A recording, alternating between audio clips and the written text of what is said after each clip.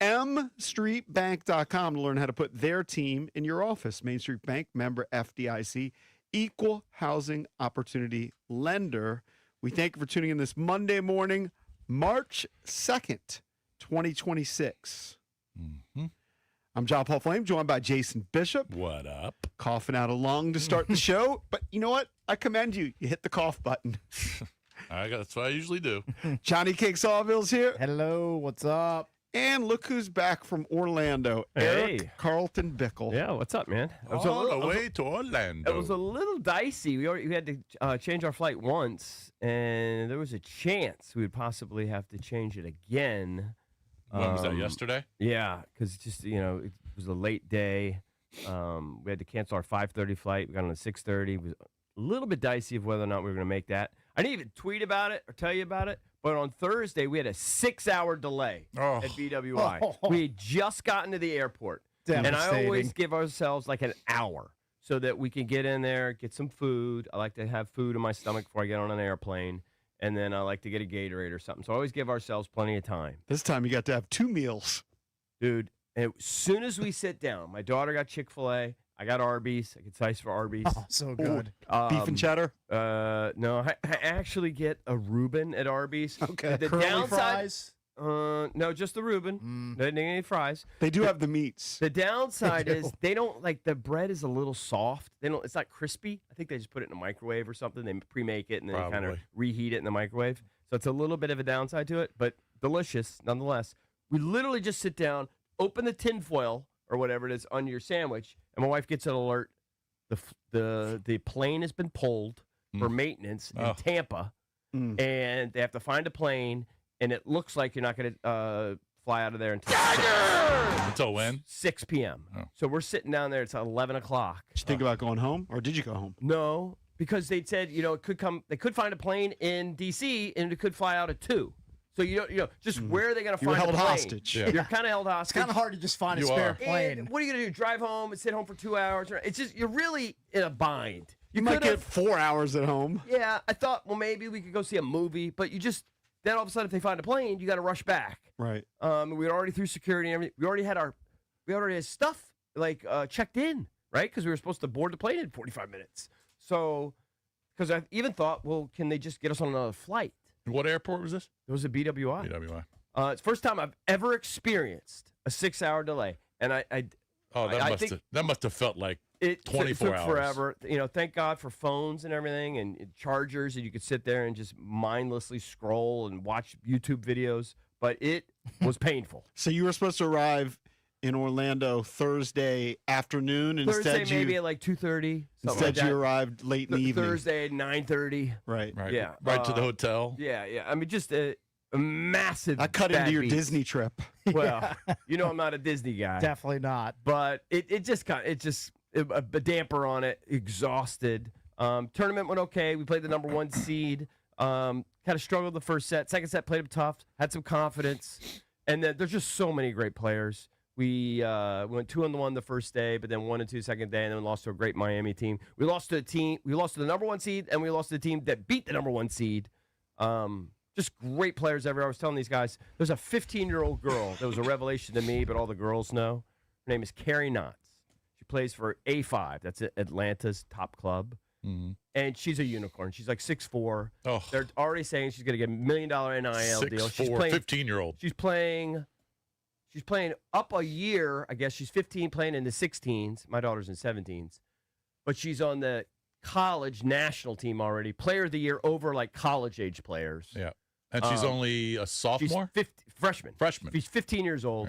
Yeah. Just think about how good she's going to be in 3 years. I mean, she's the best. She's the best. Grow. She's the best high school player I've seen. Yeah, she might be 6'5", 6'6". 10, 12 years of going to these tournaments. Just an absolute unicorn. And, to the point where in the volleyball world, she's famous, I guess, and all these little kids are going up and just getting their pictures taken with her. She's a star. You know what I mean? You have games Friday, Saturday, and then nothing Sunday? No, Sunday too. Oh, wow. 3 days of games. Oh, yeah. That's why I didn't know when I was going to make it back. Speaking of Disney, I saw this yesterday online, and it was a guy talking about the cost of Disney.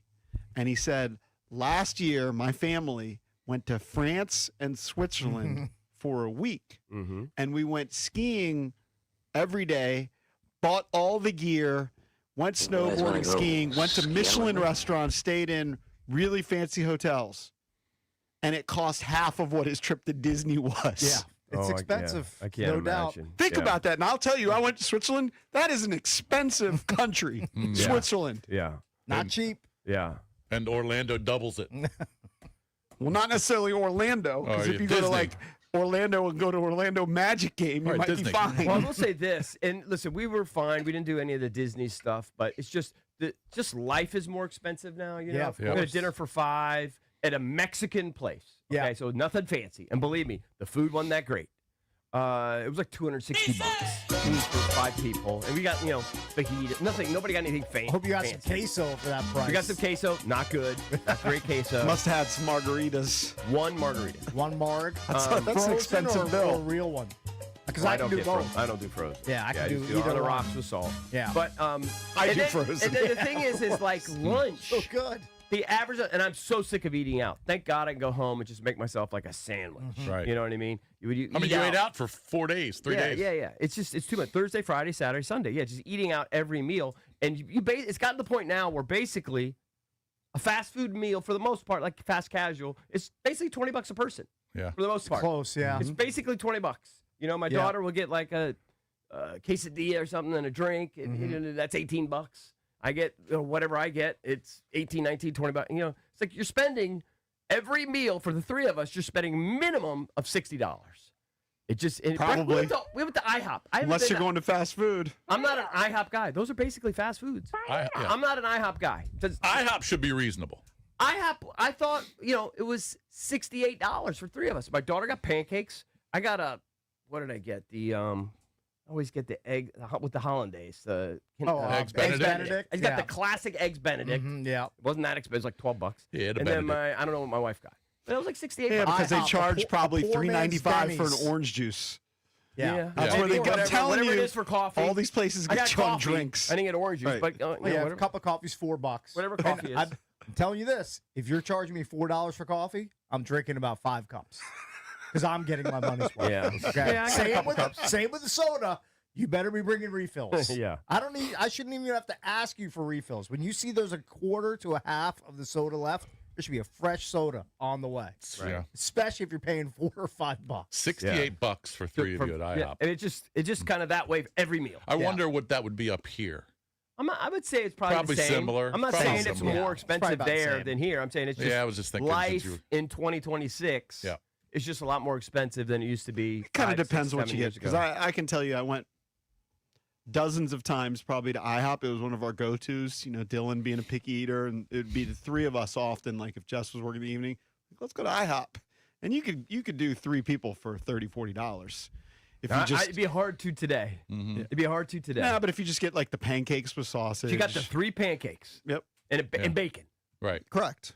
And You no get a drink. glass of and water. Yeah, they jack it up. I'm telling you, it was $68. I got eggs Benedict and coffee. My wife had something and coffee. It's just, it'd be good to get home and have like a peanut butter and jelly. Keep those costs low. Well, it's just Here's also, what I know, you get EV. sick of eating like Yeah, greasy food. that's true.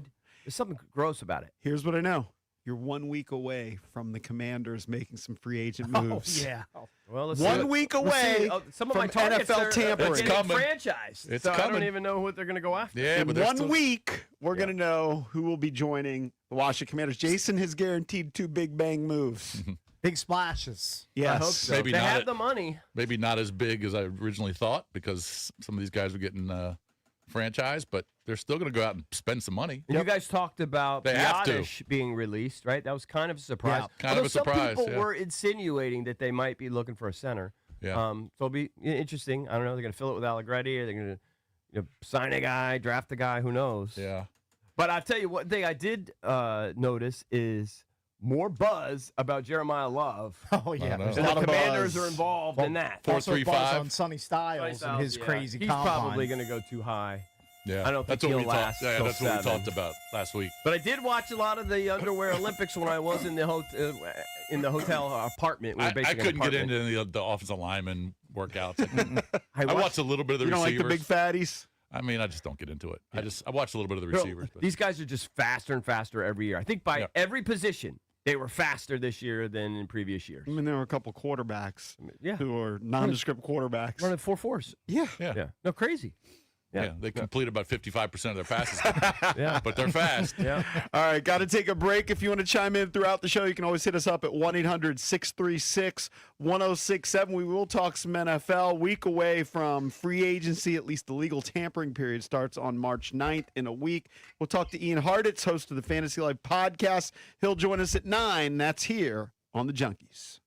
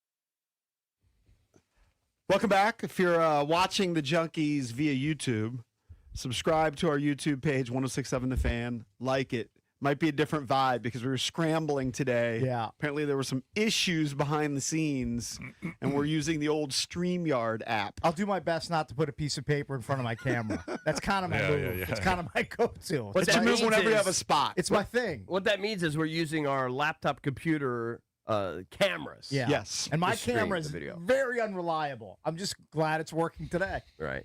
It's up and running. Yeah, I figured it out. So here we are. It's all good. It took a little while. For some reason, Chrome won't. It blocks my camera and my mic, but I have to go to Microsoft Edge, and that doesn't. So why would one browser block it and the other I don't browser know. doesn't? There's weird settings. Get that out of here. Which computer do you use for the StreamYard? The one with all the cracks on the screen? That's No, you can't use that one because that microphone's all screwed I mean, up. we should send I that. mean, the camera's screwed up. When that thing eventually dies, we should send that to the Smithsonian.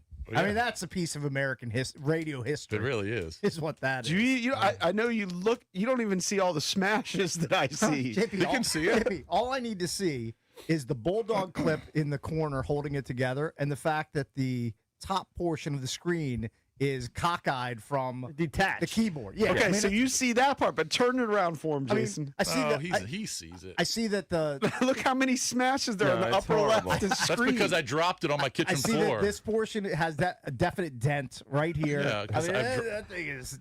But you Has know a what? Bucky. He loves it. Alive It's and a- kicking. it's Alive his and thing. It kicking. still Simple works. Minds wrote the song about that It's computer. still operational. Hey, I dropped this thing so many times and it's still alive. Yeah. So you know what? Props to Yeah. my HP That's some quality craftsmanship. Envy, the HP Envy. And right now you've got Drew Aller up there. It looks like on the screen. Yeah, because I see we're Has he going had a to good talk. combine? Oh, I don't know how good of a combine. I saw he has. something that people are saying that he might be a better pro than a college player. It's probably from his agent. Yeah, I'm sure that's the agent spin. All right, let's get into the Junkie Sports page brought to you by Open Road. Elevate your home bar with Open Road Distilling Company spirits, locally crafted. Where? Reston, VA. You get the Eagle Eye Rye, the Maple Old Fashioned, the Independence Bourbon, all available at ABC stores in Northern Virginia. You guys were talking about cost of food and everything. At least your daughter didn't spend $83 on DoorDash from Taco Bell Now On- that had to be for on Friday. more Multiple than people one for person. It was more than one girlfriends. person. Yeah. Okay, but Still, they that's a spent lot. $83 on Taco Bell DoorDash on Friday. I mean, you For how- spent it? I'm sorry. Does that mean that you spent it? They use your credit card on the. No, it's her. account? It was her account, but you missed it because I was grilling her for spending $53 on DoorDash sushi, which was just for her Yeah. on Thursday. Mm-hmm. She had a long day at work. She said, "Dad, I was just hungry. I had to." She didn't want to stop somewhere. She wanted to go right home and DoorDash. Right. Yeah. She's 24 years old, and she's sending texts to her dad in anticipation of being grilled Oh, Yeah. Yeah. because she because knows. he's still in her account. Well, Yeah. it's $83 for DoorDash is for Taco Bell. So for how many people? How many people made a I run for think the it was. border? I think it was three. 3. So Girls though. that's a lot. That's a lot to drop at Taco Again, Bell. If and when I she mean- ever gets off of Jason's leash, she's going to be like one of those Mormons. yeah. When the Mormons get their free reign for a couple years. You're talking about the Amish. The You're Amish, getting your. Oh, that's true. You're getting The your- Amish. your- But I think the Mormons might do that too. that I'm not sure of, but I think you're talking. But yes, about I am thinking of the Amish. Yeah. Yeah, but $83 for Taco Bell. I mean, my standard Taco Bell order, that's very boring. 2 chicken soft tacos, 1 order of nachos, and of course a big like 32-ounce drink. Yeah. There's no way that's more than like $10. $10. Yeah. I mean, maybe $9. Well, DoorDash just doubles it up, and they take half of that Yeah, probably. of We course. did Uber Eats on Friday night. We had friends come up from Tampa and hung out with us and for a day or two, actually 2 nights. I had a great time with them. Didn't feel like going out to a restaurant, Mhm. so we'll just Uber Eats. The food is fine, but it's a little bit cold. Sure. It's just Mm-hmm. Of course it is. I mean, that's yeah, I that's mean, the I downside. don't understand the attraction. It's the It's just food is laziness. so cold. It's laziness. Laziness is what it is. It's complete laziness. Yeah. Do you know how many Uber Eats commercials I saw during the NFL season with Bradley Cooper talking about how football isn't trying to sell you food? Dozens, if not Millions. hundreds. Millions. And it's because America's filled with lazies. They just want the food there. instead People of pay getting for up convenience. and going and getting it themselves. Yeah, I know. I like convenience as much as anyone, but you don't even get the food hot. You're lucky to get a pizza hot when you order a Yeah. pizza. It's Yeah, it's from, you know, crazy. Convenience and laziness. I've said this a million times. One of my neighbors, when I lived in the townhouse, lived 4 blocks walking from Mezza Grill and would do Uber Yeah, Eats that's from Mezza Grill. That is the height of laziness. Yeah. Right there. He could have walked there in 3 minutes. Crazy. I know. Guy doesn't like getting his steps. Doesn't like getting his steps in. Clearly not. Well, you got the combine. The combine, I think, ends today, correct? And for the most part, it seemed like the bulk of it was already done. I think Maybe the there's bulk some of it, more. I think there's one more day, but you got the combine going on. You got free agency starting in a week. You've got conference tournaments starting and college hoops starting today. I watched a lot You've of the running backs and receivers run. I watched the quarterbacks run. Mm-hmm. Obviously, I saw like the Sonny Styles highlights and that sort of thing. Those guys jumping that, 100 inches. Yeah, that were just blowing people away. Yeah. I watched the running backs do their drills, and I couldn't differentiate one guy from the rest. All right. Other than the one guy from Navy I feel bad for who fell down when he had to make his cut. Oh, I missed that. Now, he did another rep, and he did it better, but I don't know how they learn anything from some of those drills. I honestly don't. Mm-hmm. Obviously, you learn something from their times. And I guess Cornell Tate maybe ran a little bit slower than what people had Ran anticipated. like a 4.54, but Yeah. I mean, he's a bigger guy. I mean, Yeah.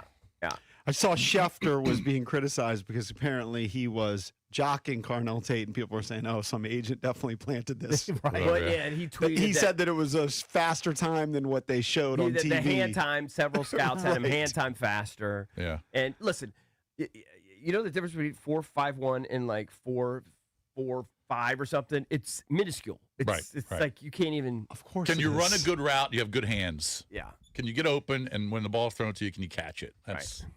That's important. But I'm in, you know, I'm a swim dad, and my wife sometimes goes, "Oh, she was slower by points." I was like, "Points? Who cares?" Like, you're kidding me? she's not in the Olympics. It's no different. I mean, Right. it's just no different. It's just like boom, boom. Exactly. Yeah. You know. So are you more excited for J Love now because of the 4.36 that he ran? Or are you buying into a No, lot of I was all in on him as just like a superstar before. It just confirmed my just bias. cements No, it. but what I'm saying is, are you more into possibly drafting him at 7? Maybe Yeah. just because there's such universal hype about him. Right. It's not just me being delusional. I think you were here when we still had that conversation. The conversation really was: would it be responsible or irresponsible if they drafted him? I mean, if you get more explosive on offense, in theory, it should make your defense Right, a you little help bit out better. Jaden Daniels and the ecosystem of your offense by drafting a top running back. I think Well, it's a hard little to dependent on what dispute it. happens next week. For sure. For sure. If they whiff on their targets and they kind of get middling free agents on defense, then I think they What was need to get a interesting is star on somebody defense in the somebody draft. had a report that they definitely wanted to address the offense in the draft. I don't know if you saw that, but that in the Definitely saw that. Yeah. Got a little bit of movement. there when I was saw a it. report by someone. I Yeah. can't remember where, and I did see it as I was keeping up with things. That the Commanders, the talk is the Commanders want a more explosive offense. That's going to be part of the top of the draft. Good. And but the good news is they need help everywhere. Yeah, they do. So it could be running back, could be they definitely apparently are going to try to find a real number 2 receiver, and tight end is up in the air. Yeah. It's going to be interesting to see what direction they go, certainly early next week. I So feel, 9 through 11, March 9 through 11 is the tampering period, right? right. We're basically a week away. And then 11, they can start signing them officially. I think so, yeah. But basically, During- Or when they maybe 12. report that they're talking and they have, I think you'll even have them announce a deal. Yeah. Yes, During during the legal BMitch tampering. and Finlay show, there's a very good chance they'll announce the first signing by the Commanders. Yeah. Mm-hmm. Yeah. Yeah, it won't happen Even though during this show. the window just opened like an hour Yeah, ago, right. they'll have already agreed in principle to a Because deal. at 12:01, there'll probably be a flood of deals, Yeah. and then by the end of the day, there'll probably be 50 guys who have signed, Right. and then by the end of the next day, it'll be probably 100, and there'll be just nubbins left on the top 100 free agents list. Right. I think I Well- can honestly say that no matter what they do, I think I'll be excited on draft day for their first pick. Yeah, of course you will. Because it's going to be a glamorous guy. It's not gonna be- gonna if like they a stay at Josh It's gonna be a Connerly. big name. Yeah. If they Big stay thing. at 7. Yeah. which If I they trade think they down and slide down to like number 20, will. I guess that's you'll possible. be into it, but Maybe not as much. yeah. Yeah. Unless if they draft like a receiver at 20 or something, that might, that you could get excited about that. Yeah, but you're not going to get the top dog. You're going to get a pretty good guy. Sure. Yeah. You're not going to get Tyson or Tate. Not as good as the guy you get at 7. Yeah, but you still. I think they're going to stay at 7. I think there's going to be That's too my many gut. good names that'll just pop right there. And Peters says, I can't pass on this guy. Yeah. I don't Right, know. we need 10 wins or more this season for everybody to get off my back. Right. Like draft an impact guy at 7. Yeah. I don't know what to do about Baines' short arms. There's nothing you can do about him. I just don't know if I would take him. Well, they might not. I think I would. I think I would take him because the tape is so strong on him. I don't think I would let that prevent me from taking him. I think. Yeah. If he was my top target and he was available, I think I would take I mean, him. he's a beast. Right. I mean, he does have short arms, but he gets after the QB. Right. But I agree with you. At 7, there's going to be a name there where you're going to get excited. I've seen people be critical of his draft. I think at the top of the draft, there's a bunch of studs. I think they're studs. Oh, yeah, especially on the defensive side. I'm going to look at so many mocks in the next month and 5 weeks. So many mock drafts. Just Yeah. going to consume so But many. next week will really dictate things when they announce those first couple guys. Where they go. I'm not paying attention. I don't pay attention to NASCAR ever. But Tyler Reddick is Michael Jordan's his driver, He's right? got 2 drivers, yeah. But this guy, Tyler Reddick, has won 3 in a row. 3 in a row. Yeah. On a heater. Crazy. How many times has that been done? Never. I think it's first time. That's the first In time? the 77-year history. What is going on there? My first instinct, some sort of shenanigans cheating? going on. There has to be some sort of cheating. Could be cheating or along the same lines. I feel like as an outside observer, very, very outside, like 100 miles the away. most outside. The most outside you could be. It seems like these drivers sometimes, or the mechanics or whatever, they find something. They find a setup that works, and these guys go on little heaters. That's what it seems like to me. He's on a heater. They've gone. He's They on a got a mega little heater. heater. As a team, they're on a little heater. We were talking about, though, during the break. I feel like there have been eras. Maybe this will be the Tyler Reddick era where there was Jeff Gordon. He was winning all the races. I'm surprised he never won 3 in a row. Well, Jimmy Jeff Gordon Johnson. was dominant for like a decade. Yeah. Right. I don't think this guy's going to be dominant for a decade. Well, who knows? I think they just stumbled onto something. And Okay, well, he'll Jeff probably go Gordon- back into anonymity in a few weeks. I mean, Jeff Gordon was winning all those races. I'm stunned he never won 3 in a row. And same thing for Jimmy Johnson. Yeah, I doubt this guy's just going to have some iconic year. I think they just stumble on We'll something. see. Yeah. But he was driving that Toyota, got his 3rd consecutive win down in Austin. Jimmy Johnson won the NASCAR Cup Series 7 times. Right. Those guys are beasts. I don't think you can put this guy in that category yet. Well, of course But- not yet, Yeah. but maybe he's the real deal. But you got to tip your cap to MJ. Yep. But he couldn't pull it off as an NBA GM or owner. Oh, I mean, but he in sucked NASCAR- as a GM and as an owner. As a That's true. NASCAR, starting But to gain he some credibility. Yeah. And he bailed, right? He sold. Does he still have a piece of the Hornets? I know he sold the majority share. I'm not Hornets sure are if he has- finally getting decent. Not sure if he has a I don't know piece, if- I but he made a killing on his investment on that team. Yeah. I think Con Knippel's going to win the Rookie of the Year over Cooper Flagg. Because of Flagg's Well, if you look at their injury. numbers, they're very close, and Flagg's missing all these games. Con Knippel's Right. averaging 19 points a game, He's and his having- team has had a turnaround. Yeah, he's had Jordan has a great year. minority stake. Okay, so he still has a minority Yeah, stake. minority Yeah, what a stake. great deal. Yeah. Sells for a huge profit and still has a piece of the team. Yep, it's got a minority Brilliant. stake. So I had in my moneyline parlay yesterday, I had the Cavaliers playing the Nets. I'm just betting against all of the tankers. Mm-hmm. I haven't followed your Smart. lead. I don't know what I'm doing. Cavaliers Well- are playing well with James Harden, right? Yeah, he had 22 last night. Well, they only won by 4. They only beat Brooklyn by 4, but it's still a win. But these tanker teams, I mean, they're just obviously trying to lose. So I hit that yesterday. Friday got screwed. I took the Celtics. They won by about 100. But I had Yale with Miami of Ohio and Troy, and Yale lost at the buzzer at Cornell. Yeah, I'm sorry. I would have told Cornell you. hit a 3 at the buzzer, basically. Yeah, to Jake beat Fegan 'em. hit a 3. It was huge. Yep. Cornell lost to Yale by about 40. Right. I mean, Yale's been the class of the league for 4 or 5 years. I would have put all my money on Yale too, honestly, even though I watched it and invested in rooting hard for Cornell. It was a huge win for them. They were able to follow that up with another win and actually sealed the deal to make the Ivy League tournament, 5th year in a row for Cornell. Yep. So that was a big deal. Yep. And leading the Ivy League in scoring, Cooper Nord. Very good. Nice. Yeah, yeah. Well, I do know this, that you're betting against the Tankers. One of those teams is the Washington Wizards. They've lost 4 in a row. Yes. And they're playing Houston tonight. Mission here. accomplished. Let's keep the heater going. They had a little hiccup against Indiana where they won 2 in a row against the Pacers. Let's settle down, fellas. But they've turned it around. They understand the assignment that's been given to them. And so I was looking. They've got 16 wins on the year. That is the 4th worst in the NBA. Yeah. So they'll be in the lottery. Just perfectly according to plan. It's the way it's supposed to be. Until the new tanking How many rules games come in are next left? year. How many games did you say? That's 20 or so? 16 and 43, right? Are they 16 and 43? Yes. So they've played 59 games. So 23? 23 games 23 left. games, okay. Speaking of 23. You already paid me for the Trae Young bet. Yeah, I'm going to You lose bet that. he was going to. I thought play they a played certain- 20 games. I didn't think they'd win. They won too many games, and they're in deep trouble. They're right on the cusp of potentially losing that protected 8th pick. Just ran the sim lottery. They won the number 1 pick. I mean, we already know it's like a 14% chance. Oh, ran it again. They got the 7th pick. Who would Yeah. Cakes Don't love take? that. Would you take Darren Peterson? Kansas lost over the weekend to Zona, I believe. I don't know if I love the they fact got that he pummeled. sits out a bunch of games. I don't know if I love that. Should you take Actually, Banza? I don't love that. Probably take the Banza. Not Boozer. Probably my pick.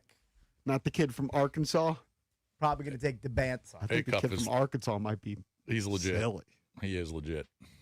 Oh, ran it There's- again. Wizards come in 6th. It's still dicey. So, speaking of 23, the Caps had 23 games left after the Olympic break. Yeah. Now, they've played 3 of them, so there's 20 left. They won the first 2, which were big. I thought we said they had to go 19-6. Was that wrong? No, 17-6? Carb said 16-7. 16 and 7. 7. Yeah, Okay. so far they're 2-1. All right. Now they need to go 14 and 6. 14 and 6. All right. That's We going to need- be tough. We need them to get in. I don't care how they get in. I don't care if they're the 8 seed. That we need them to get in. Ovi scored a couple He did. when they got What's he up to schmacked. now?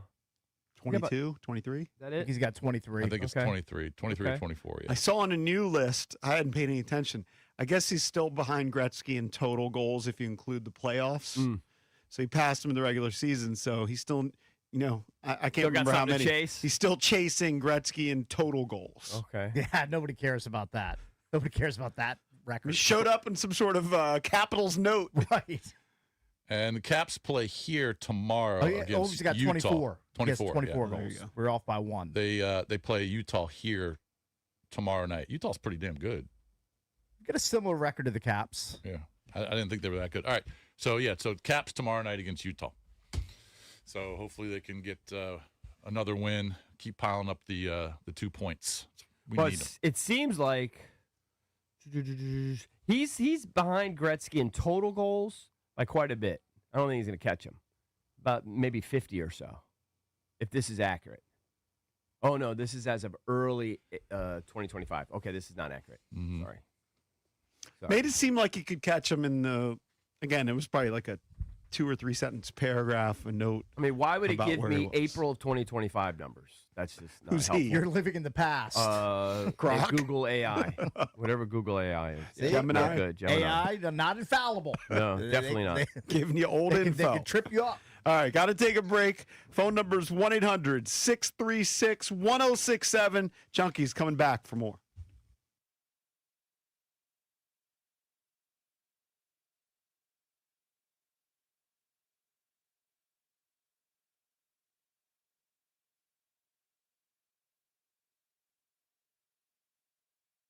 Every great team has a coach, somebody who studies the game, analyzes the competition, and makes all of the right calls. But when it comes to your financial future, who's coaching you? At Trajan Wealth, their fiduciary advisors act as your personal financial coach. TRAJAN Wealth.com. They'll craft a game plan tailored specifically to you. Trajan can help you develop a plan to weather the ups and downs of the market, whether it's a smart tax strategy, rolling over an old 401k, or finding investment options that match your risk tolerance. Trajan Wealth is calling the plays. Call Trajan Wealth today, 202-929-6600. That's 202-929-6600, or go to TRAJANwealth.com. Don't sit on the sidelines when it comes to your money. Call Trajan Wealth today, 202-929-6600, or visit TRAJANwealth.com. Because in the game of retirement, there's no overtime. Advisory services through Trajan Wealth LLC, SEC registered investment advisor, client paid advertisement. Additional disclosures at TrajanWealth.com.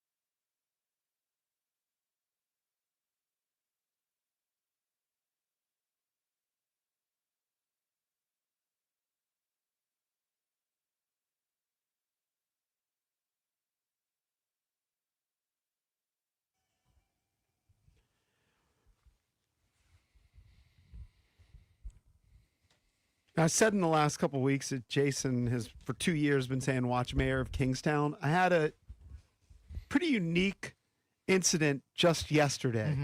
Incident. Well, I don't know how to describe it. Happenstance. Mm-hmm. So when I work out, I don't interact with other people unless they say hello. Right. When I'm on a treadmill, I just do the treadmill. Oh, right. Of course. Want to be And locked in. There could be a person to the right of me, a person to the left of me. Last thing you want to do is That's- talk. That's Right. standard like gym protocol. Of course. So Mind your lately, own business. If you start talking to somebody on the next treadmill, they think you're a creep or a psychopath. And you can't get anything done. so lately I've been watching shows Okay. on my phone. I used to be strictly a music guy. Yeah. I'd put it on shuffle, put on my liked songs on my Spotify. And then if I don't like a song, I do the Yep. double click, move to the next song, double click, and then I do my business and I leave. So yesterday, I'm next to this dude, pretty big guy, black guy. All right, looks like pretty strong. He's doing his thing next to me. I'm not paying attention. And then right when he gets, and by the way, I think he was a boxer because toward the end of his thing, he started doing like some punches and stuff. And he was on that treadmill for a while. And then he gets off his treadmill and then he looks at me. I don't know if he said something, but then he looks at the screen and he daps me up. He Oh, just did really? one of these. Oh, like okay. he was Yeah. like, Yeah, it's Dap like it up. unspoken thing. Like, unspoken. we watch So Mayor he of was Kingstown. he Yeah, was yeah. watching my screen on occasion. I Okay. didn't know that he was He was watching it. sneaking glances. Well, it's small, and the funny thing is, I felt guilty about it because there was a bunch of. There weren't any kids around, Yeah. and like it's. I mean, my It's a- iPhone's not big, It's right? a violent show. It's not big. It's Yeah. not the violence. There was a lot of strip club scenes, like Yeah. basically That straight too. up full nudity. That's awkward. And I'm in the middle of a gym, but again, it's my phone, and I'm just on a treadmill. Nobody's Yeah, but really that's- looking. that's- I would be That's uncomfortable like with being that. on a flight and I having like an can't- iPad and watching Right. something like graphic Can't have content. nude scenes in public. Yeah. I mean, it was she Can't was do on that. there for a couple seconds, Right. but anyway, It's awkward. he thought it was like a cool thing I was watching. He just Right. out of nowhere just All off for a right. pound. I guess because I was watching Mayor of Kingstown. Yeah, he's a big fan of I Renner. feel like approved. I should start Mayor of Kingstown because of all the buzz and the hype. Problem is, I think I've had problems getting into Paramount Plus before, and I just don't It's want to. Apple. Is it No, through it's, Apple? it's Paramount as well. Okay, Oh. maybe I there's- watch it through Apple. Maybe there's an end around where I could watch it through like Apple TV. Apple. Maybe I could do that. But I've definitely encountered roadblocks trying to get to it, and then I punt. And I you just weren't go here, on you'd to be something else. Ari Spears was in studio, the comedian. He does his Gandolfini and he does Sopranos, but he said Mayor of Kingstown's better. That's his jam. Loves It's it. a great show. Anyway, so That's you funny. had. That's funny that you. I mean, it was just a random. Like he literally like 3 seconds before was like throwing combinations as he's walking uphill on a treadmill, and then he gets off the treadmill and daps me up.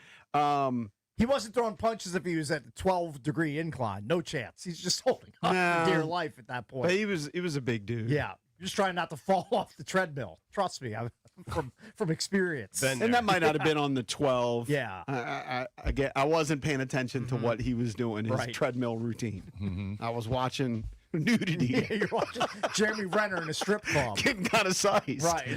That girl's kind of hot. You're getting Shocker. titillated I mean, on the treadmill. the Euro, the Yugo, whatever the heck is, the Slavic guy. Yep. He said, "Turn around," because he's checking her out to see if they're going to hire her as a stripper. Oh, okay. He's Just like, "Can you turn job around?" interview. Yeah, Right. first Yeah. frontal looked good, but then he's like, "Turn around." Yeah. Good there, too? Oh yeah, she's talented. A talented talent. Talented talent.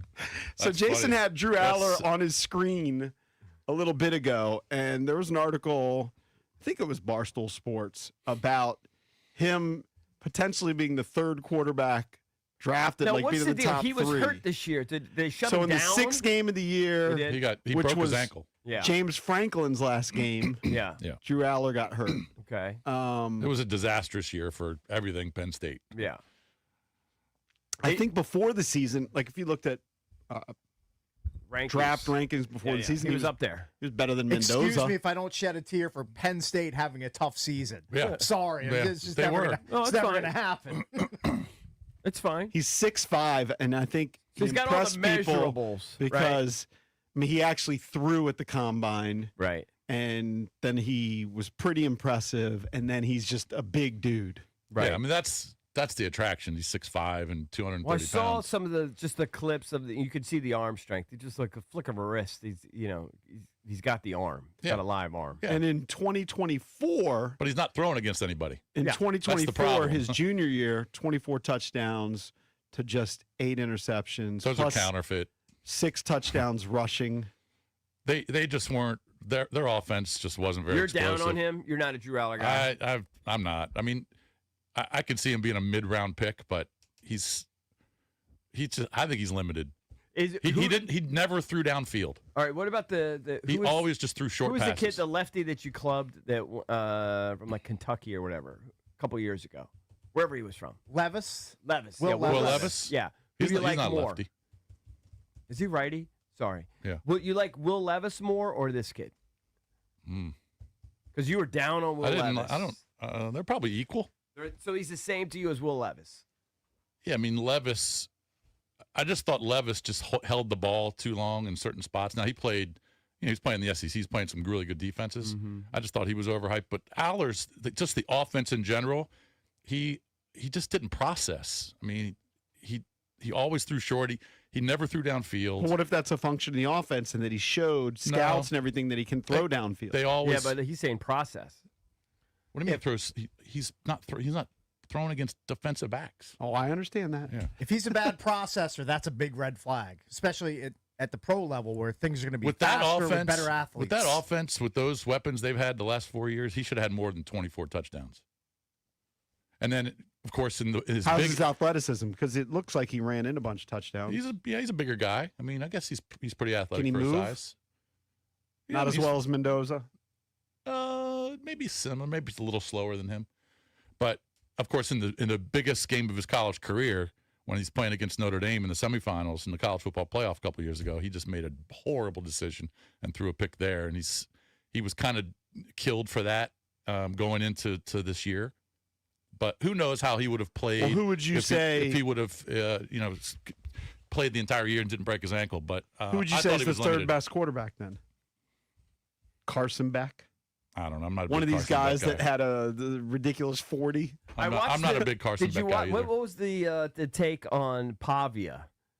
Is that the guy's name? David Yeah, Pavia, the Pavia. He's little like guy. 5. He's like right. He's my height. Yeah. Understood. But I watched him throw, and it didn't look.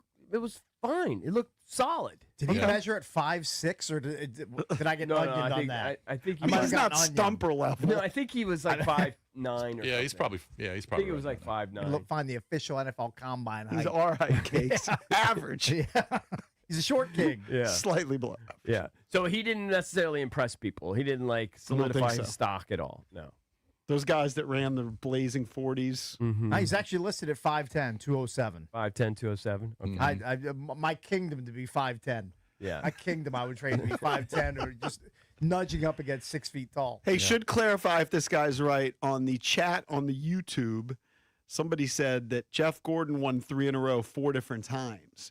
That distinction is that Tyler Reddick was the first to win the first 3 races of the season. Right out of the Right. gate. Yeah, right, that right. makes sense. That's There what you it go. is. All right, So other people had streaks, just not necessarily the To first start the 3 of year. the season. Right. gotcha. Right. That's a real NASCAR still consumer. impressive. Yeah, Still in the very chat. impressive. But it's a the bottom crazy line feat. is, Aller is zooming up people's board, and he's gone from a day 3 guy to a pretty solid day 2 guy. That's the maybe. assumption. Yeah, maybe he goes third round. That's the assumption. You know, a couple teams will reach of on course. quarterbacks. Of course. But I mean, Ty Simpson could end up going in the first round. yeah.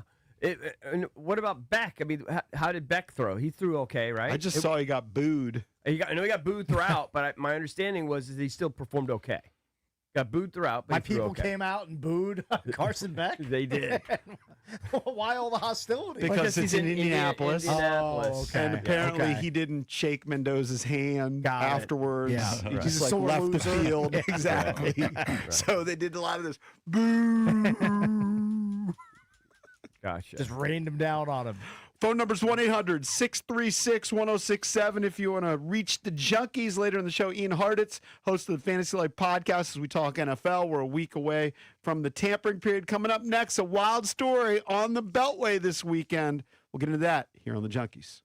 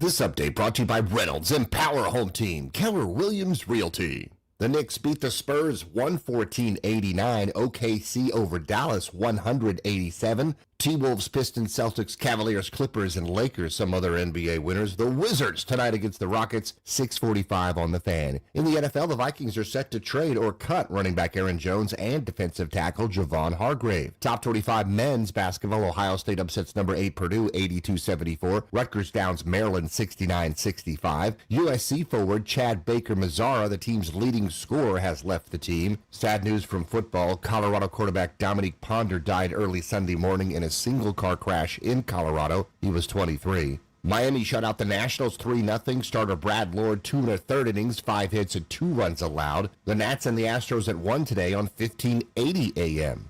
DC United falls 1-0 at Austin FC. From the Crop Metcalf 5-Star Sports Desk, Byron Kerr on the Fan.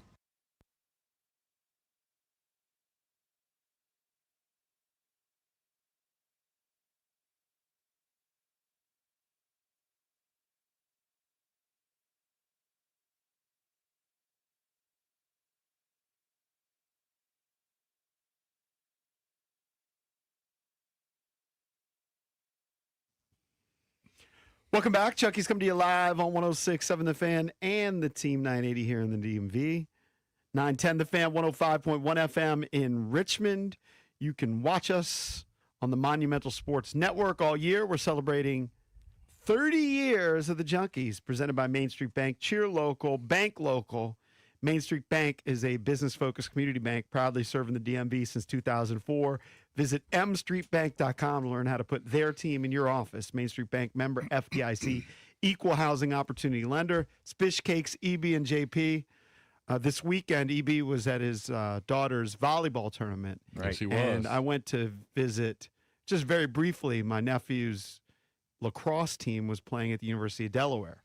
I realized I had never been to the University of Delaware. Now I just went to the stadium. Yeah. Mm-hmm. So I don't know that I really saw the University of Delaware. Oh, But yeah, I'm but guessing that nubs. qualifies. I'm guessing nubs. What do you mean, nubs? It just seemed like strip Well, plaza. just because like, it's It's kind of in a Dubs area where that stadium is. I mean, but I people did do again. like the I school. did not see the campus. Yeah. I'm Yeah. just guessing. It's Delaware. Yeah, I've never and it's been. nubs. Never been It's to the not- campus it's not- either. it's not I've driven bad. past it many times on the way to the regatta, but yeah. never. Have you ever been on the campus? Of the University of Delaware? Yeah. Never. Not Never. once. I've been on campus. Yeah, I've It's- been there a couple times. Yeah. I It's mean, not I've seen bad. the signs for it as I I mean, it's not the drive best on campus in the 95. country, but it's I not mean, the bad. truth is, I've been to the football stadium. For That's from where I lacrosse games. was. Yeah, Yeah. I've been there several times. I It's went kind of to an the old football place, stadium. but the people football like stadium it. looked nice. I was mean, up it there. I was up a there. lacrosse game, so mostly totally I empty. was up there for a hoops game when Bray was coaching. Yeah. Mhm. Walked through the campus a little bit. It was Right. fine. It's Now fine. it was night. It was nighttime, but Yeah. What I was going to say is because I had to do something that you hate. Because I was there and I was at the tailgate, my brother's introducing me to other parents. Yeah. And People It who will never always- meet again. probably never see them again. Yeah. Although, kind of by happenstance, one of the kids on the team, I coached in flag football when he was 9 or 10. Right. So I knew the dad, and I know this one kid that's on the team. But I had to deal with so you host a radio show bit. right. And then it's all, I host if I said I was a financial analyst, Yeah. there would be no follow-up questions. Mm-hmm. There'd be zero. If I said I was a lawyer, no follow-up questions. But, Correct. I mean, it's fine. Everybody's nice. You just got to, I've been doing it for 30 years. How'd you get into it? Right. Well, it's, I just say it's a long story. Nobody asks, is that all that you do? Is that your only job? Because that used to be a very common follow-up question back in the day. Yeah. I don't very think so. annoying one too. To be honest with you. But Yeah. I don't think I got that one. Right. I still get that on occasion. Yeah.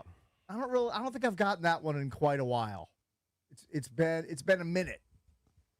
since But, I've heard that. but when people ask, "Oh, how did you get into that?" Yeah. I just say, "I was in college," and then it's a long story. Right. That's what I say. Right. Because it is kind of a long Yeah, story. sure.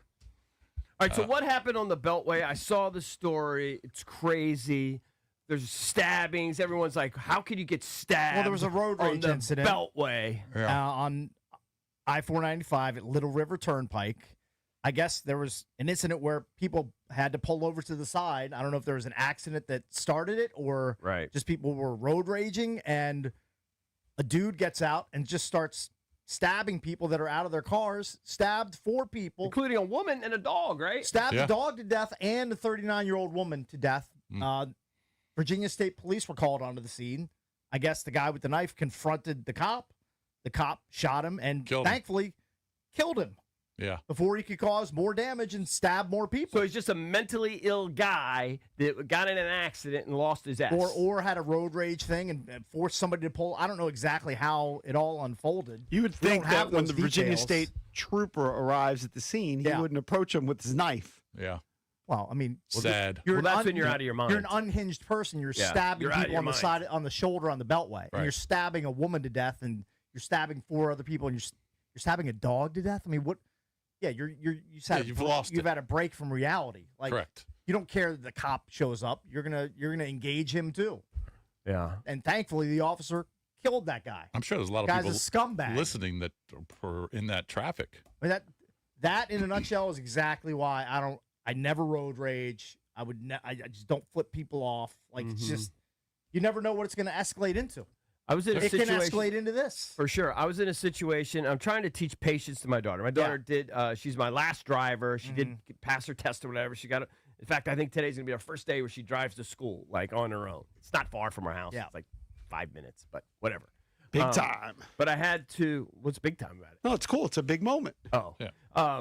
So I've tried to model for her patience and like situations where maybe you have to take a left turn in an awkward situation where maybe you're in one of those deals where it's not like a left turn only lane, but people behind you have to kind of wait.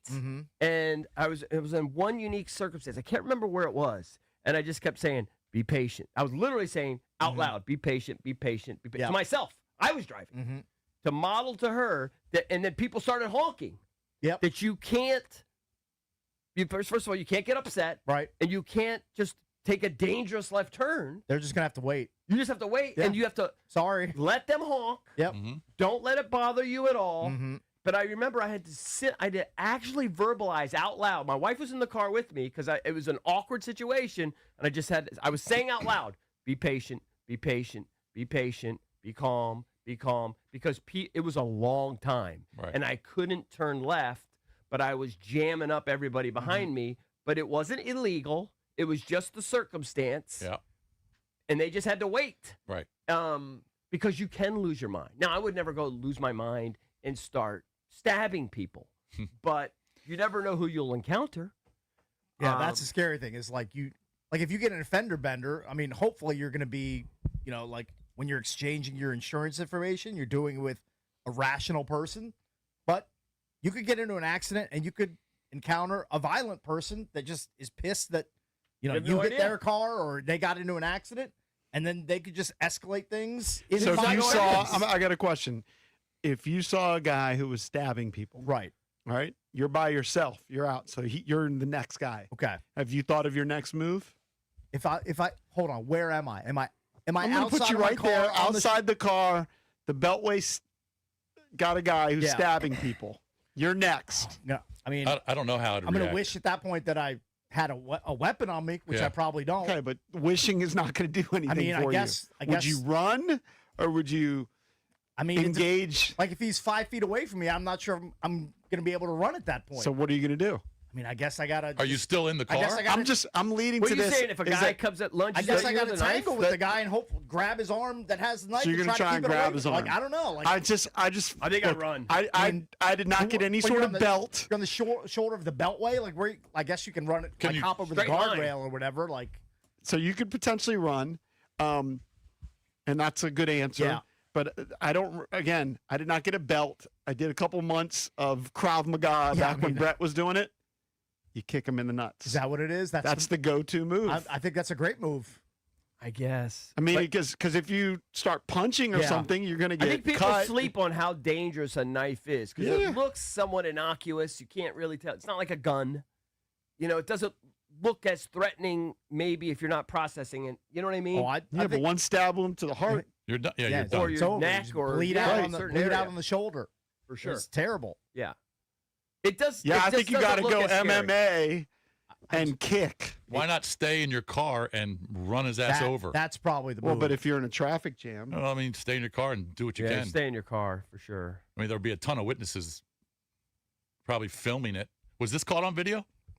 I mean, there's video from kind of far away, like I think before the incident happened. Oh, okay. But I don't think there's any actual. But there's no of reports the stab that hey, this guy like after the fact that this guy was was known to have mental issues. I don't think or we've gotten the identity of none of that I yet. haven't heard that. of the suspect at But this point. The two things that just jumped out at me was okay, stabbing a woman, a guy stabbing a woman, like a Right. stranger, Mhm. presumably, like that's insane. And then stabbing the dog too. I mean, insult to He's injury. clearly a psychotic person. Yeah. Like he probably knew, like once he started down that road, that he wasn't going to survive because he knew the cops are going to be there. Like a dude starts stabbing people on the shoulder of the Beltway, million people driving by. The cops are going to get called immediately. Yeah. How long does it take the cops to arrive? And the road in a rage, situation like that. it had to have been started by him. I would assume. I Yeah. don't know. But I mean, if the guy already has a weapon and he's clearly the aggressor, he might So have this been was the guy that Virginia started State the Police, incident. right? This wasn't Fairfax County. Virginia State Police responded. Yeah. Yeah, the state police have access to the or have control of the Beltway. Man, it's a sad story, bro. That's a terrible story. Mm. I mean, it's bad enough and stressful enough to get into an accident on the Beltway. Like you're at a heightened state at that point, and then when like deadly violence becomes a part of it, Yeah. Was It's terrible. the woman in her car when he stabbed her? I don't know if she was in or out of the car when. I assume the I dog would assume probably out of the car at that point. I would Yeah, think but I out of don't the know. car.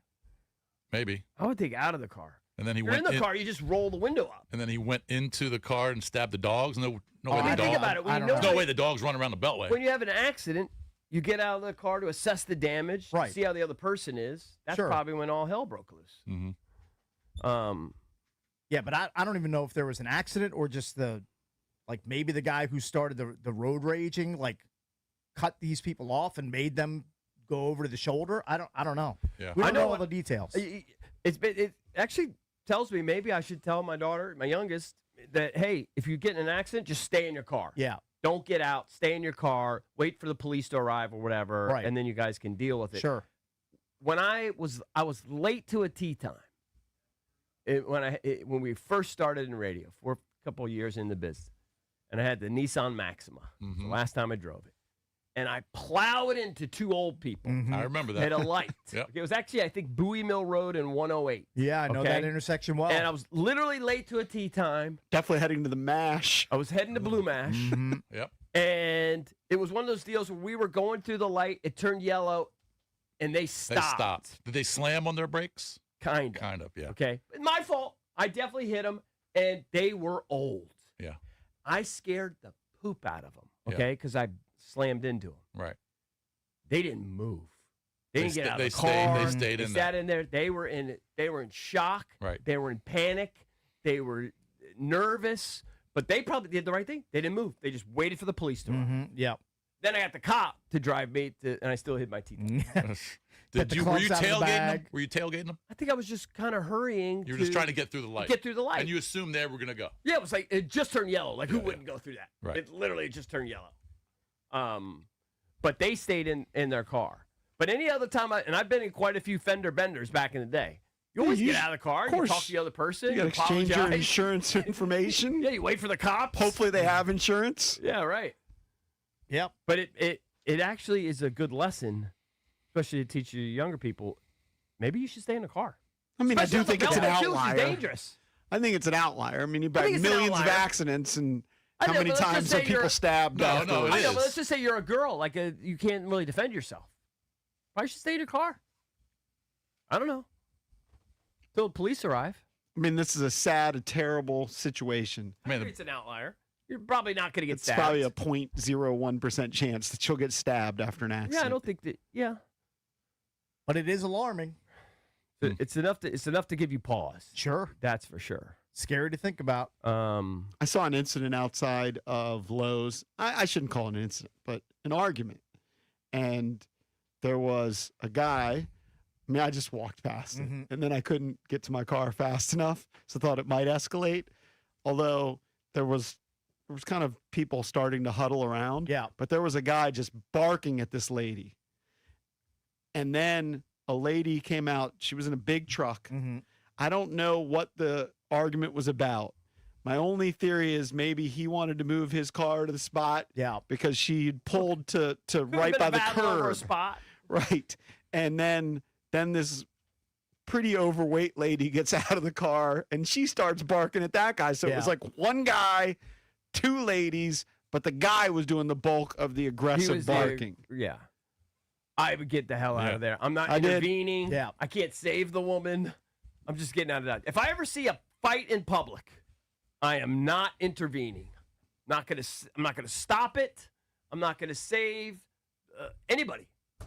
I'm going to look out for number one. I'm going to get out of there. I'm just ready to kick somebody in the balls. So if you saw a guy beating up a woman or a girl, you wouldn't step in. Beating up a 13-year-old girl. I would try to. I would think that I would step in. Yeah. I think I would. I don't know what I would do. That's it. I've never seen that in my life. Well, of course. I'm not saying you would ever see it, but I don't think you would just. I'm not prepared for turn that, away. Jason. I'm also not prepared to be a hero. God did not equip me with the hero gene. When I was walking to my car after I walked past it, the phrase that I would have said is like, cooler heads, chill. Yeah. I didn't do anything. No. You just walked to your car and rolled out. It appeared that they were probably arguing because the truck took the fancy spot, the curb. Mm-hmm. Although he didn't have a car with him, but maybe he planned on moving a car there. I don't know. How about we grow up and just find another parking spot? Chill out. Instead of escalating things to where you're screaming at a woman in the Lowe's parking lot. Two women, because then the woman got out of the car. But she got out of the car and started screaming at him. Yeah, I mean, it's just things just escalate. It happens in parking lots. We were in Orlando, and very, very difficult. There's 10,000 people there trying to find parking. Yep. And it's butt far away from the arena. People pissed off. You have to walk that far anyway. Yep. And you're waiting and waiting and waiting, and someone else is waiting on the other side. You can't see each other. Yeah. Who got there first? Sure. Definitely, you could see, tempers flaring in a 100%. spot like that. Yeah. 100%. Happens all the time. Phone number's 1-800-636-1067. Some people are dotting some I's, crossing some T's. Little conjecture who the Commanders might be adding to their defense. We'll tackle that next here on the Junkies.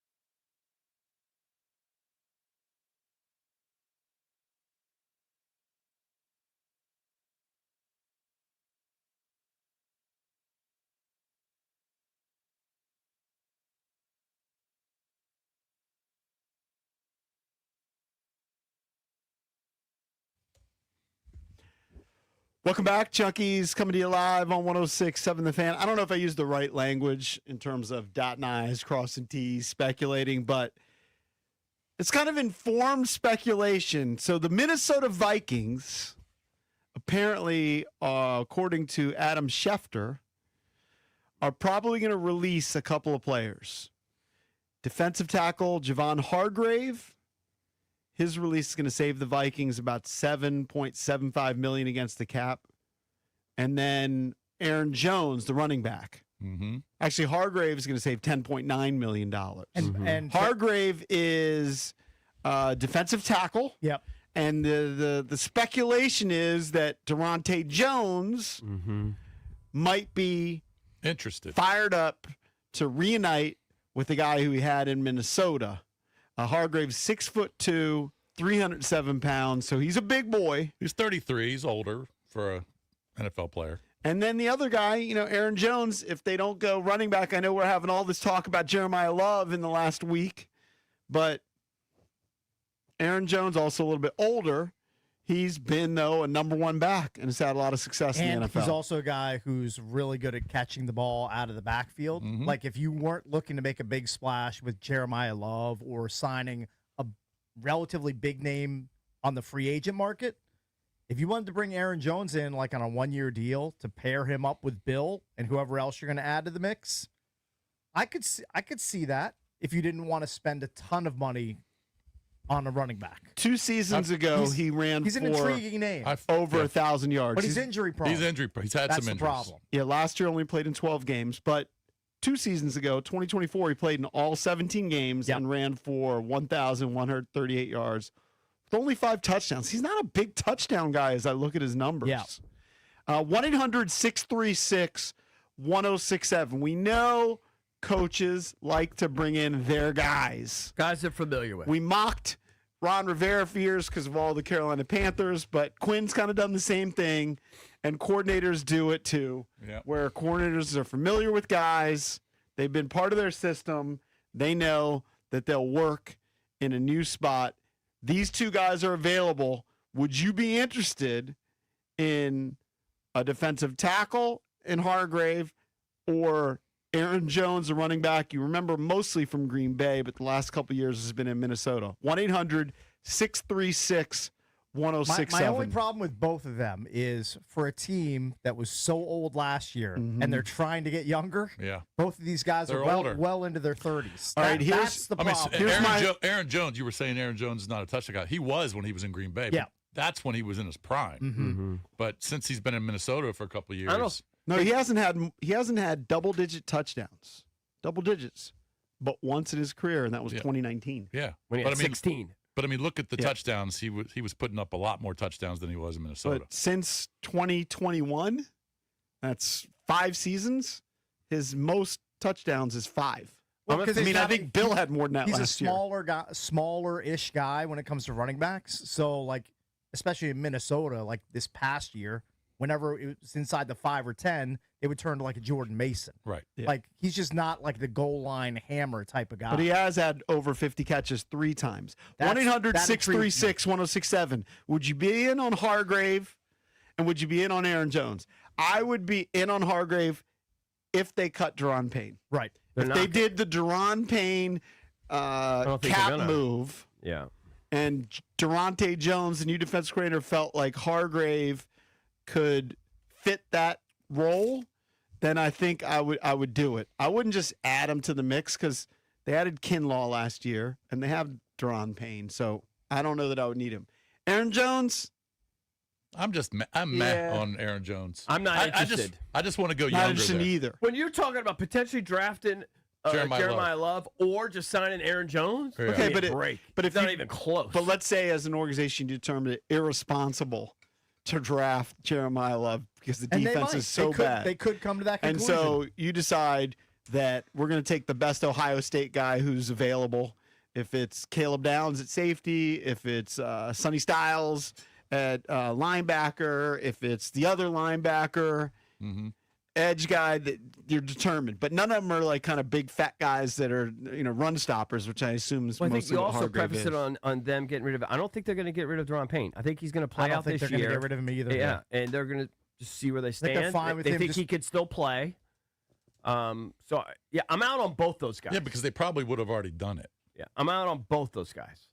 I'm not thrilled with Not either, interested. But if you wanted to add Aaron Jones on a 1-year You're okay with it. incentive-laden deal to bring some receiving chops out of your running back room, I could see that. I just want to. Hargrave, I'm not interested. I just in. want to get younger at that position. Right. I want to get younger, but Adam Peters was quoted as saying something to this effect. Yes, you want to be young. You want to have 25-year-olds. You don't want all 25-year-olds. Right. Okay? True. So you got to have some veterans on the team. Yeah. You're going to have some guys in their early 30s. And maybe Aaron Jones is a better version of Jeremy McNichols. Maybe McNichols doesn't come back. Jones takes over that pass-catching role, and they run it back with Bill Rodriguez. And Aaron Jones? I don't think Maybe. Commanders fans would be that They excited probably about wouldn't that. be thrilled about it, but Listen. I'm kind of trying to work my way through Yeah. how they're thinking about I'm telling you, the Love thing makes more and more sense. They want to implement play action. Yeah. They want to be more explosive on offense. They want to give Jaden another weapon. What better way to do all of that than draft the best running back, the one compared to Saquon, like literally a game changer type running A back. month ago, I would have been shocked if they were considering him at 7. Now, fast forward into early March. Wouldn't he fit not right shocked into at their all. offense? Yeah. Wouldn't he fit right into Right the in. offense of what they're trying to do? Right in. Maybe they do. A guy could take it to the house anytime he touches He the ball. would be an instant 17 to 20 carry running back Yeah. per game. He could be a 10 to 13 touchdown. And type what of a guy. threat would he be for Jaden under center I know. and play action with him? And love the reports on him catching balls is that he basically looks like a wide receiver catching balls. And he's a home run threat because he's fast. So I would have no He issue could with be, them taking he could him be at their 7. Bijan Oh, Robinson. that would be fantastic.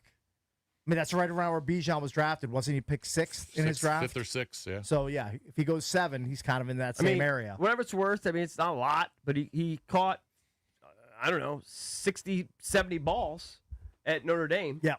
Yeah. 27 and 28 the last 2 years.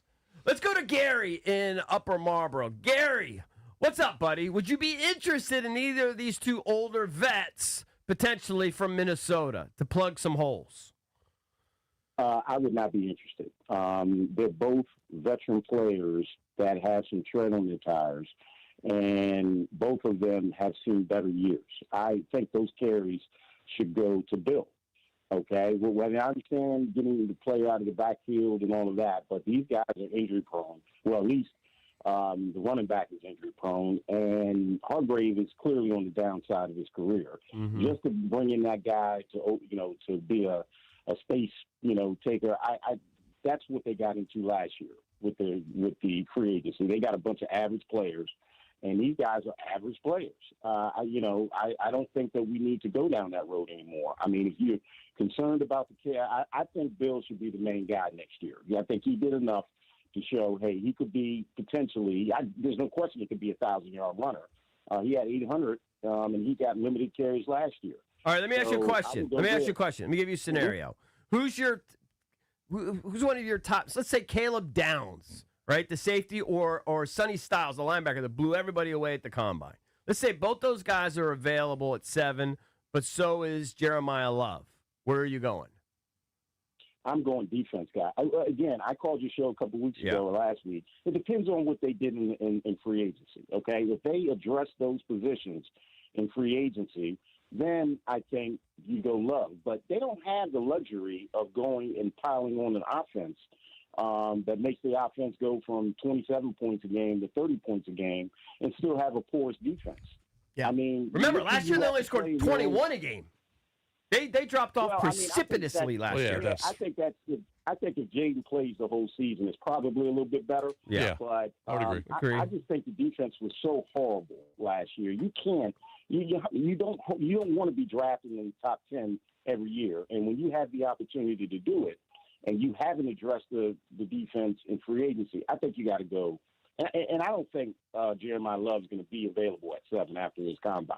Might not be. Somebody's going to pick him. I think he'll probably be there. I think pick him or move up. I think the thing Thanks about for the call. whether it's responsible or not comes down to this, and we talked about this last week. Give me the good young players on this defense. Mm-hmm. There aren't many to name. Amos and Sanders still. Right. That's about it. Let's add to it. But I would be intrigued if they went offense at 7 if he was still there. I think the fact that he is so explosive and that Blau, Quinn, and Peters value somebody who can score from anywhere on the field, and you look at some of his college tape where he's scoring like 94-yard touchdowns against BC, he's ripping off 70-yard touchdowns. Like that takes stress off of Jaden, helps your defense, helps your scoring output. It solves a lot of problems if you pick him at number 7. And then, like we've all said, then you fill in the defensive holes elsewhere in the draft and through free agency.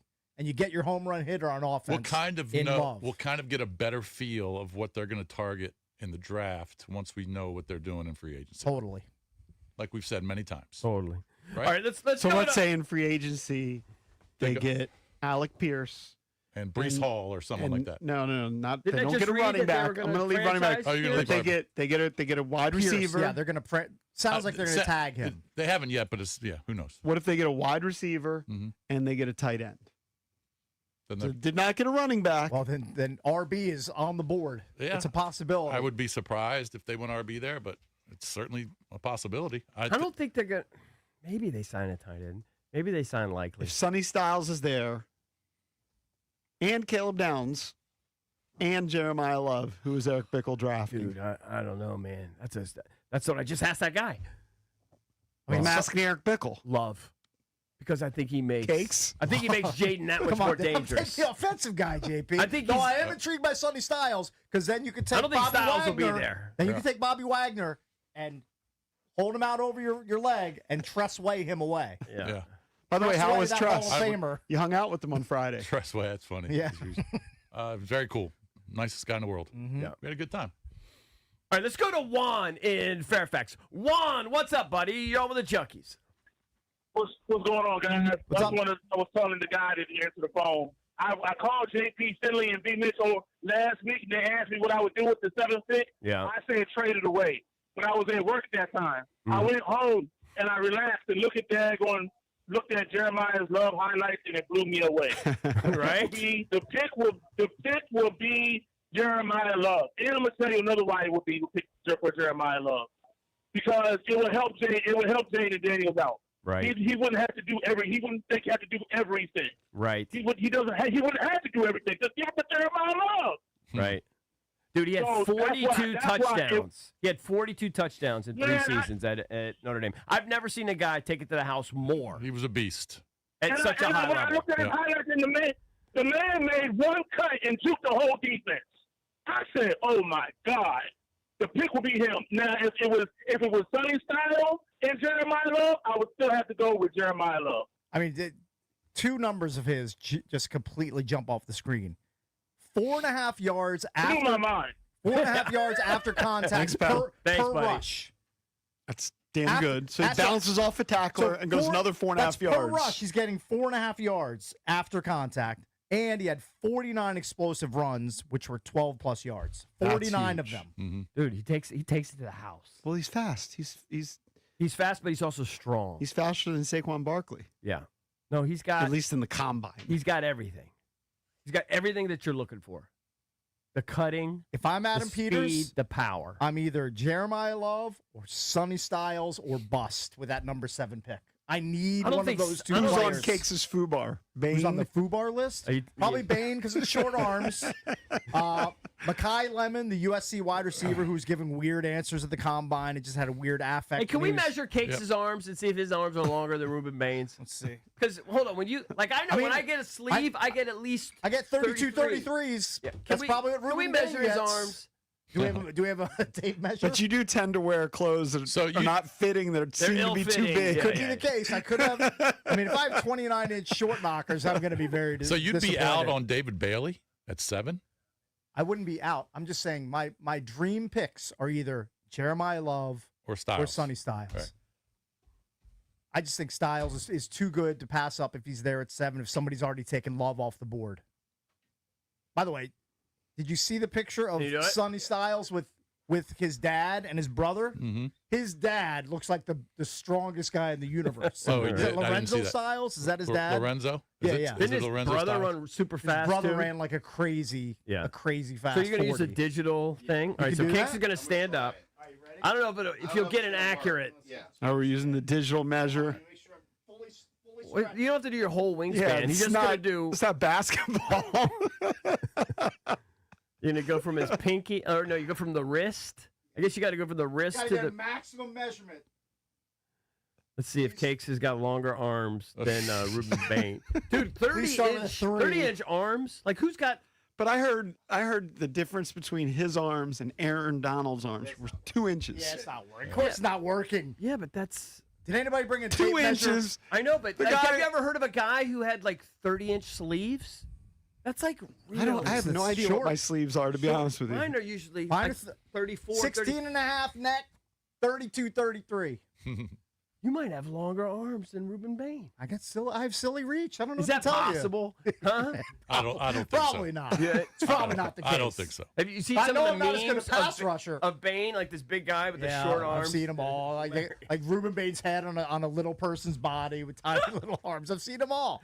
Hey, AV is built for D.C. Here in the nation's capital, AV is creating solutions that protect our troops, our homeland, and our way of life. From autonomous unmanned aircraft and counter-drone technologies to advanced satellite communication systems and next-gen missiles, they're delivering innovation where it matters most. Battle-proven, warfighter trusted, engineered for the future, and proud sponsor of the Washington Commanders, Capitals, and DC United. Visit avinc.com to learn more today.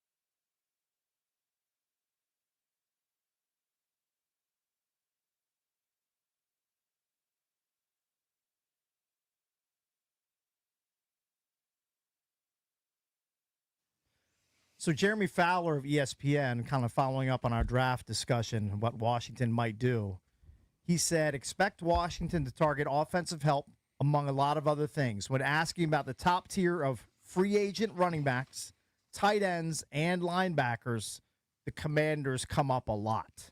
So RB, tight end, linebacker, we know that there are needs in all those spots. I'm surprised receiver the doesn't. buzz. I'm surprised the receiver's not in that mix, in that conversation, because they're definitely. I was listening to Kimo as I was driving in today. They're definitely targeting a number 2 receiver. Yeah. That they have faith in Luke and they have faith in Jalen and those guys as depth guys that can contribute and be helpful. But the Debo thing, Debo's not the true elite number 2 that you need. Maybe they're that's looking for one. Maybe that's Adam Peters just not showing his cards, just keeping that one on the down low. So we were talking about Ruben Bain, the stud from Miami, and his short arms. We weren't able to figure out Cakes' arm length. Right. Good article about the history of guys with short arms. Mm-hmm. And the reason why it's become a big deal is his arms were measured at under 31 inches, 30 and 7/8. And historically, there haven't been guys with those short arms who have played on the edge that have gotten double-digit My sacks. understanding is Dwight Freeney had those. You look at his. Yeah, he seemed like he was I a didn't small see guy. Dwight Short arms. Freeney, but I do see that Trey Hendrickson had 32-inch arms, so 1 1/8 longer than Ruben Bain's. And 2023, 17.5 sacks. 2024, 17.5 sacks. 2020, 13.5 sacks. 2021, 14 sacks. Trey Hendrickson's been okay with this short 32-inch arms. Yeah, I think Bain's going to be fine. I think he's going to be a beast because he's got a motor and he is athletic and he can get to the thing quarterback. is, he has the film. Now, he's going to be going against bigger, stronger, better players in the NFL, but I still think but he he's can do got good film. it. Yes, he does. So it's not like he's a guy who's got great measurables other than arm size, but okay, you don't know on the film. Right. The film backs up the production. Correct. You That's know? why I think he's going to be fine. If he was my highest rated guy and Now- I have everything about him, then I would take him. Now, Will Campbell, who's the tackle that the Patriots drafted, With the short arms, who struggled. he had short arms and he struggled a lot this year. Yeah. Especially Well, he in the also had other injuries, too. Well, he like did. That contributed to that. He did. I'm not blaming it all on the It arms. wasn't just his T-Rex arms that were the problem. But that was the one negative at the combine and coming out of the draft was his short arms. So I feel like he just got bulldozed at times. Sometimes he did. Is that because he got short arms, I or don't just know. you're just not as strong, or I you're don't just know. not ready for those He was guys? definitely getting picked on in the Super Bowl. He was getting yes, abused. he was. He was. But it was against Studs. an amazing defense. Right, that is true. All right, Pretty much did that against everybody. Mm-hmm. let's go to Trey in Fairfax. Trey, what's up, buddy? You're on with the Junkies. Hey, good morning, guys. What's Hey. up, Trey? Hey, I wanted to throw it back to a quote that I heard from, I think it was Joe Lombardi. It was Vince Lombardi's son that used to be the GM, one of the GMs for the Packers. And He's now doing He said- whatever his job title is in North Carolina. yeah. He said, he talked about it when they were drafting, when the Falcons drafted Michael Penix.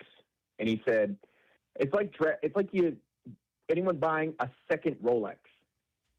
And, you can't wear 2 Rolexes at once. Now, I've never worn a Rolex in my life. I'm never probably going to wear a Rolex in my life. That's too much money. The point being, I feel like if we get a running back, like another top-tier offensive weapon that early in the draft, that is a prime pick. If we use it on him, and remember, you're drafting a project. There's a chance he In could Love, be I like don't think Jaden he's a and great. project. Yeah, there's no project there. I think he's plug and That's play. a completed project. I think he's plug and play. He's week 1 starter. Yeah. yeah. But we gotta also think we gotta fix the line first. The line was the issue. Our line got trashed this season. Our D It got line. attacked, and I think it was a good fix letting Biotish go. I think we saved a lot of money with He's that. on And I think we need The to offensive retool. line, dude, was probably the highest rated unit. I think it looks like that on PFF, but I think I'll throw it back to this. Y'all remember that Los Angeles Chargers game, right? That LA Chargers game told us a lot. Jaden came back. It was one of probably the point I was the happiest in our season. Jaden came back. It looked like he put the cape back on. He's here to carry the team. but he's yelling. He's angry. He's angry at our offensive line because they're not pulling when they need to. They're not shifting. He's letting them know about pressure. They're not getting set. And it was the telltale of last season, right? We're taking delay of game penalties. We're having to call timeouts. And I don't think we had 3 timeouts going into the fourth quarter for maybe, 6 games this season. We were always blowing timeouts because the line could not get set. So I don't think you definitely put that on the line. Thank you for the call. I think It also can be persnickety about the line. Like, Yeah. the line was pretty effective. You'd have to look at One the of our delay best of units. games. Yeah. The delay games might be because of the operation being bad. Right. It Well- may be from the quarterback not getting the signal in time. I mean, they might make some significant changes there too. I just don't think that's what you're looking at 7. To the offensive line you're talking about? Yeah. Yeah, I mean, Well, it then- sounds like Chris Paul is going to get sniffs in free agency from other teams. Like, mean, they've be already- prepared to lose Chris Paul, which was an emerging guy on that line that helped a lot. They don't And have. they've cut they don't- I was Biotic. gonna say they don't have a Biotic is center. gone, so They've got to fill a couple but holes they're there. not picking an offensive lineman at number 7. No, that's what I mean. Well, they're definitely not picking a guard. It's they're not a pick- thing. They're not picking a tackle, a guard, a center at 7. No. I wish I could go make that bet right now because that's not happening. But I am starting to, and I wasn't this way a couple weeks ago. I'm starting to buy into you can improve your defense by making your You're offense more falling in explosive. love with love. Is what you're doing. You're falling in love all over again. Look, who's our most important player on our football team? Jaden, Right. Who takes pressure off Jaden? stud running back. Stud running backs, right? Mhm. It take And pressure off stud him tight running ends, the ball. but running backs too. I mean, come on. The play action, it would just open up the entire offense. Oh, you're all in. I don't know that I'm all in, but I mean, I wouldn't have a problem with it. Yeah. Um, I think it would be awesome. and then I just have to trust him. Honestly, I would I panic. don't think they are, but I would be all in with Jeremiah Love. Yeah. I would panic, though, like if all those other guys are there. Like, I don't know who I take. Bailey's, like Styles, Downs, I don't know. I would panic. 1 or 2 of them will be there. Yeah, I Yeah. would panic. I wouldn't know what to do. Well, Well, if they've free Love agency's is your gonna blank, I dictate think it. you would take Love. Yeah, but then I really got to address those holes later. Well, yeah. But Yeah.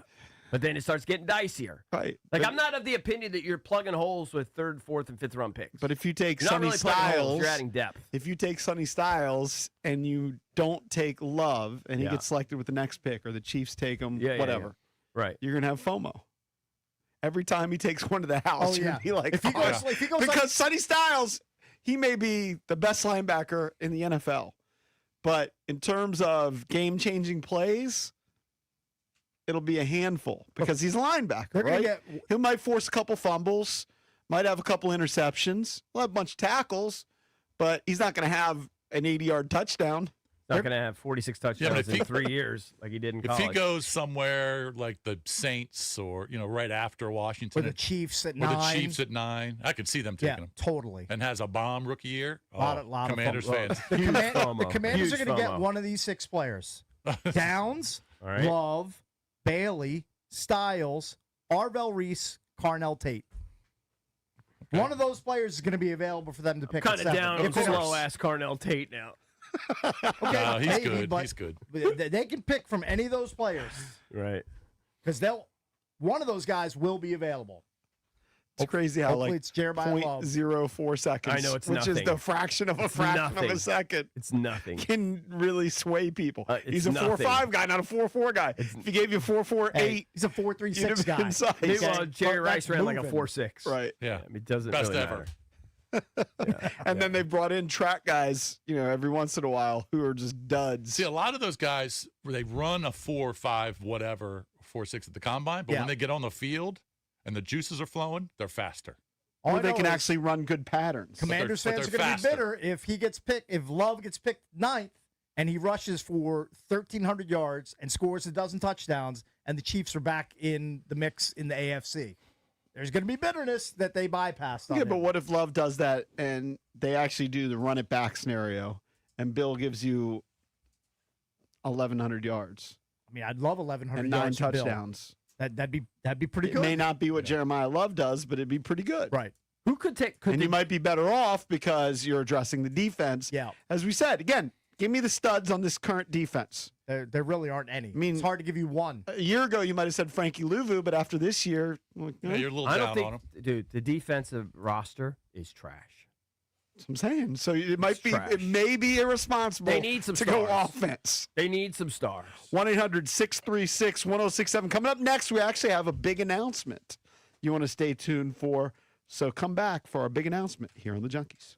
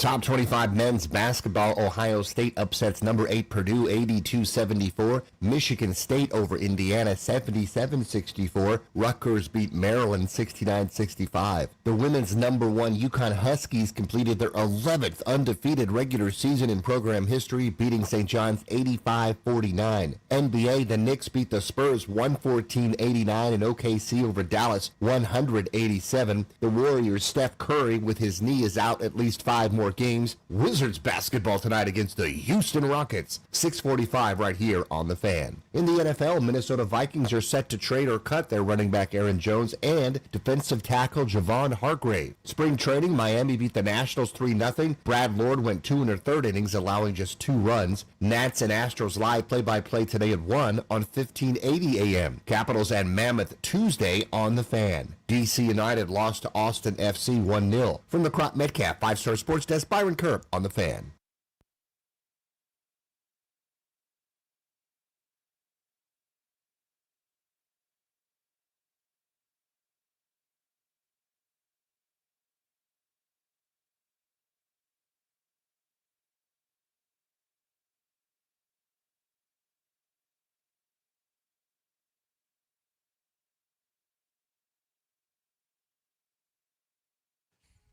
Welcome back. Junkies come to you live on 106.7 The Fan and the Team 980 here in the DMV, 910 The Fan, 105.1 FM in Richmond. And you can watch us on the Monumental Sports Network all year long, celebrating 30 years of the Junkies. Presented by Main Street Bank. Cheer local, bank local. Main Street Bank is a business-focused community bank, proudly serving the DMV since 2004. Visit mstreetbank.com to learn how to put their team in your office. Main Street Bank. Member FDIC, equal housing opportunity lender. It's Bish, Cakes, EB, and JP. Coming up in an hour, Ian Harditz is going to join us. He hosts the Fantasy Life podcast, but he's an NFL insider. We can talk to him about all the things we've been discussing. Free agency in the NFL kicks off technically in 9 days, but in a week, the tampering period starts, and that's when all these deals are getting announced. Beautiful. Do we know what time of day that's officially I think it's starting? at noon. Noon? I think it's noon. That's what I said. On BMitch and Finlay show, you'll probably get some news. Excellent news. You know, good chance will be Commanders related, but you'll definitely get news if you listen to BMitch and Finlay at noon next Monday. So we'll talk to Ian Hart. It's coming up in an hour, get some inside scoop from him. But we do have an announcement. Ooh. So for the 30-year anniversary, we've got a bunch of things in the works. We've alluded to some of them. Once certain dates get locked down, because I know we get a lot of questions on social media about a date for our big summer plan, we'll fill you in. The bobbleheads, we will fill you in when things get locked down. Yep. But we were hoping, and we plan to throughout the year, to get out and about a little bit more. Yeah, it's true.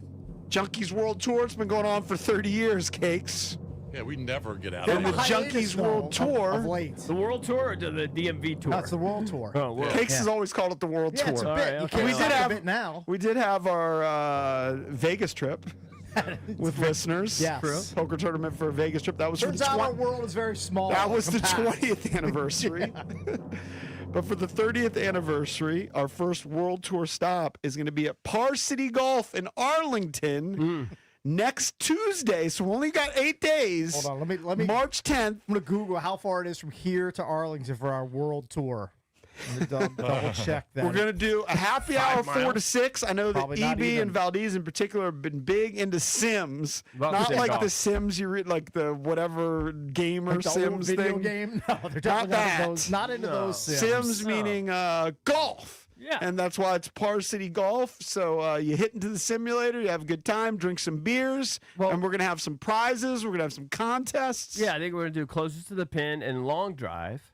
And I think they're putting together some gift cards or something of that nature, something fun to play for. But overall, it's just a good time. So this Just stop hang out. on our world tour will be roughly 5.6 miles. You're all over it. From the studio. From here. From the here. studio. From the studio. Yes. Yeah, but it's at 4.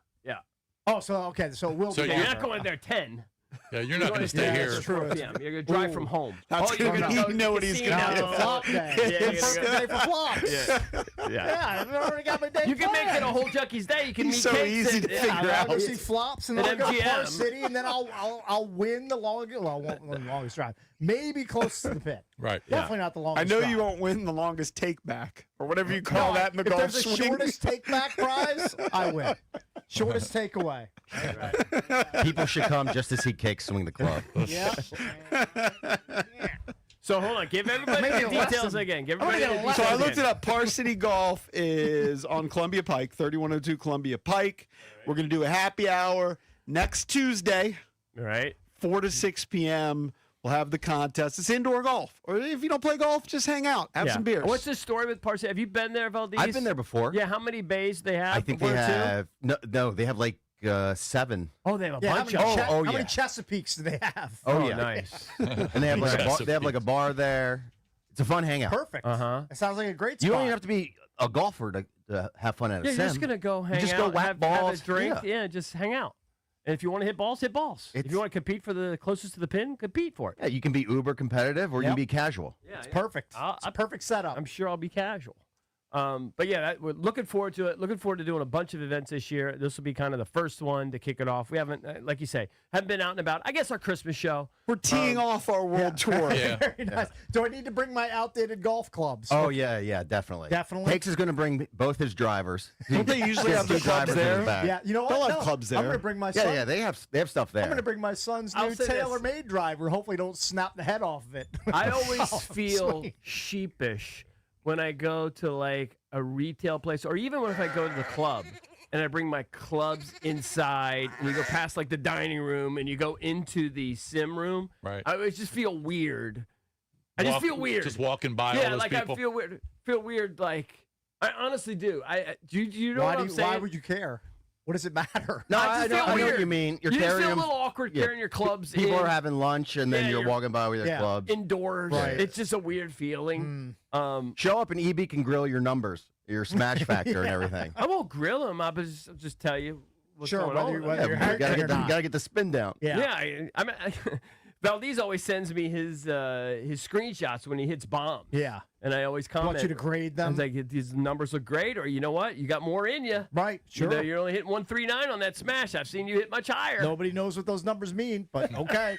Whatever you say. So Par City next Tuesday. That's 8 days away, 4 to 6. Yes. It's not like one of these like broadcasts that we do. No, No. we're out there hanging out. We're just a Yeah, it's hang. happy hour. Yeah, and that actually works perfect. We expect to see a lot of donks out there next Tuesday. I was nervous that it was going to be Thursday because Thursday I have to drive to Philly. It's not Thursday, So it's thank God Tuesday. it's Tuesday. Yes. All right, let's bring out a couple of these calls real quick because more people still want to chime in on the whole Commanders deal. What are they going to do at 7? We got a lot of time to chime in on this, but let's go to Oswald from Virginia Beach. Oswald, what's up, buddy? You're on with the Junks.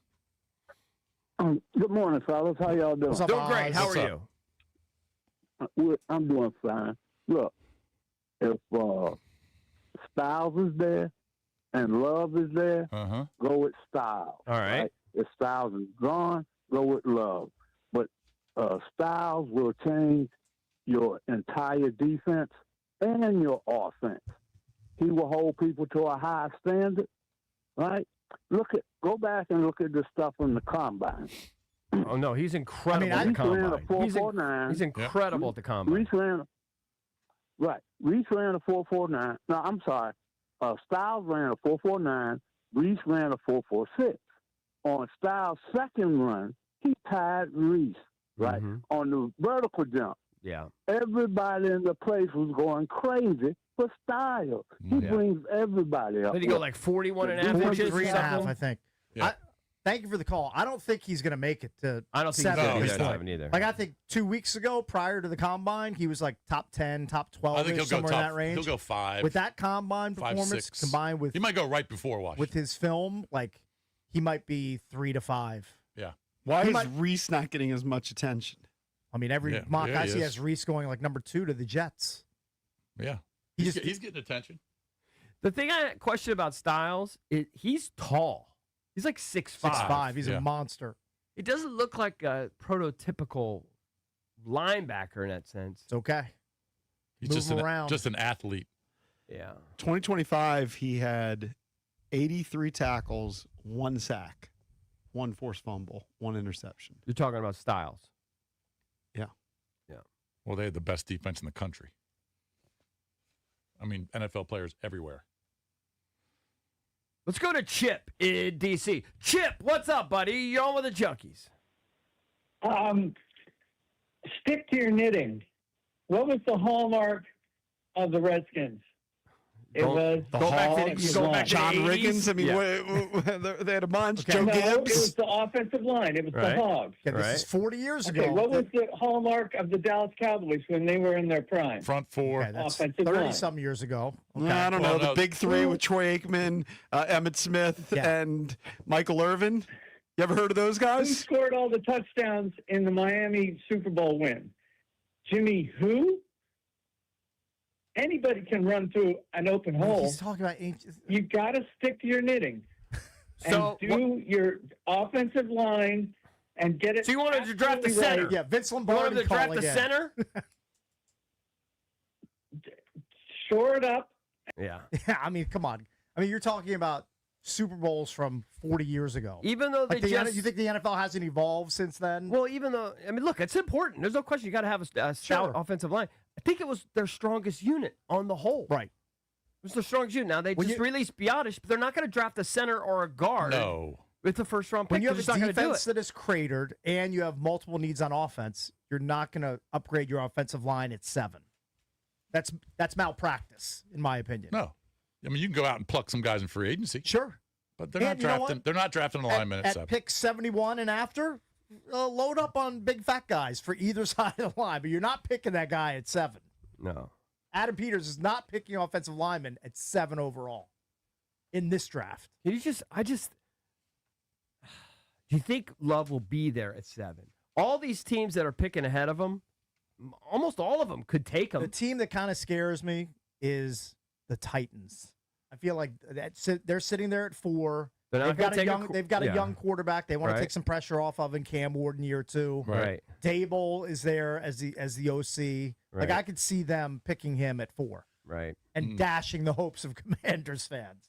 But then if that happens, then Sonny Styles may fall into your lap.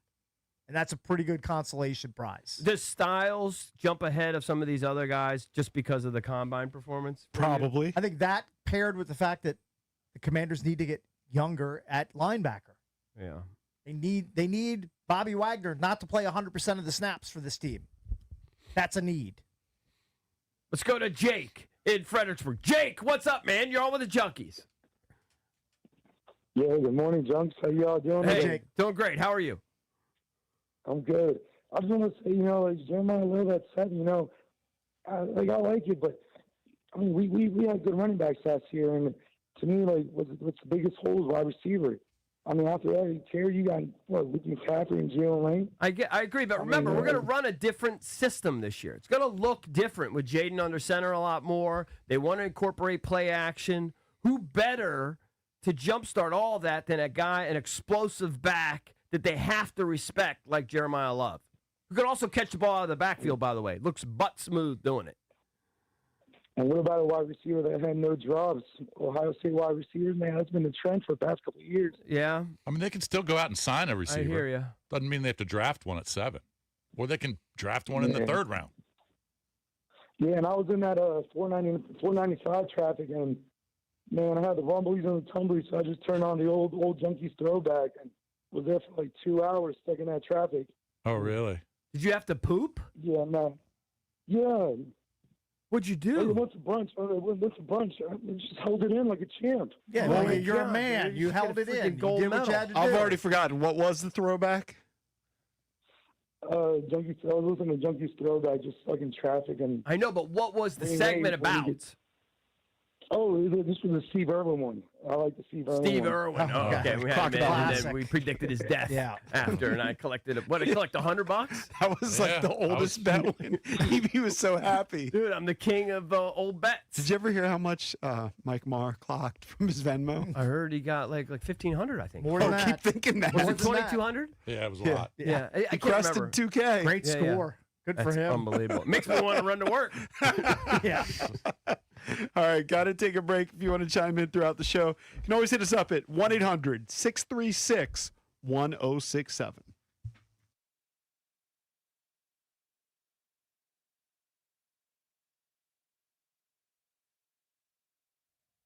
All right, guys, EB here. You know me, I'm always out there. All the guys are trying to keep up out on the golf course, like Cake's playing tennis. But injuries happen. We're old. Body starts to fall apart. Back spasms, bone and joint pain, all that stuff can really slow you down. That's why I trust Vantastat. Whether you need urgent advice after an injury, help understanding symptoms, or you just want a connection to over 400 plus CAO orthopedic specialists, Vantastat is there for you. Their urgent ortho helpline is open 365 days a year. Don't wait. Call. Memorize this number, 844-VANTA-365. That's 844-VANTA-365. I've seen how much of a difference they can make.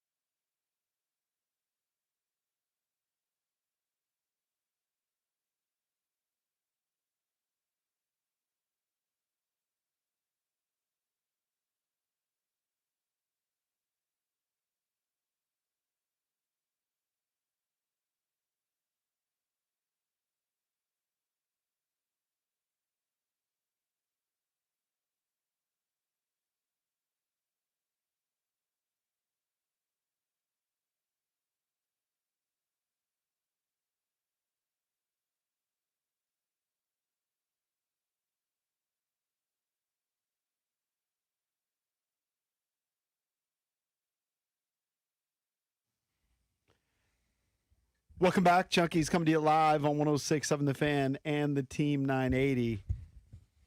So I just saw these. I saw this last week, but then I saw it again. It like popped up on a story. These Kelly Osbourne pictures. Oh, they're scary. Oh, she looks really gaunt. She looks terrible. Now, I know she's on the Ozempic, but the other thing I think they're saying is that, her dad dying, let's be honest, he was a complete focus of that family. Mm-hmm. And anybody, we've all lost parents. It's devastating. Yeah. And especially when you lose someone like Ozzy, who just was the focal point of everything. You can imagine it's taking a toll on her. Probably doesn't feel like eating a lot. It doesn't look like she's eating. But she looks... She looks terrible. She looks scary. No, she looks scary, terrible. skinny. It doesn't even look like her. Right. Yeah. No, it doesn't look like her. Yeah, like if you showed me a picture of her and I would have said no didn't clue. know who that was, Yeah. like it would be tough to identify her as Kelly Osbourne. Right.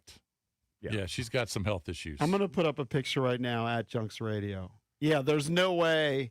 If you'd put that picture in front of me, you wouldn't guess it's if Kelly you gave me Osbourne. 100 guesses, there's no way. You could have given me clues, like her first name's Kelly. Right. Yeah. I don't know. I'd have been I think Kelly I might have Preston. gotten if you gave me your Kelly first Preston's name. dead. I know, but Yeah. I might have guessed her.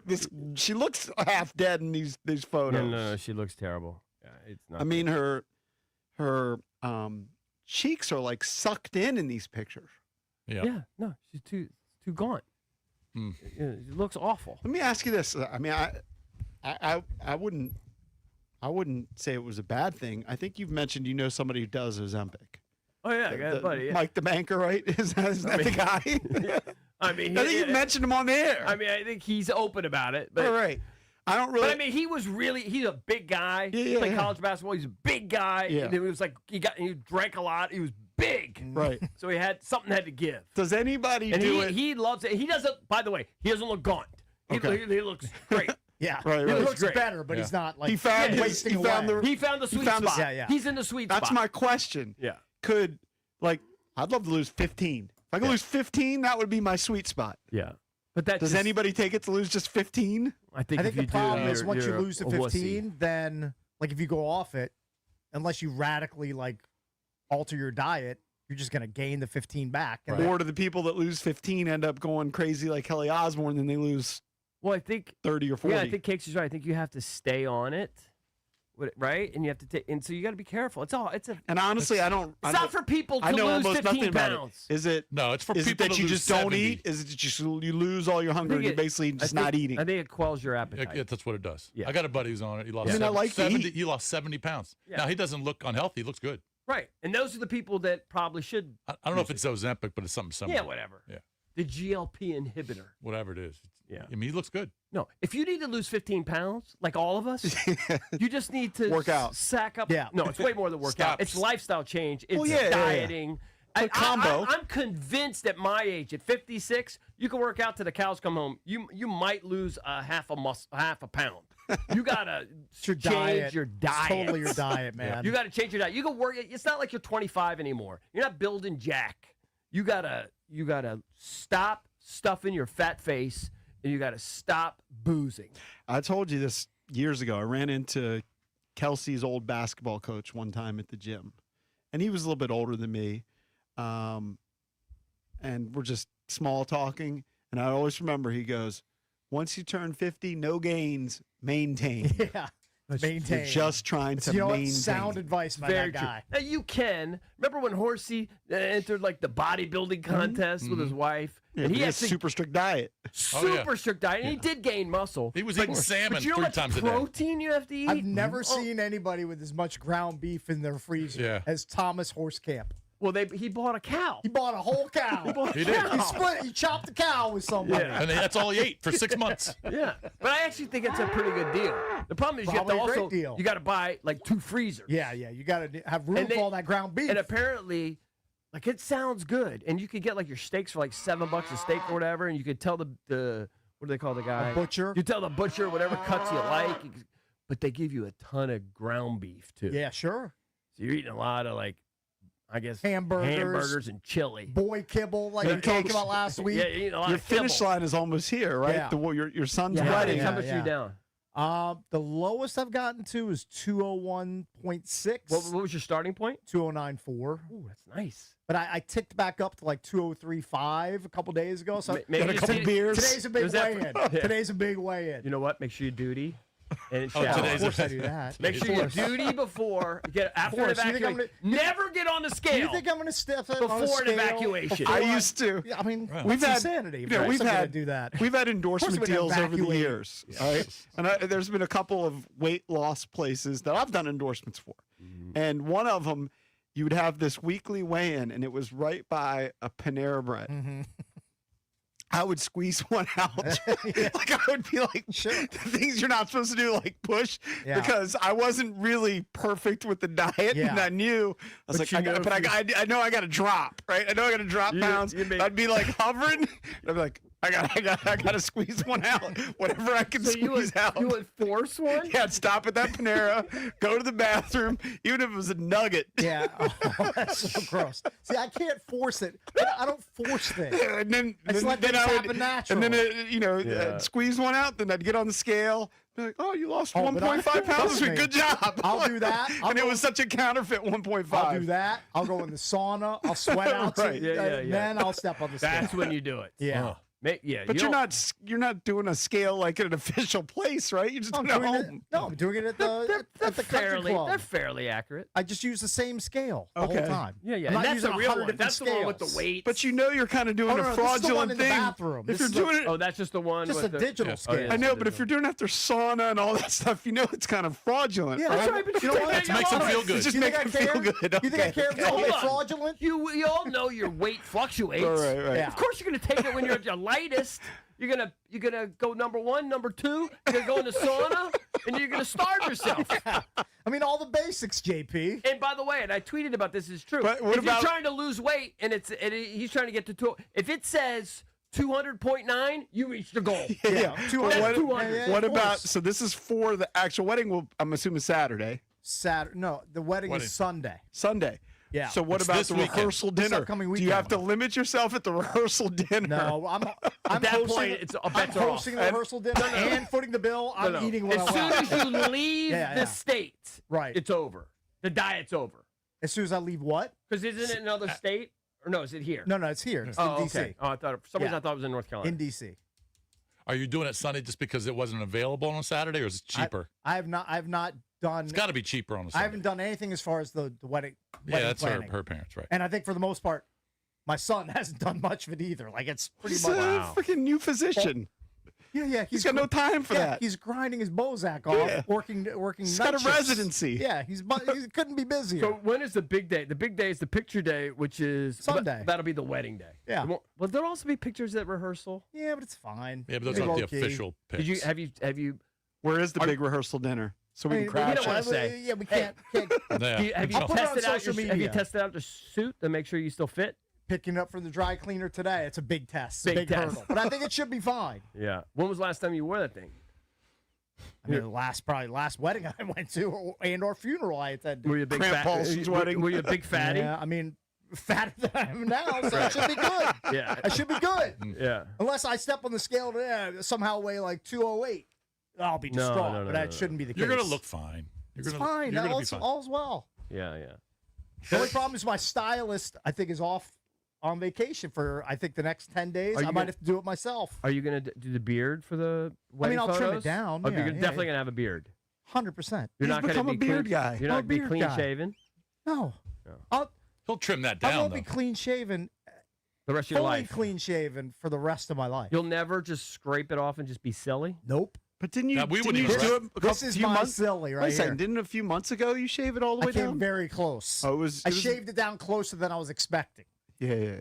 That sounds I weird. wouldn't but even that's what I recognize did. Cakes. If you shaved, I wouldn't recognize you. Right. It's But the just not- first half of our careers, he was clean shaven. I know. and I'm Like if- reminded of it when I Yeah, but go also- and see your new deli wall of pictures where it's so much of my fat face without being Deli without wall. having some beard but I on. Yeah, know, but like- some of it was thin because like Wupak sent us those pictures Yeah. I bet last your week. face looks sillier now. You should do it one time, just one day. I bet it looks sillier now. You lost 10 pounds. That's fine. Dude, think about 10 pounds. I like the beard. Okay. Yeah, but he didn't lose I'm a 10 fan. pounds in his face. You probably lost a pound. No, your face, it shows in your face. Definitely dude. shows in the face. Yeah, but You might have silly jawline. I doubt that. You might. I have a handsome jawline like George Clooney all of a sudden. like clavicular. Dude. Remember we were talking about this? Yeah. I saw online some But guy. had I don't, like jaw I don't think it was enhancement. clavicular, but some other Right. looks maxing influencer's wig fell off apparently. Oh, yeah, I and he saw looked that. hurting without it. He did I like don't know that. what his name And was, he was wearing makeup. Yeah, but he I saw had that. like a Some guy he came up did have a behind him and ridiculous they- jaw. They ripped his hat off. Yeah. He was wearing one of those like golf hats with the hair. Right. But he figured something out where he makes, I assume he makes money off social media because of this ridiculous jawline. Yeah. But then when Which his is wig came off, it was like, oh, he's kind of hurting. And his jawline, I'm sure, artificially enhanced. Probably. Yeah. not all natural like this silly right here. Yeah, you've maxed your looks. I've maxed. I've done the best I can with what I got. Yeah. What can you do? We're past our peak. Past our peak. This is Yeah. not even a question. I mean, Yeah, come it's not on. even a question. I showed my wife the pictures that Wupak sent. Yeah. And we had reposted it at Junks Radio, and she said, "What happened?" Yeah, I mean, age. It's I called said, age. what it is. I said, "That's It's called 18 aging. years ago." Right. That's a dumb question. Well, I would say this: Are you all in now, staying with the intermittent fasting because it was For so now. Yeah, because it I mean, was I'm successful. It's a lifestyle change. It's a I lifestyle. mean, I hate every minute that I can't eat, but what are you going to do? I'm getting used to it. you look better. I'm Have you getting stayed there. with your alkaline battery water? I had some this morning. Yeah, but now Not you're- alkaline now you're- battery. now you're It's just switching it's up to on a Coke Zero. magnet. You switch up the Coke Zero. I see I'm what's talking going- about. Remember, his white hair was going to turn dark yeah. from the Oh, alkaline. by the way, It has in the back. Speaking of Coke Zero, I experienced their newest flavor that they're trotting out in the grocery stores. I think it's like a limited time only, and it's Bazilli. What is Don't it? think it isn't. Coca-Cola Zero Sugar Cherry Float flavored. Cherry float. Cherry So Float. that tastes like ice cream. Yes. Oh, I'm all in. And it's amazing. You should go out and get a 12-pack like 5 I'm minutes all ago. in. Do they do creamsicle? They do like orange vanilla. They have that combo too. For zero sugar? Yeah. Yeah. Think Those it's not free good? machines, if you ever use the free machine, which Case They're has been raving about for a freestyle decade. machines. The Freestyle, machine. Get the name whatever. correct. Right, Jim. Did you They have a buy? Did you zillion buy some of those? combinations. Did you buy it? I bought 3 12-packs. Jeez. Did I buy some? I bought everything I could Buy two, get handle. one free. It was buy 2, get 2 free. So I bought 3 of the Coke Zero Cherry Float and then one OG Coke Zero. No, the Good good job. thing, like Coke Zero, in theory and in practical terms, by my best understanding, does not break your fast. Well, that's There's zero fantastic calories, news. and the fake sugars or whatever apparently don't raise your glycemic Pass the index. fake sugar. So you kind of get away with it. Perfect. And then I'm telling you, you lose weight I with the can intermittent eat fasting. in, let's see, 2 hours and 25 Yeah, minutes. you got a ways. And you will eat right at 11. I eat Johnny on the spot. So at you 11 didn't a.m. consider- My nephew was over yesterday. He had in between hockey games. He was hanging out at my house. We're playing ping pong in the basement, and I looked. I was starving. Did you beat him? My stomach's going. You know, he's a newbie. Like he basically never played ping pong before. My stomach's doing this. It's like 10:52, and I'm like, Right. okay, I can almost eat. We're playing. You know, we're having a good time. My watch hit 11 o'clock. I said, Tommy, sorry, I can't keep playing. Gotta eat. What'd you eat? What did I eat at 11 a.m.? Yeah. Can't remember. I just know I ate. I went upstairs and I Did you ate. eat cereal? Did you have eggs? No, it wasn't cereal. I'm kind of staying away from cereal. Yep. Been a lot of eggs of late. I'm buying just an S ton of eggs when I go to the store. Like I don't buy less than like 2 dozen at a time. It's at good this for you. point. I've been having to buy brand lately. He's going to be so off. I can just see by your face you're going to be so off the intermittent fasting on This Sunday weekend? or Monday. No, I think I'm going to continue it as long as I keep getting keep seeing like results. Yeah. I need to see results. You do like, hit a tangible wall, though. results. Well, you are seeing results. Yeah, so far. dude. Yeah. Yeah, so far so good. When was the last time the He looks average good. person just doing their average dumb diet loses 10 pounds? It's hard. Not quite 10, but we're getting there. Yeah. We're at a little baby steps. You can get results. Like I said, I've done hard. I've done it with clients a couple times. I get the results, and then once I'm off it, Also, this is start a going back to this is a regular major factor soda. too. Now this will differ on Saturday night too, and probably Sunday. I've cut back on alcohol by Booze. 95%. Right. It's good for Yeah, you. those beers. 95%. Because you were doing a The couple beers beers a night. add up. Yeah. Two a night. No Two a kidding. night. 2, 2, 3, 2, 2, 3. Daytime, 4, daytime 2, march. 2, So 3. but now you're doing one a week? Roughly. Yeah. But they had poker is doing a little bit more. Oh, yeah, the Cakes Classic this week with Steve Zabin as a special guest bounty. Oh, hunter. we got Zabe on board. I reeled in the Zabe, and here's the Zabe thing. said he's never played. Zabe is a poker neophyte. Oh, but they're going to be pouncing on him. He can still He's probably basically last saying, longer than 33 minutes. He's basically saying, what is my approach? I said, what is your skill level? He said, I have none. I was like, how much poker have you played, live poker have you played in the Zero. last 20 years? He said, 0. Right. I said, well, we're going to have a quick crash course so you at least kind of know what you're doing Wednesday totally. night. Just, you know what? Fold a lot more than I did. And you A can lot of last folding, just longer. get it in with your premium hands. I mean, that's the easy way to. Oh, he's to frame it. the biggest dead money you've ever Such had dead in money. the history of the tournament. He may not make it to the 3-level table switch. Now I didn't make it there. I've gotten I'll bounced be out before, surprised too. if he makes it through 2 levels. I'll be We'll surprised. see. We'll see how the Zabe does. I'm rooting for him. He might but surprise you. He could. You might just get lucky. Tell me he has to He break doesn't 33 understand minutes. the game. Yeah, He's but on the game. Cakes will talk I'll to give him a few quick lessons. Just I get had a him up and premium running. hand. Busted. Yeah, sometimes people run you down. What are you going going to to do? 1-800-636-1067. Ed Hartitz going to join us coming up at 9 o'clock as we talk NFL. We're a week away from the NFL tampering period. So basically, free agency starts in a week. Talking some NFL with Ian Hartitz coming up at 9 o'clock. Don't go anywhere.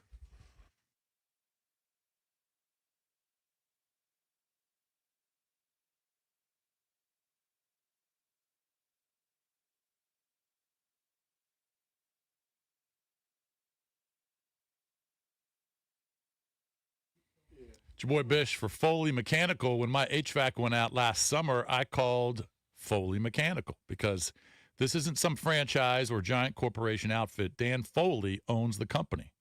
Doesn't have a million guys coming out to your house and employees. He owns the company 100%. No private equity, no call center, no nonsense. Dan runs a tight ship, and it shows in the work. His team replaced my HVAC system, my water heater, and my sump pump all in the same day. I got to see firsthand how skilled and hardworking these guys are. They know what they're doing, and they actually care about what they're doing, and they do it right. Foley Mechanical is full service. Heating, air conditioning, hot water, boilers. They specialize in older homes with radiator heat. A lot of companies don't touch radiators because they don't know how. Foley Mechanical does. They serve D.C., Maryland, and Virginia. They proudly install Amana HVAC equipment like they did at my house. So if you want quality work from a company you can trust, call Foley Mechanical, ask for Dan Foley, tell him Bish sent you.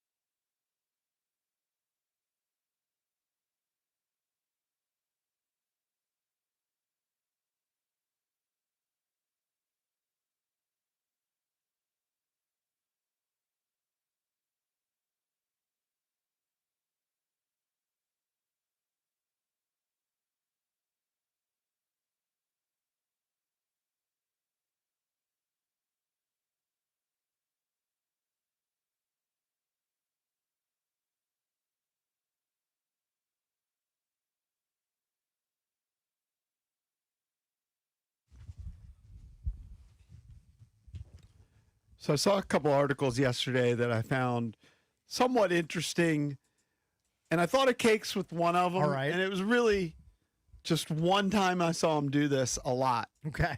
And it was about people who keep their phones on silent. All right.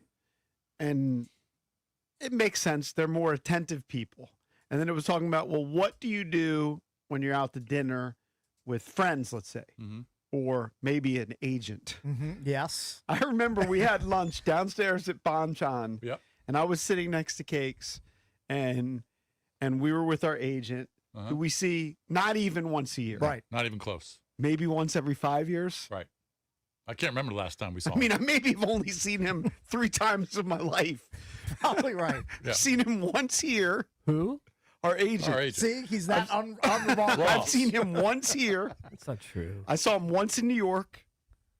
I think maybe I've only seen him twice. The last time I saw When have you seen him in person?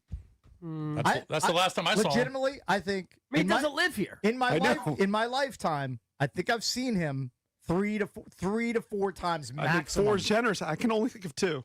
I think it's probably Whatever. 3, but All right. that might Whatever. be It's the point. It's The point handful is, of times. Cakes looked at his phone while Ross was talking throughout Okay, now the Now, are lunch. you saying that's because Cakes disrespects him, or because Cakes is just terrible in social situations? You don't or- disrespect No, him. but it's just but to defend myself, he's kind of a bore.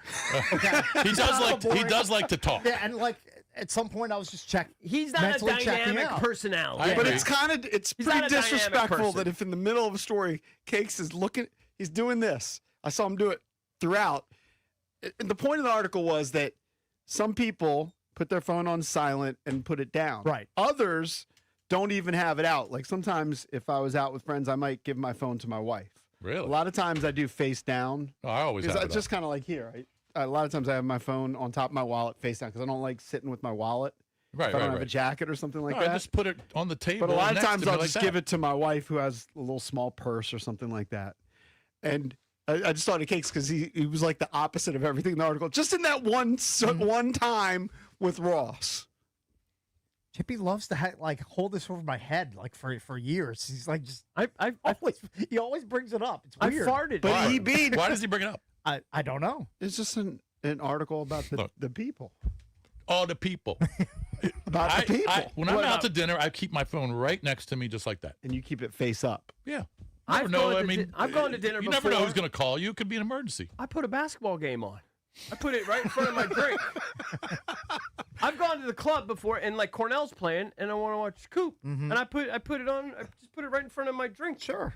Right in front of my water. And we watch Last the time I game. checked, there's no phone police. Like if Yeah. you want to use your phone at dinner, like as long as you're not doing it 50% of the time, it's okay to check your phone here and there. Like Of course. I don't think it's a big deal. It is awkward though when you inevitably see you go to restaurants or somewhere and you see and everyone's on their phone And and, they're no all one's texting. and no one's interacting. Right. Yeah. I've Right. seen that. That's kind of embarrassing. Yeah. And I'm guilty of it too. I'm sure it's happened before. You know, my family will sit down and we all kind of check our phones or whatever before you get settled. Yeah. Definitely happens. But I know there's an article, something about people that keep their phones on silent. I can't have my phone on silent. It has to be on vibrate. My phone's on silent. Vibrate. Probably 99% of the Vibrate. time. So it's not That's even on why vibrate. you're impossible to reach. Correct. Yeah. Mine's always on silent. No, mine's on vibrate. Is that considered silent? No. No. No. No. I got to have it on vibrate. mine's on Minimum vibrate. at vibrate. So these are the 11 things that psychologists say people who keep their phones on silent by choice tend to share. Hope they're good traits. They guard their focus the way other people guard their time. I don't know that You're not very focused. I don't know that I'm that laser focused. I'm going to give myself an X on that. They don't buy into the idea that everything is urgent. I think I'm halfway there. And I think Jason has talked about this. tend to- When you go to bed, is your phone on silent when you go to sleep? Yep. Yeah, mine's The only on. thing that wakes me up will be my alarm in the morning, or should be, Likewise. or my dog. My dog might wake me up, but that's not a phone. Mine's on vibrate all Yeah. the time, 100% of the time. Oh, that's too annoying to me because in the middle of the night, like a Twitter notification or whatever, a Facebook message will vibrate, damages my sleep, can't risk it. Oh, I never hear it. Yeah, Facebook messages. You get a No, million you of got them. to They're turn all stupid. those notifications off. I can't have my phone. I can't have my phone, which is right here, going. Yeah. Do you One get in the morning. you get Facebook notifications? Yes. You got to turn off all your And notifications. I don't even check Facebook anymore. That's the ultimate irony. The only notifications I think that are acceptable, I think text messages, because I mean you shouldn't get that many texts. At night. In the middle of the night? No. Yeah, you should get so text and phone. There should only be notifications. Maybe it's acceptable to have a DM notification. Other than that, nothing. Number 3, it says people that have their phone on silent or like at a dinner with face down, they're comfortable with delayed response and they don't apologize for it. Oh, I'm definitely comfortable with that. Yeah. I'm definitely comfortable with the delayed You're response. the epitome. Yeah, aren't you concerned? Like, I'm always concerned that my kids could be reaching out. Right. It So could be I an don't know how emergency. you could have it on silent and see, like if my son calls me, he's probably in jail or needs money. Something's going on. Right. So I can't respond 3 hours later. You know what I mean? You don't have that sense of urgency with the kids. No. Yeah. Generally, no. They tend to experience time differently in a day. Here's what it says. Ask someone who keeps their phone on silent to describe the afternoon, and they'll often report something that sounds almost luxurious to people who don't. Stretches of time that felt long in a good way. Meanwhile, there have been studies about people that even get a brief interruption, a glance at a notification, a quick check can cost up to 20 minutes of focused recovery time. I know when I was writing my book, it was much better to I would put my phone in my backpack. Yeah. And I might not look at it for a couple hours because if you keep it out, then all of a sudden you click on Twitter, you see a text message, and then all of a sudden like a half hour passed, you're on a Reels, you're doing something, and a half hour can pass. Sure. It's like if you have a task, it's not good to have the phone around you. I mean, Reels. What the hell's Reels? I don't deal with anything. I deal with phone calls and guy's texts. I don't know how you guys detached. aren't addicted to Reels. I'm if I'm not. bored, I'm gonna watch a Reel. I've dabbled with them, but I'll I'm not fall addicted into to them. Reels from time to time. I don't get into any of that. I don't think to your extent, but I'd say I'm probably half of EB on the Reels. I mean, it depends. I mean, it might go days without it, but if I have time and I'm just bored, Kicks will play a game, I guess. My He'll play Reels Words are- with Friends. My I'm gonna Reels watch a are Reel. almost exclusively, and I don't dip into them a lot. Poker, this will surprise nobody, and Metallica, like warming up for their gigs. Like that just seems to be the two things that really come through. You've on never my Reels. stopped on anything else. I mean, I'm sure I have, but those are at the top of the All algorithm. right, my Reels are obviously the golf swings. Yeah. A million of those. Right. Like songs before they were famous, like guys Okay. in their studio, Right. and they're cranking out their whatever, writing their hit or Sure. whatever. I get excited for that. Those show up all the time. Does incredible singing performances Okay. show up? So every once in a while, like girls jumping on trampolines or golf something. thoughts. You know, there might be something. And you- yeah. Somebody's hot chick. Occasionally will show up on my feed. Trying to think what else. You know what? I'll go to it right now. Let me see. Let's see what's the first Reel. Oh, this guy that makes watches out of like golf balls or like basketballs. How does he do that? No, so he's like a watchmaker, but then he'll cut apart a basketball, Right. and that'll be the face of it. Oh, okay. Or he'll cut apart a Titleist Pro V1. Thank you, Ken Norton. The guy's a genius. And he built Okay, a watch out I'll of go it. with it. I just wouldn't want to All right, watch here it. you go. All right, okay, the voice. All right, that's the Reel. Yeah, the Blake voice. Shelton. We're totally different. Music. Yeah. Music. It's all music. Volleyball. Mm-hmm. Golf. Yep. Volleyball. Look, your phone knows what you like and what you don't like. It Yeah, figures you honestly, out. if you pause on something for like 2 or 3 seconds, you're gonna You're get gonna more get of that. hooked. Yeah. I get a lot of like just off-color humor stuff. Right. A lot of ginormous people Yeah. falling into pools. You love AI pole vaulters Oh my that God. have no business pole I vaulting. can't get enough of it. I get a lot of what is it? What's the one with Steve Harvey where he hosts the Family show? Feud. Family Feud, Okay. where guys will say inappropriate things. Yeah. Well, Steve Harvey, Cakes brought this up years ago. Steve Harvey changed the Family Feud and became very sexual, right? Yes. Oh, yes. I think it's always had like sexual innuendo overtones, but like with Steve Harvey hosting, I think it's just been gone. It's gone Goes to 100. another Yeah, level. it's like It's went always 0 to about 60 like that. Something about like But look, the butt. Steve Harvey's a genius. He's probably making $100 million a year off of Family Feud alone. Yeah. Like he's killing it. Yeah. So good for him.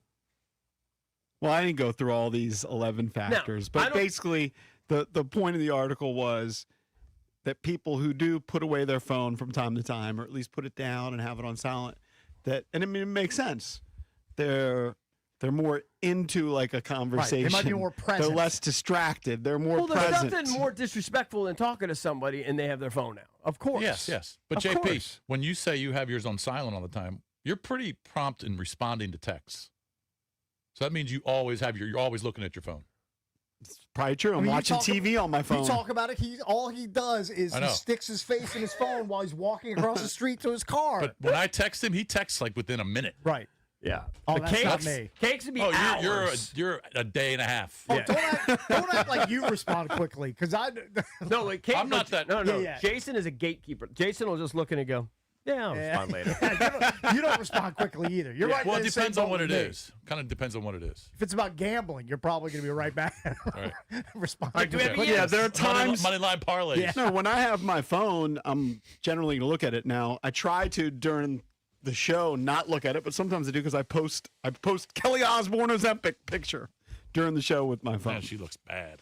Coming up next, Ian Hartitz is going to join us.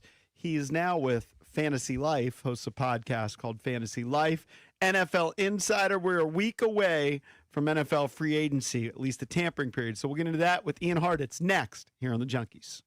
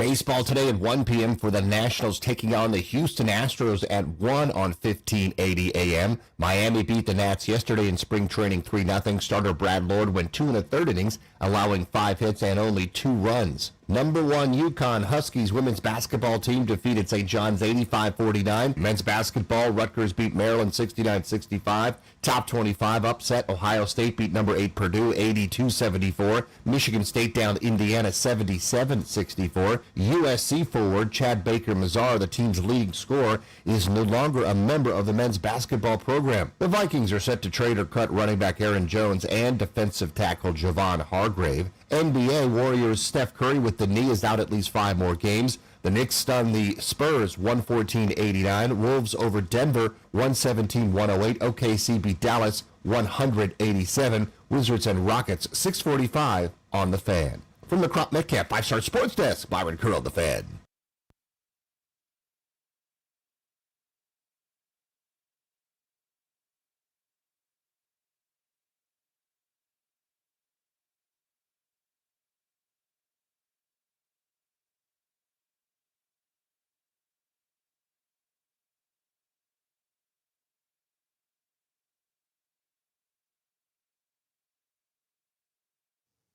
Welcome back. Junkies coming to you live on 106.7 The Fan and the Team 980 here in the DMV. 910 The Fan, 105.1 FM in Richmond.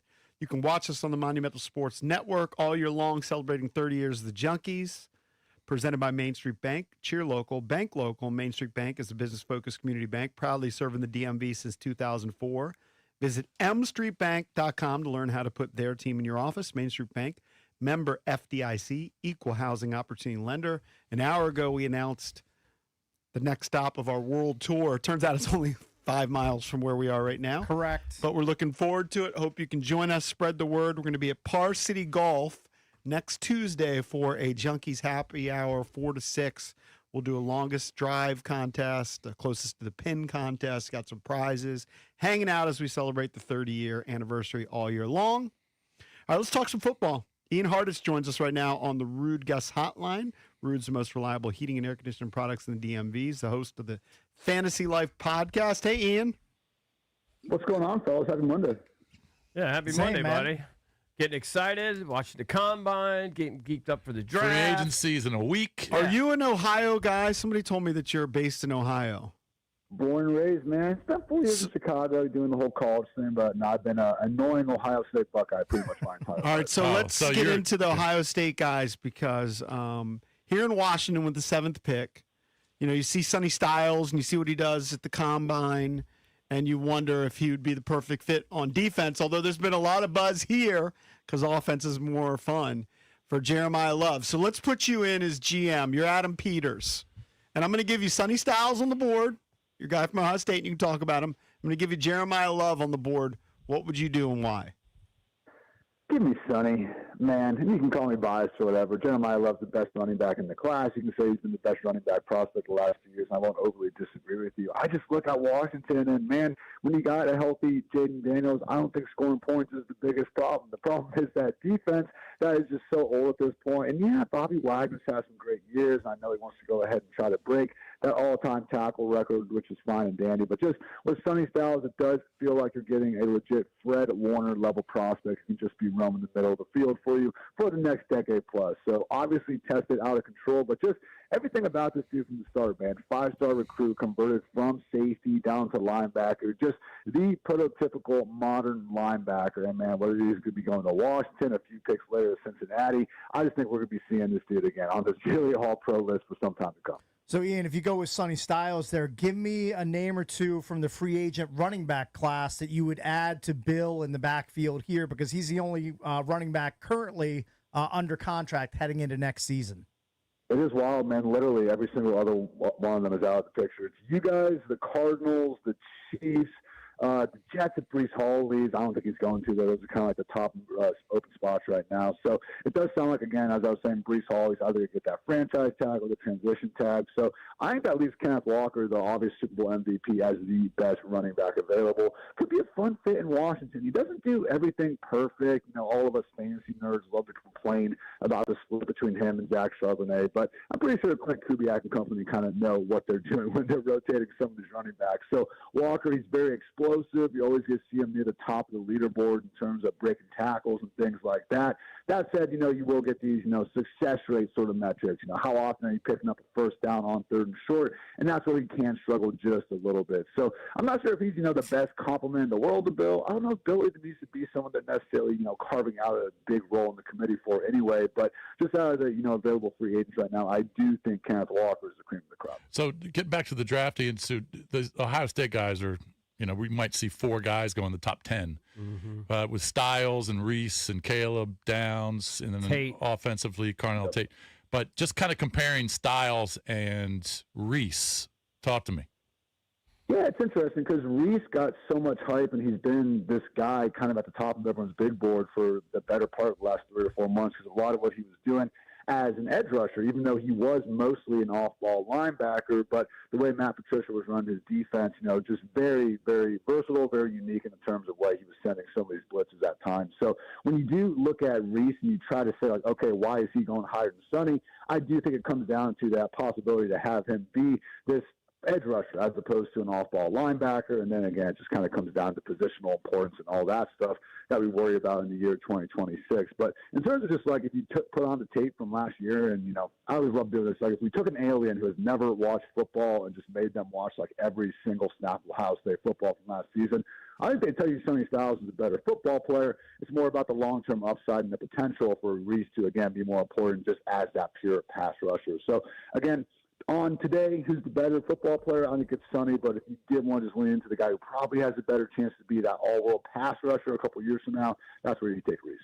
What about Tate? And some people kind of knock him. He's a big guy. The difference between like 4.47 and 4.51 is minuscule. It's blink of an eye. It's blink of an eye. It's kind of silly, but we do get caught up in those kinds of things. Is that number going to hurt him at all? It just cracks me up, guys. I thought the Combine was supposed to be this one independent, let's get some raw numbers sort of event, and then the second some guy runs slow, his agent's leaking to, every insider.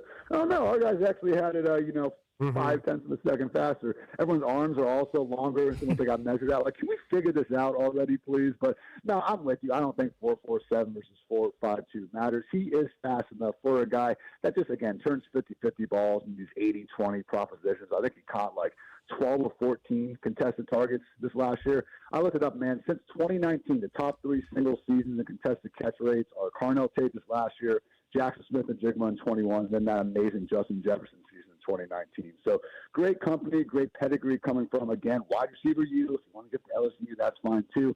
Ohio State's certainly been churning them out. I guess my one concern with Tate is just is he a legit alpha number 1 to build your passing game around, or is he more of an overqualified wide receiver 2? Only 4-6 missed tackles this last season, and it wasn't like he was being constantly used in the screen game like a Mekhi Lemon, stuff like that. But that would be the one concern. He's a little bit of a lankier guy and just already wasn't breaking a ton of tackles in college. So I do think he could be a little bit more of this, vertical-minded ex-receiver. He can't do a ton of stuff around the line of scrimmage. But either way, tough to be complaining about a guy who at least still has a couple, elite traits. We're joined on the Rude Guest Hotline by Ian Hartitz, host of the Fantasy Life podcast. So if you were in the war room for the Raiders, are you completely sold on Fernando Mendoza as the number 1 overall pick, or would you have reservations about making that selection? I don't think there's any perfect prospect out there. I don't think his reddish flags are as red as any other quarterback does. So I certainly think he's deserving of going 101. I think if we were comparing him to some of the past quarterback draft classes, I wouldn't have had a higher bid on him than I would Drake May or Caleb Williams or probably even Jaden Daniels. I think once you get into the J.J. McCarthy's and the Bo Nixes of the world, that's where we can more comfortably say, even with hindsight with McCarthy, I know, but I think even as a prospect, Mendoza will come out on top.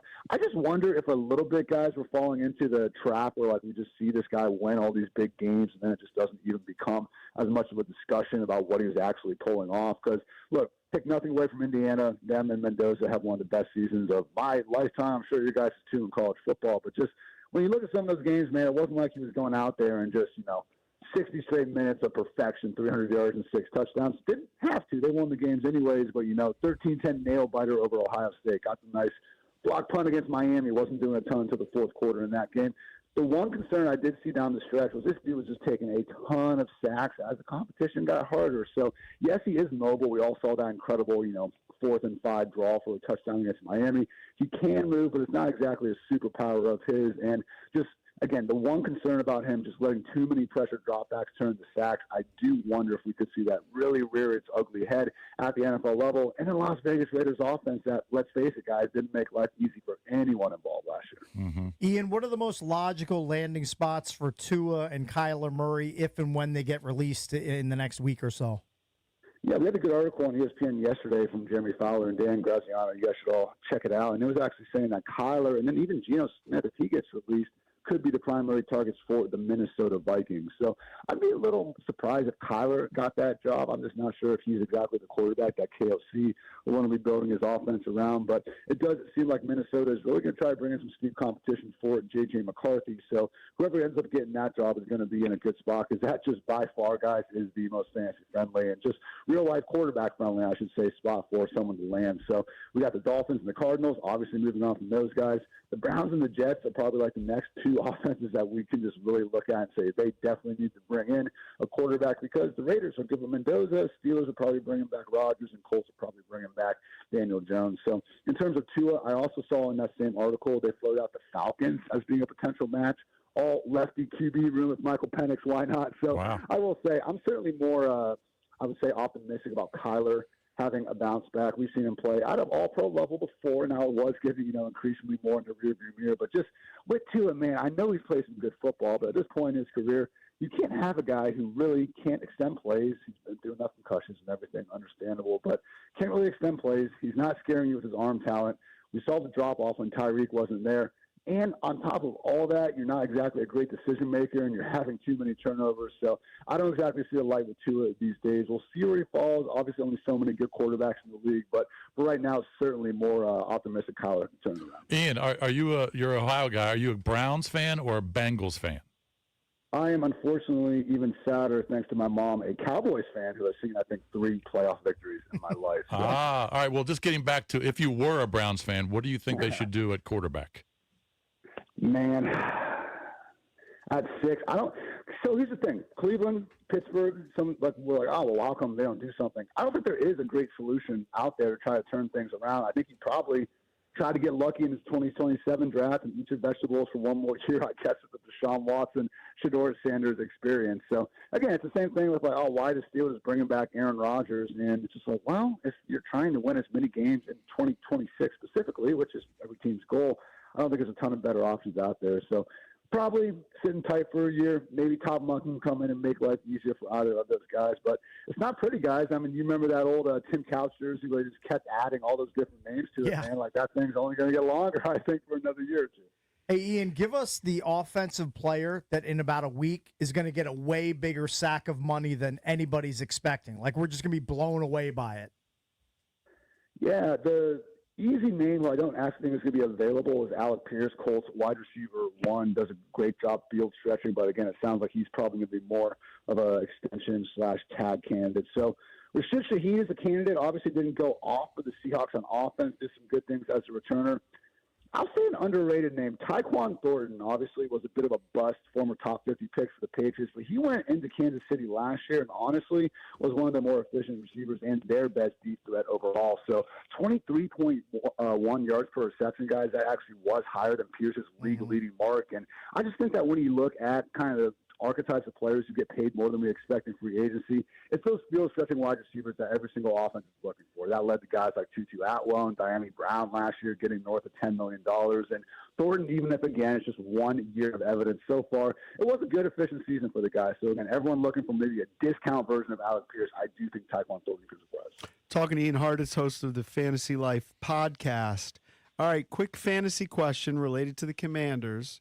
Jaden Daniels obviously suffered a ton of injuries last year. Going into last year, he was amongst the top fantasy guys. Where does he fall this year? He's still going to be in that top 5 conversation. I think he's kind of right there next to guys like Joe Burrow and Jalen Hurts. It wasn't a great step, guys. It wasn't a great step. And I know he was injured and everything, but just the 7 games we did get, every single stat you want to look at, man, just a big-time drop-off. And I don't love seeing Marcus Mariota come in the same offense and actually move things a little bit better. So, look, offensive line wasn't doing his job. Defense never had him in a good position. Terry McLaurin had the holdout stuff going on and then was injured once he came back in the year. So it was hardly like Daniels was just dropping this excellent offensive environment. But, man, things need to be easier in that passing game. Otherwise, this dude's going to feel like he needs to put that Superman cape on and run around as much as he has been. And I just don't think that's exactly going to hold up over the course of the 17-game season. So, really, in fantasy football land, I added up yesterday. I think, guys, quarterbacks that run the ball at least 100 times in the season, they finished top 12, like 31 of 34 instances, 92% over the last 10 years. So it's not rocket science. I think everyone knows these days, all right, running quarterbacks are cheat codes in fantasy football land, but it really is tough for these guys to bust as long as they can stay on the field. Hey, Ian, give us your way too early 2026 fantasy top 5 draft picks. Doesn't have to necessarily be in order, just who you know is going to go in most top 5s of drafts. Yeah, I think Mr. 101 is going to be Bijan Robinson, deservedly so. Dude's at the peak of his powers, can catch the ball, obviously break off some big runs as we saw last year. No questions there. The other running backs that are going to be in the conversation for the top pick, Jahmyr Gibbs, a pick, particularly guys with David Montgomery looking like he could be out of the picture. And then whenever Christian McCaffrey obviously is healthy, it's going to be tough not to have in there. And then we got a big 3 at wide receiver as well, Jamar Chase, Cooper Nakua, and Jackson Smith, and Jigba, deservedly so. So that would probably be kind of like the top 6. I know you said top 5, but kind of tough to leave CMC out of there. Personally, if you had any reservations about these guys, I do think there's some level to the CMC coming off just a massive touch total. I've tried to run the numbers and looked at it. It just ends up being kind of fluky. And, it's like, all right, do I want to hold this against CMC having 400 touches last year because David Johnson broke his wrist in week 1, 8 years ago. So it's a small sample size coming off the touches. But at the same time, I was listening to Barry Sanders talk about Saquon Barkley this last year, and Barry was saying how after his 1997 season going for over 2K, it was exhausting. And the next season, he didn't have the same kind of pep in his step. And I'm pretty sure Barry Sanders knows, just a little bit more about football than all of us out there. So Yeah. there is something to be said about, again, CMC coming out that touch total. But then again, guys, if he's going to catch 100 passes, it's going to be tough for him to fall too low. Where would Jeremiah Love go in a draft? He's probably going to be sitting there in the top 10. Again, at this point, it seems like he's going to be a top 10 real-life pick. And just when we do see the history of those guys, man, they get force-fed football. Like even Ashton Genty last year, as bad as things were in that Raiders offense and as bad as I think people realized that, he kind of did, he was still a top 16 running back in fantasy land because he got force-fed the football and he had a couple big games here and there. So, again, very, very high floor for someone like Jeremiah Love. I think the concern would be if he does find himself, maybe he goes to the New York Giants and they kind of use him 1A, 1B with Cam Scatterboo. But even then, guys, just explosive playability and his ability to catch the football, I think he's going to be going in that top 10, worst case top 15 from day one. Ian, love chatting with you. Hopefully we'll talk again soon. Good stuff. Thank you, buddy. For sure. Take care. Ian Hardis, host of the Fantasy Life podcast. He is in the Sonny Styles camp. Mm-hmm. Related, I put up the Junkies poll of the day brought to you by Surfside. Use the code JUNKS at store.statesidevodka.com. You get 25% off select merchandise, tees, hats, hoodies, and more. Use that code JUNKS at store.statesidevodka.com. If the Commanders draft Ohio State linebacker Sonny Styles with their number 7 pick, how would you feel? All right. Thrilled, love it. Happy, like it. Right. Meh, whatever. Bitter, want love. Those are your 4 choices. You can vote at Junks Radio. I think it has to be one of the 2. I think Thrilled's going to get a bunch of votes. So you're thrilled, happy, meh, or bitter because you want Jeremiah Love. I don't know you're going to get meh. Ohio State stud, combine freak. I don't think you're going to get a bunch of meh. At a huge need. Yeah. I mean, how could you... It's hard not to like it. Get some votes. We'll report on it by the end of the show. Also at 9:45, your chance to win 2 tickets to see the Washington Capitals Monday, March 9th. So that's in a week. We'll do that at 9:45. But next, we open up EB's entertainment page. Don't go anywhere.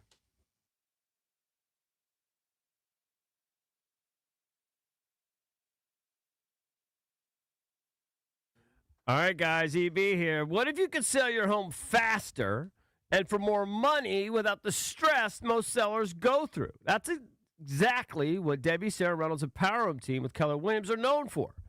The average home sold by Reynolds and Power Home Team sells 3 times faster than homes listed with the average real estate agent. That faster sale What does it mean? Fewer days on the market, fewer disruptions in your life, and less stress wondering when your home will sell. Their sellers net 4.2% more on average, which often means over $30,000 more in your pocket at closing.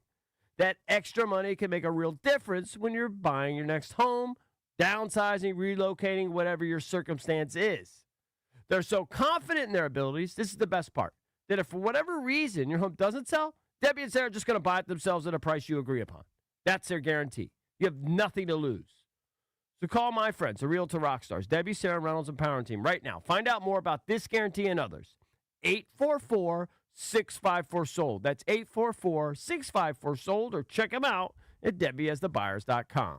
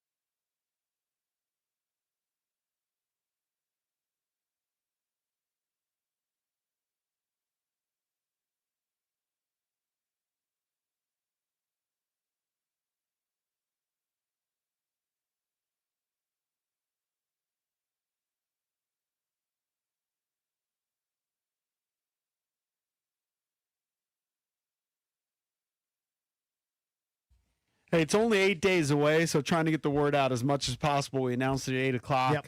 Next Tuesday, March 10th, Par City Golf in Arlington. We're going to be there from 4 to 6, so happy hour action. Indoor golf, happy hour with the Junks. You compete for prizes. We're going to do a longest drive, a closest to the pin. But even if you don't golf, just come and hang out. Part of our 30th anniversary celebration all year long. Par City Golf in Arlington. And they're coming soon to Bethesda, but the one in Arlington is at 3102 Columbia Pike. Yep. Hope to see you there next Tuesday, 4 p.m. I think I'm going to do pop in and check it out tomorrow. Nice. Some recon, some early recon. I like that. Yep. Pop Very in good. after work. Yep. Right on the way out. Sounds good. Yeah, go ahead. Pop in. Hook it up. All right, let's open up the entertainment page, driven by BMW of Fairfax. That's right. BMW of Fairfax, DC's only BMW Center of Excellence Award winner for the ultimate buying experience on your ultimate driving machine. Get over to BMW Fairfax. Ask for my girl Miriam. She's the general manager over there. She'll take care of you. Of course, you can check out their entire selection of certified pre-owned and brand new vehicles right there on their website, bmwfairfax.com. Got them for whatever your budget is. I was actually in Orlando, as you guys know. Our dear friends from Tampa drove up in their X5. They ordered from BMW Fairfax. Look at that. Very good. And then you guys got Uber Eats. And we did Uber Eats on Friday night. Nice. We didn't feel like going to the restaurant. Orlando is the capital of chain restaurants.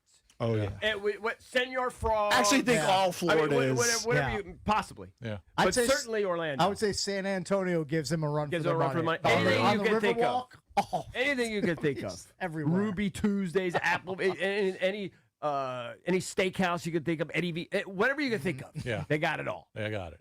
And most of them are crowded. I think Tampa's a lot like that, too. You were talking about Florida. I think all Florida. I can't remember the town. Jess used to train when she was doing like the Miss Olympia competitions, and I remember her grilling me because I was driving to one of them and I was just naming all the restaurants. I was like, oh, there's Outback, there's this. She was like, stop talking about food, because the day before you got to cut. Sure. Got to drop that weight. All right, so a couple things here. Then we're going to go into some audio, but just to clear up the box office report, Cakes. Scream 7. Yes, they're up to Scream 7 now. Did $64 million at the box office. Had no idea they were up to that. Number one, it's the highest debut for a Scream film, beating out 2023 Scream 6, which previously held the record. Can you name a former Junkies guest? I think he was on once, who appeared in one of the, at least in one of, I think probably several Scream movies. David, whatever his name is. Yeah. That's it, David Arquette. David Arquette. Oh, I was thinking Jamie Kennedy.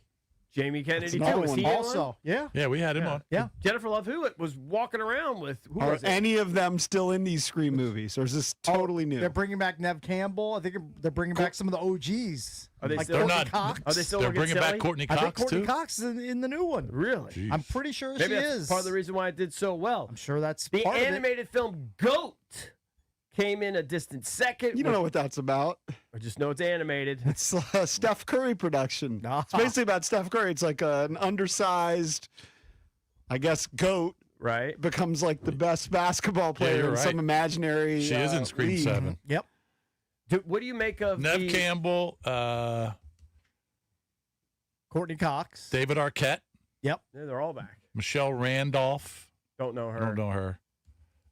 Yeah, there's a bunch of them. What do you make of the viral video of Steph just staring at Draymond while he's railing at his teammates? Didn't see it. He knows Draymond is a crazy person. He's just and he staring just- at him, and Draymond's losing his mind. And some people are reading into it. He's over Draymond. He wants out of here. Right. I didn't see it, so I right. can't comment He on it, knows- but I'm not shocked I saw if the he video. is. He knows that Draymond is an unhinged person. Well, he's also frustrated in that he's got, a couple years probably left to play. He's 37, and his team is just a middling team. Yeah. Valdez, are you aware of what the Hawk Tua girl is up to these days? Haley Welch? Haley Welch, who, of course, first went viral 2 years ago after she was in some TikTok video where she was being interviewed, like after going out or whatever. I'm going to guess OnlyFans. And she talked about what she liked to do. Yep. She liked to hawk to and spit on that thing. That was her big thing. Yeah. And then she came out with her own podcast, Talk to But then she got involved in that rug pull, meme coin thing, whatever that was. Bad news. And just kind of spiraled afterwards. Sped up her 15 minutes Some of sort fame. of crypto scam. And I have to believe she didn't even know what she was getting into. I'm sure she didn't. People You think just she knows used about her. the blockchain? I don't know about the blockchain. I know she doesn't. Do you know what she's doing now? Well, just because you I'm told me guessing during the break. OnlyFans. She's got an OnlyFans, but so far, I think this is true. She's just showing her feet. Well, it's just going to progress Foot from model.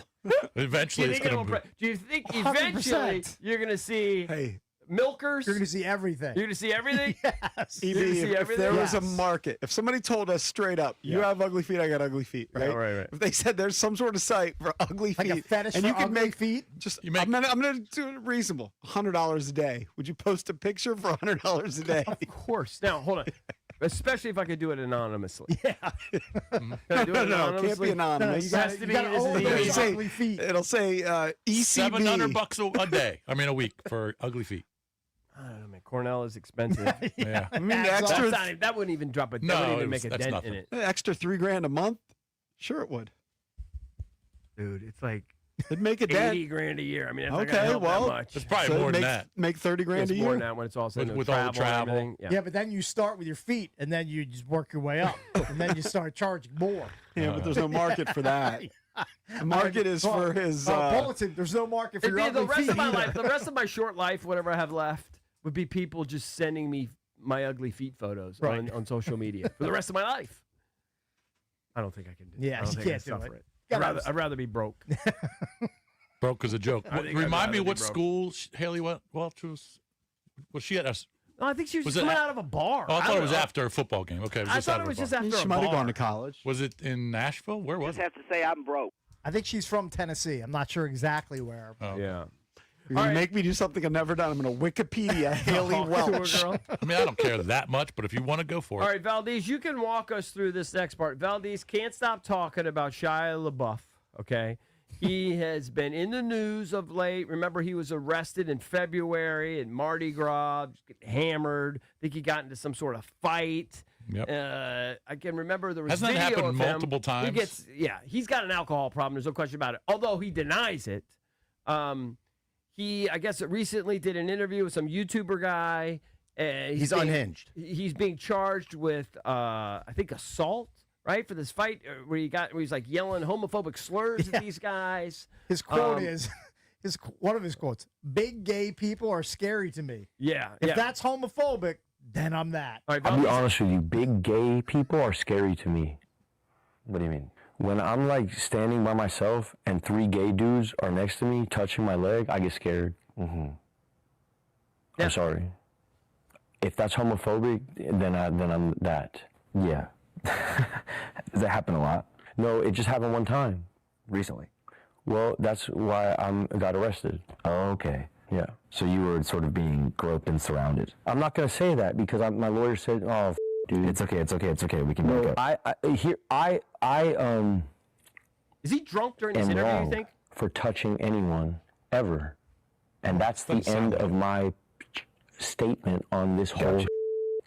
Moving back to like what kind of things would set off that Napoleon complex. Being challenged, my masculinity being challenged, somebody touching my girl, or touching my kid, or, I'm good with gay. Be gay over there though. Don't be gay in my lap. So you feel like when things that you feel that you possess in a way are challenged, like your girl, your kid, if someone gets in the way of what they want to do. Yeah, if somebody, there's personal space type stuff, which gets weird it's Mardi Gras. That's why, bro, I was drunk and it's Mardi Gras. So, do you have the part where he claims he's not an alcoholic, that he has like small man syndrome or something like that? He said it right there. He said Napoleon complex. Yeah, but he didn't explain it. I don't think I have a drinking problem. I think I have a different problem, and I'm going to address it. And what's that problem? I think I have a small man complex, some kind of Napoleonic. I don't know what it is. I think it's something that has to do with anger and ego more so than my drinking. But that's where I'm at now on my journey, and I'm trying to navigate it. I figured out. Can't have a gun, can't be on drugs, can't be in no around, and can't leave the country. How much was the bond? I have no idea what happened. Did somebody bail you out? I have no idea, bro. I know Thundercat tried to get it going. Who's Thundercat? Probably some influencer. Hey, Jeez. so Probably friends with honestly, Speed. I have my file on Shia LaBeouf couldn't be any smaller. I just know he was in the I know project he was in big movies Greenlight. years and years ago. Well, Does he still get Transformers. hired? Is he still like a working actor today that they think of in? I can't think of anything he's been in. No. I just look at it. leading man roles. Let's or see. anything, It's or- just another child prodigy that didn't live a normal life as a kid. Yeah. The last movie he That was has gone in was to- in 2003. No, that's not right. That's what it says here. Shia Oh, I'm sorry. LaBeouf? That was TV. TV. Yeah. Last movie he was in, he's been in 3 in 2025. TV was 2003. You want to hear Yeah, how? he's a movie By star. the way, I don't like the way he's lumping in like him having Napoleonic complex because he's 5'9". I'm with the Napoleon kids. was like 5'4". Okay, there's a big difference between 5'4" and 5'9". Do you want to hear how Mike Piazza affected his life? Yes, I do need to Mike hear this. Piazza's involved? Yes. I take a bunch of pictures like I'm a golden retriever or a governor or something like that because I like what it does for people's lives. I remember trying to get Mike Piazza's autograph, you know what I mean? For my whole life, Mike Piazza. Were you waiting outside the fence? Every day, this guy, bro. We used to go to these Dodger games. Big Brothers program used to give these tickets out. You go Dodger game. Me and all of them dudes would be sitting in the parking lot. Brent Butler always signed. Hideo Nomo always signed. Mike Piazza. Just a cold Mike heart. Piazza, you're a bitch, bro. Now, How many times do you think he rejected signing up? Every day, bro. I used to go out there 90 times probably. Rejected me 90 times. So what it did was, I'm going to sign them all. So when I got on, it was like, yo, Mike Piazza. So you don't turn down any pictures? Never, ever. Not unless I'm with my kid or I'm eating some food or I'm chasing some ass. Because you feel like you're 3 big helping, categories. validating. it takes him a Yeah, lot what of did time. God do it for? Why did he do it? Why did he do this to me? You know what I mean? What is the purpose? Man, Baseball he's- cakes. Do you remember Brett Butler's, the baseball players? Yeah. Claim to fame. Brett Butler's, he had a claim to fame. Yeah. I'm supposed to know this? Your baseball this cakes? is like Number of common knowledge? bunt hits or something? That's it. Bunt hits. No, I mean, how would, it's a blind spot. I'm never going to know that. What do you think he's worth? They Shia say LaBeouf? his actual net worth is only 20 to 25 million. Don't you feel like it should be high? He was in freaking Transformers. Yeah, but he was only in a couple of them. He wasn't in all of them. Did like the first 2 or Let's 3, see. right? They're big movies. Then that's true. What were He's the gonna, movies? he's gonna be was dead. in- He's gonna be dead soon. Why? And it's sad. You think he should just drink himself Well, I to think the death? judge, part of the story is the judge ordered him to rehab. So he If he doesn't want to doesn't go take it, there. if he doesn't take it seriously, doesn't he's take gonna it be s- dead. Yeah. We're watching and listening to a train wreck. Yeah. It's kind of Yeah, uncomfortable it's and like fascinating. It's kind of like listening to Britney Spears. Yeah, I would have thought Brittany would have been dead by now, to be honest with you. With all of her dancing. Somehow with she's the still with knives us. and the jugs Still and everything. around. Surprised she's not I haven't seen any of these movies he was in. the most recent ones. None of them. You ever saw the Transformers? No. So you don't even know who he is. I mean, I know the face. I haven't seen Transformers. But I You, don't- you know what? Have you seen Transformers? Sleep on Eagle Eye a little bit. That's but a I'm pretty like good you. movie. I Eagle know Eye? him from Yeah. the stupid Goodwill Hunting thing or whatever. Yeah, the Project Project Greenlight, Greenlight. yeah. And he was like their big star for their first film Hold or on. whatever. Eagle Eye. Have I seen Eagle Eye? I don't think you have. I don't think I have. It's pretty good. All right, With- we could talk about it more when we come back. I have Don't- no idea what Eagle Eye We're is. way backed up. Also, remember giving away tickets to go see the Capitals in a week. That's Monday, March 9th. And we will give you the results of our poll, wondering if we should follow Sonny Styles. That's Ian Harditz's advice. Sonny Styles at linebacker. How would you feel? You can vote at Junks Radio. Be right back.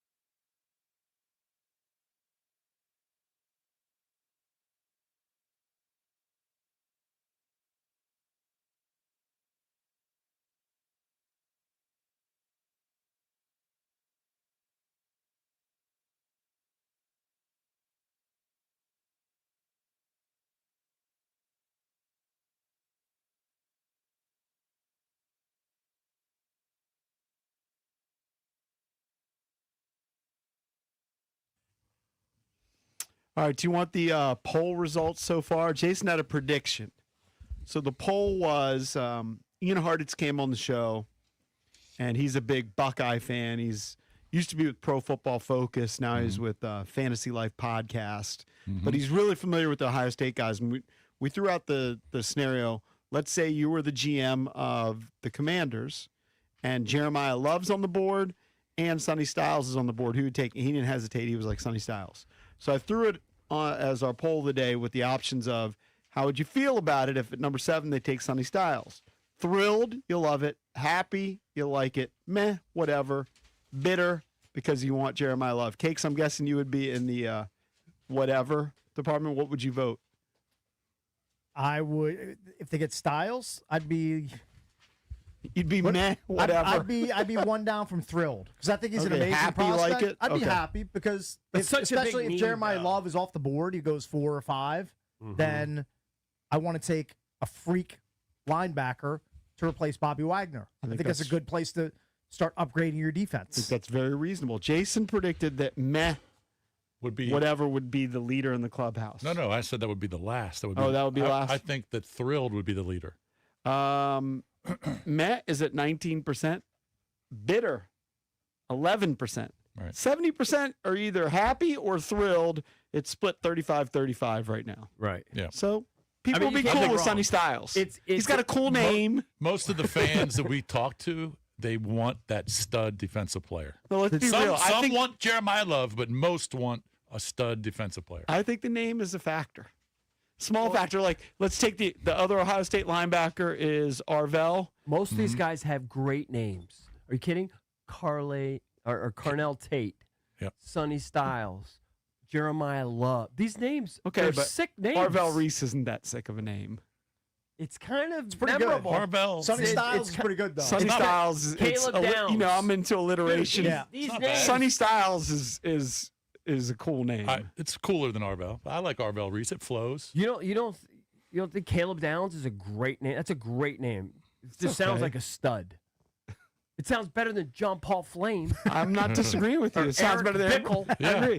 When you say Caleb Downs, it makes me think of the horse racing track. Churchill Downs? Churchill Downs? Way different. Oh, my God. So much different. So 35% each on Thrilled. 70% happy or thrilled. Yeah. You can vote at Junks Let me see. Radio. I'm going to go through the worst name, like of the top guys. These guys, okay. Fernando Mendoza, super memorable. I don't think it's an incredible name, but it's a fine name. By the way, caller number 10 right now at 1-800-636-1067. You can call in now. We're going to hook you up with 2 tickets to go see the Caps. Monday, March 9th, the Washington Capitals and MedStar Health are teaming up for Hockey Talks, a night dedicated to raising awareness about mental illness and continuing the dialogue around warning signs, treatment, and recovery. So that's a good deal. Caller number 10 at 1-800-636-1067. We'll hook you up with the tickets. These names are they're sick names. There's not one John Allville in here. Arvell Reese. Good. Jeremiah Love. Strong. David Bailey. Caleb David Downs. Bailey's a special name. Nick Boring? Okay, That's but it's better boring. than John Paul Flame, Eric Bickle, or maybe. Yes, I would it say is. it's up there with Jason Bishop. I would say similar, right? Kind of common. I think Bishop is better than Bailey. Yeah. Well, I think Bishop's a Bailey's chess good. piece. All right, right, hold on. Ruben Bain Jr., just memorable. It's because of Batman. Yeah. I think Take back your here's city. where I start. Spencer Fano, or however you say his name, not great. Francis Mwagwa, whatever, from Miami, not great. No, that's a no. But then we start getting It's into just hard good to ones. say. Jordan Tyson, great name. Sonny Styles, great name. Carnell Tate, great name. Keldrick Falk, great name.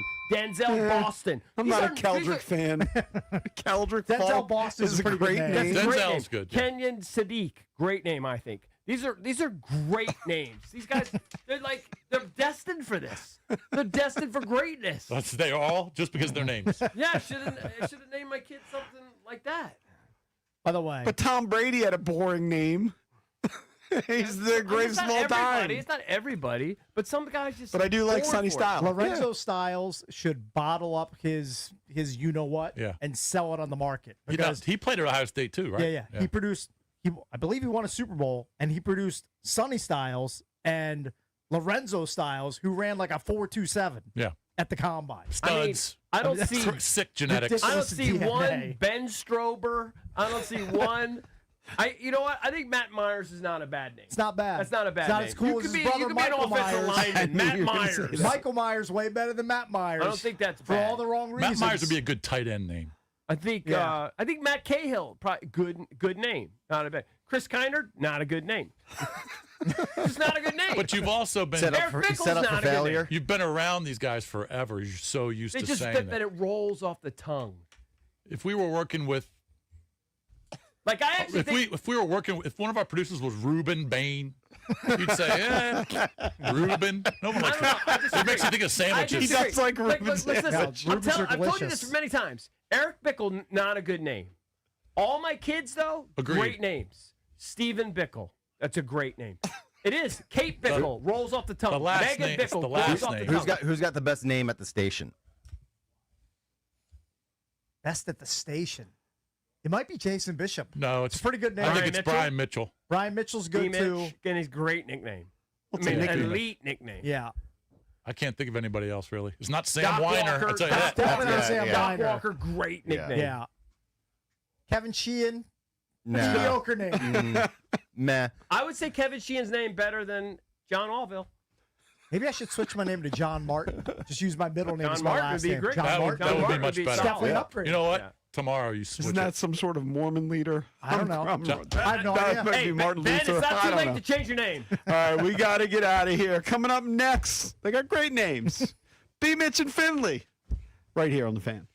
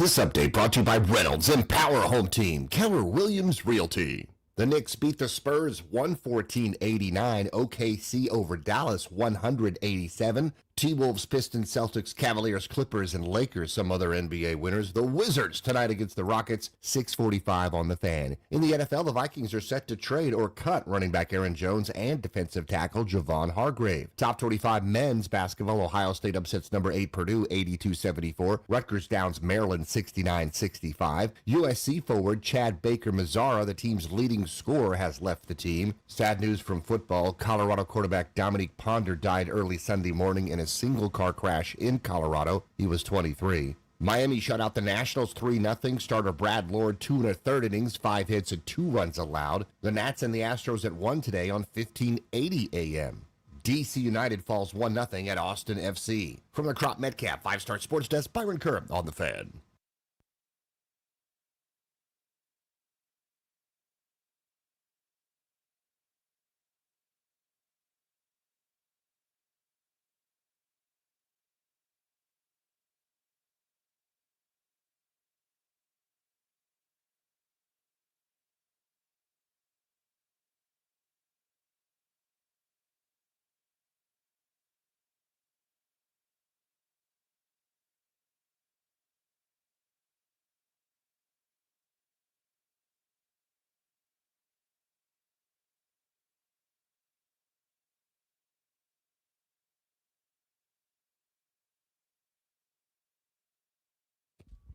Ladies act like gents.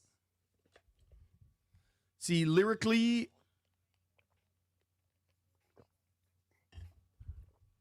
what up, everybody? It is 10 a.m. in the District of Columbia. Points Let me take you north, to the south, clean side. east, and west. Appreciate everybody hanging with us on Monumental Sports Network, listening to us in your car, listening to us on the Odyssey app. Wherever you are, we appreciate it because that's where we are. We're streaming today the old-fashioned way. And, Brian, I'm curious for you. Whenever White Brian sends me an email, my computer is like, don't trust this. This looks like spam. Mine did the same. I had a big red thing across it. Yo, it's like gigantic. Do not click this. So I say, look safe. But I've now told them that White Brian's emails are safe like 50 times, and they don't buy it. They don't trust White Brian. You are on Google's hit list, White Brian. I don't know what you've done. Better clear your He search did history, young something. man. Did something, Brian, man. What the hell is the problem? Yeah, I don't know. Good weekend. Obviously, last week was crazy with Indy and the Combine. This weekend, the Combine finally shuts down. B, I'm curious for you, as somebody who took part in the Combine and knows how crazy, like this notion that athletes are better, there's a little bit of, I think it's, I hear it too. There's a notion that athletes are just getting bigger, faster, stronger. And then I remember you telling me about Monty Coleman and his build. They're getting no faster, no stronger. The numbers would tell you they are. I just wonder if people are specifically training for these combine exercises to like max out at the combine. If you go back and you look at a lot of these combines, you've had 4-4 linebackers. The volume of speedy players with size has increased. Get more players that are doing it, but like, I don't think anybody going to the combine running faster than what Darryl Green ran. I don't think anybody at running back run faster than what Bo Jackson ran. I saw a clip from Bo Jackson on Instagram or something. Yeah. He sat down with John Gruden for an interview. Said he never lifted weights in his life. Said when he was with the Raiders, they made they had kind of a mandatory weight room, and he'd come in and like say what's up, and he would jog on the treadmill and leave. But that's what I'm saying. Like, some people are just natural. But like, that guy's obviously 101, but you have so much specialized training today. You know what I mean? Like, people, and I was talking to, what the hell, I mentioned this too, where you and I were talking, when I was talking about the combine stuff, where now you have someone training everything. Back in the day, you may have 1 or 2 people that was doing something. Today, it's 1,000 of them, hundreds of thousands of people training you specifically for things in the combine. So you get there and you might go out and do some unbelievable things at the combine. Can you do it every damn week on a football field? Sure. That's what I want to know. Does even what you've done at the combine translate to the football field? You know what I mean? Yeah, it's like they can read stuff, but like you always say this. You're not throwing away 3 to 4 years of film just because somebody did something, in the Bikini Olympics. You know what I mean? I'm just being real about it. So, like, I've seen some running backs put down some numbers. I've seen some quarterbacks put down some numbers. I've seen the linebackers, but I've seen it every year. It was I don't know if you watched any college hoops over the weekend, but you had, I believe, and maybe White Brian could correct me, but I believe you had the number 1 and number 2 teams in every major power conference play each other this weekend. Mm-hmm. And the ones kind of throttled everybody. The twos. So a couple college hoops games I was excited to watch were Duke UVA on Saturday. College hoops now is all Saturdays, by the way. Like, you look for a good game on a Sunday. Nope. But Saturday, you get the kids need some damn day off. Duke UVA was all Duke. Duke looks really, really freaking good. I just pulled it up. According to Lenardi, and I guess, like, the hardcore college hoops people now tell you, like, Lenardi is washed. That's just the world we live in, that, like, nobody's allowed to be good at their job forever. Lenardi has Duke as the overall top seed, which would mean Duke would be playing their Sweet 16 and Elite 8 games here at Cap One. Then Michigan beat the hell out of Illinois, I think. And I like Illinois, but Michigan kind of seemed to get everything together.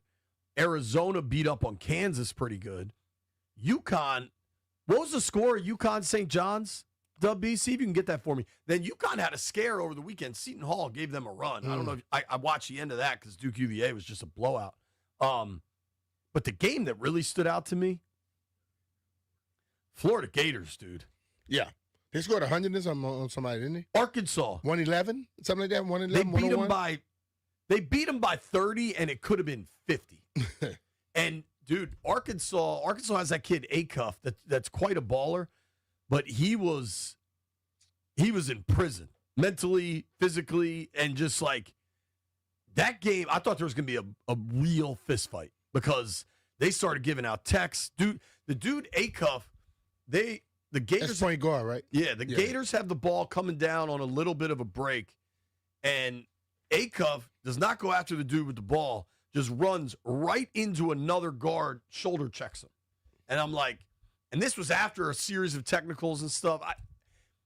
I don't know that Calipari, rather. Excuse me. I didn't mean to confuse my Italian coaches there. I don't know that Coach Cal has that Arkansas team under control, or perhaps that was a rough environment. Florida, I mean, they didn't tip that. I don't think that game tipped till like 8 o'clock. When you're playing in the game, normally, like, when you're getting whipped like that, that's normally how the certain teams react. Instead of just using that energy to try to hunker down, play some better defense, play some better offense, you want to try to do something stupid. It's not going to help you.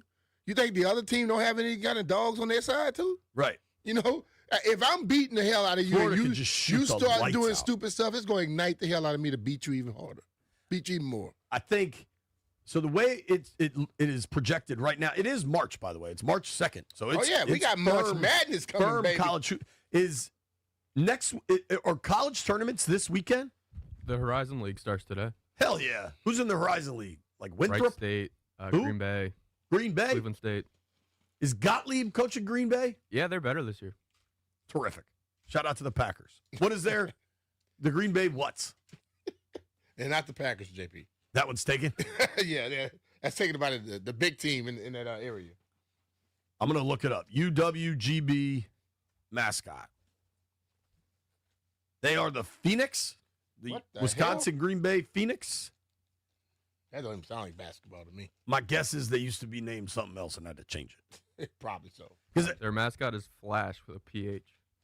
Sweet. What did they used to be called? Because they weren't always the Phoenix. I'm guessing they were something else. Maybe the Packers. They had to change it. Court case.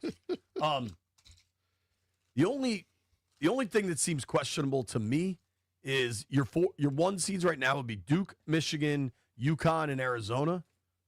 That would put Florida as the 2 seed in the South region. Florida as a 2 seed looks lethal to me, Mhm. dude. And I don't know that you can kick any of those one teams out because UConn's obviously proven it. Arizona's proven it. UVA going down like that was interesting.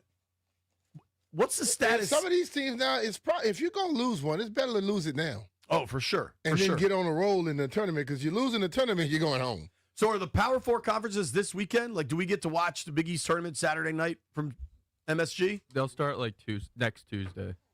So a week and a day. So Selection Sunday is not this Sunday, but the following. Yeah. So this upcoming Sunday will be the last regular season major conference games. Yep, and we'll get a lot of the small conference championships. So we probably get Duke Carolina this weekend? Yeah. Okay. That should be a good game. So, yeah, still a lot to be settled. Is Caleb Wilson back for the Tar Heels? Don't think so. The last game I saw, he was sitting on the sideline, chilling. That dude can go, He so can they play. need him back. But college hoops, it was a fun weekend. They're saving him for when they're going to play Duke. I bet they are. I try to stay up. I don't know if it's the last time, but you know how Gonzaga, the college, has been in whatever that is, the West Coast Conference all this time? Late Saturday night, like they probably tipped off at 11 after the Arkansas-Florida game, was St. Mary's Gonzaga, which has been like the heavyweight rivalry of that conference for a long time. St. Mary's always has like 15 Australian dudes. Gonzaga has like 8 French dudes. It's like a very international game. But I think, so they're trying to like remake the Pac-10, Pac-12, Pac-8, whatever that is. And Gonzaga is joining that for basketball. They are. I don't know why St. Mary's can't join it too. Well, I think they need to join because, like, what happens every year? They just run through that conference. They'll get to the Final Four a lot of times and don't win it. You know what I'm saying? So you have some competition throughout the year. All right, B. So the new Pac-12. this is indicative of how stupid all this stuff is. How many teams do you think the new Pac-12 will have? 8. 9. So you've got Oregon State and Washington State. And those two teams really got screwed by the Pac-whatever disbanding the first time. So you can have Oregon State, Washington State, Boise State, Colorado State, Fresno State, San Diego State, Utah State, Gonzaga, and Texas State. I mean, that's a wide geographic region. Wait. It's the Pac-12. Pac-12, they got 9. They got people from Texas? Yes. The rest of them geographically kind of add up. I mean, you're outside of Texas, you're only going as far east as Utah and I guess Idaho. Boise State's always been pretty good football. I feel like Colorado State Rams, Steve Sands' alma mater, has been decent. Fresno's been decent. Sandy had a nice game against the Rams back in college. What'd you do to them? 271 rushing, 205 passing. Up there or in Lafayette? They came down to Lafayette. They were killing us in the first half. They might not have been built for Lafayette. They came down there, and they were some big boys, bro. And at halftime, we were running up because we had this tunnel going back up to and the guy was like, man, I can't even breathe. Coach said, what you think? I said, Coach, they can't breathe. We're going right and left. Was it hot and humid? We got them. It was early. It was like in August, September. Colorado's not Good built old for game, Louisiana bro. summers. That second half, they had 205 yards rushing in the second half. So if you went for 270 and so you had almost 500 yards of offense. Did you ever have a 500-yard offense game? I don't think I did. No. I think I broke that record by having a 343, 134 against Brett Favre. The young man that you let wear number 1 down there, what was his name? I'm forgetting. Levi Lewis. Levi? Did he break any of your yardage records? Levi was more of a passer. He didn't run the ball a lot. So he broke some passing stuff. So are your rushing records still standing down there, do you think? The running back, he beat me by like 200 or 300 yards. For a season? For the career. Okay. He's also a running back. Yeah. So, I mean, you were doing 2 things. Yeah. So any quarterback rushing record is still standing. Oh, yeah. Probably by a significant margin. They're not close. Yeah, I believe that. Yeah. So I didn't text you on this. I'm mad. I didn't realize TGL was on last night. Did you watch You it? text me, man. I didn't know. I found out this morning. I PGL'd. I played golf. How'd it go? Went well, man. Where'd you play? At Woodmore? Woodmore. Shot bad, bro. Shot bad. Everybody out there, man, you should come bet me right now. Who were you playing with? How much money did you take off him? Nah, me and Jerome played. Jerome didn't want to bet no money, man. He's smart because you shot a 79 in your first round Nah, of the year. man, I didn't shoot that low. That's what you told me out there. I did pull up, and my buddy Butch was on the putting green. I said, Butch, I want some of that right now. Let's go, dog. Nah, I'll get you later. I didn't know I was gonna shoot like that though, dog. It was a little windy too, dude. So smacking it, Jay. I just went and hit balls for like a half hour. You know, I think the indoor golf helped. Play just like warming up. I've been playing indoor a lot. Where at? This place called the number one golf lounge over in Virginia. That's cool. It's kind of like the TGL setup too. Yeah. Right. So I've been doing that a lot, and you hitting into the screen, you don't think it's really doing much. You get into a rhythm, and you get out on the golf course, and you're like, damn, it's good. That's great. Mm-hmm.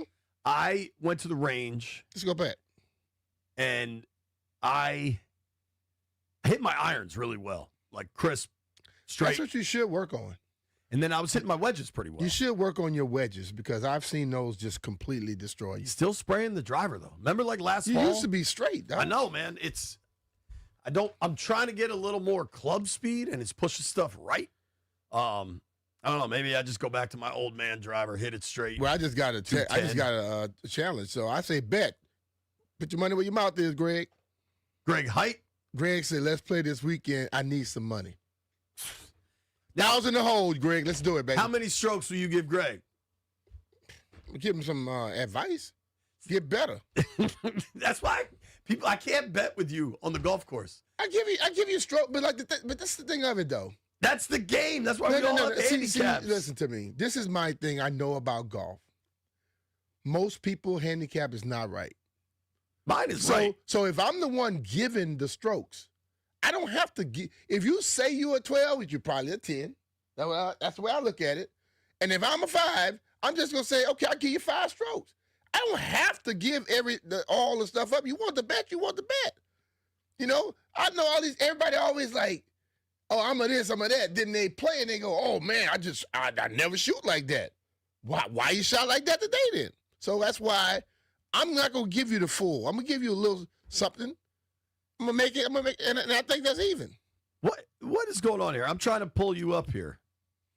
Who? On what? On gin. Gin. I don't know that it's gin. It's gin. What's the H for then? It's GHIN. It just don't. It's there. It don't make no. What you want to pull? What you want to pull me up? I haven't been putting in scores because you don't have to put in scores in Maryland in this area. See?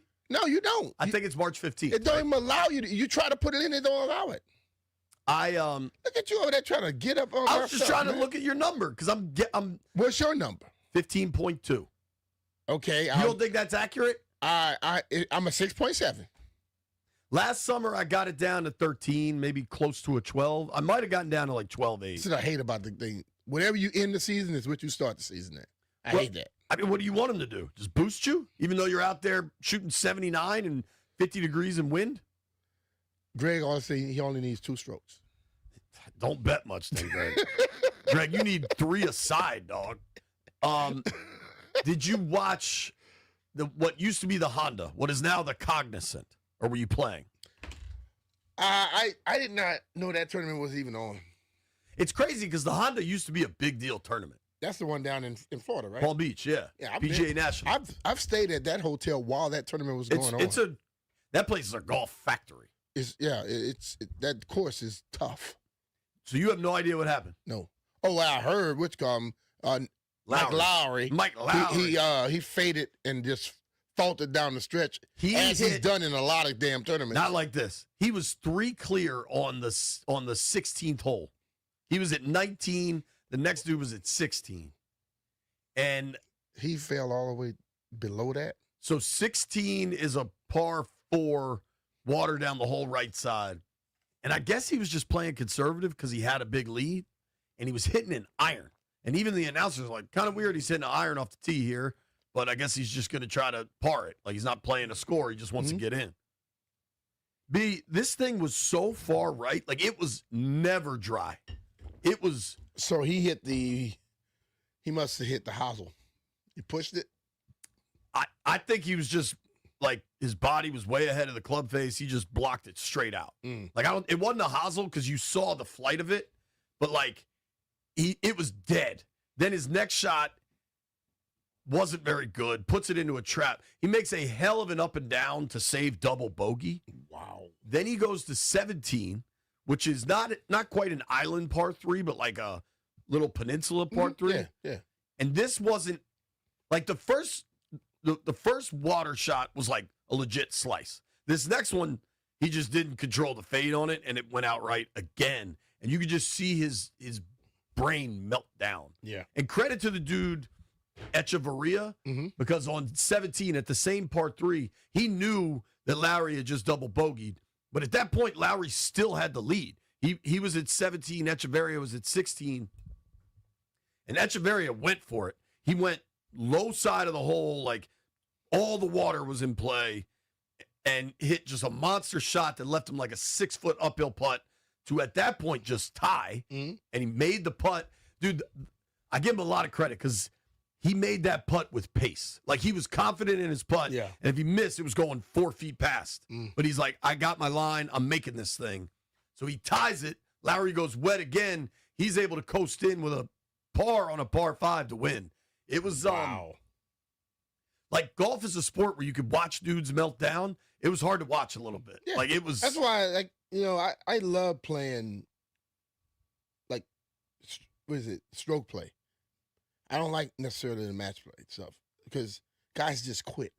That's why I like match play. And I hate that. Like, even if I'm playing a person and I know I'm winning a hole, I want you to still fight because I'm not quitting. I don't care where I hit mine. I'm coming. I've seen you under trees. And I know how people just. The shot you hit on 17 at Columbia that day, we were playing with the Kellys. Unbelievable. We have to break. Jeff's Stuff correct. happens, man. Nobody go anywhere. BMitch Finlay just getting warmed up.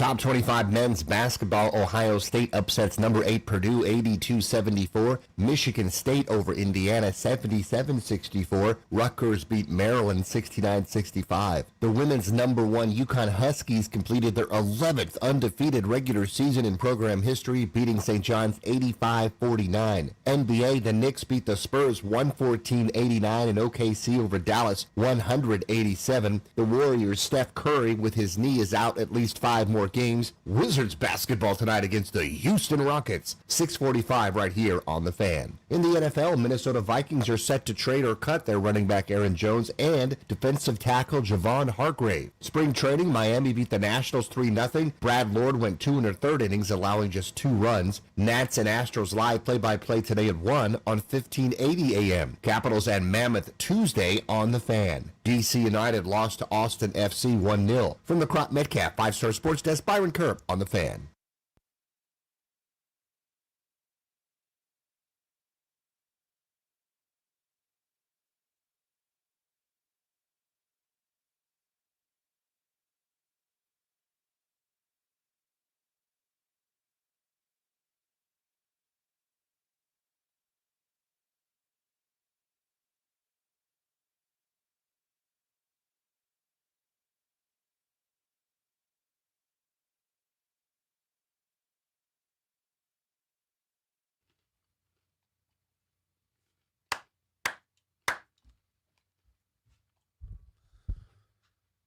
BMitch Finlay, 106.7 The Fan.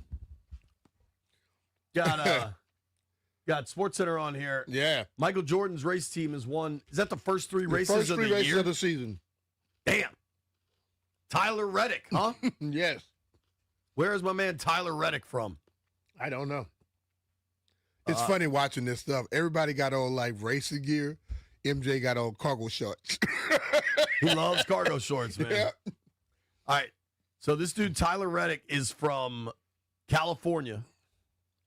Can you guess how? So he is the first driver to win the first 3 races of a NASCAR season since maybe ever.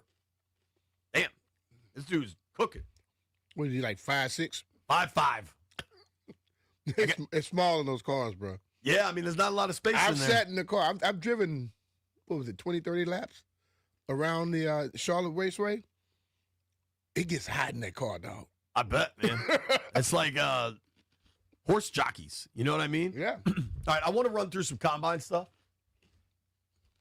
So last week we talked about the performance Sonny Styles put together. Yeah. Which was pretty damn incredible.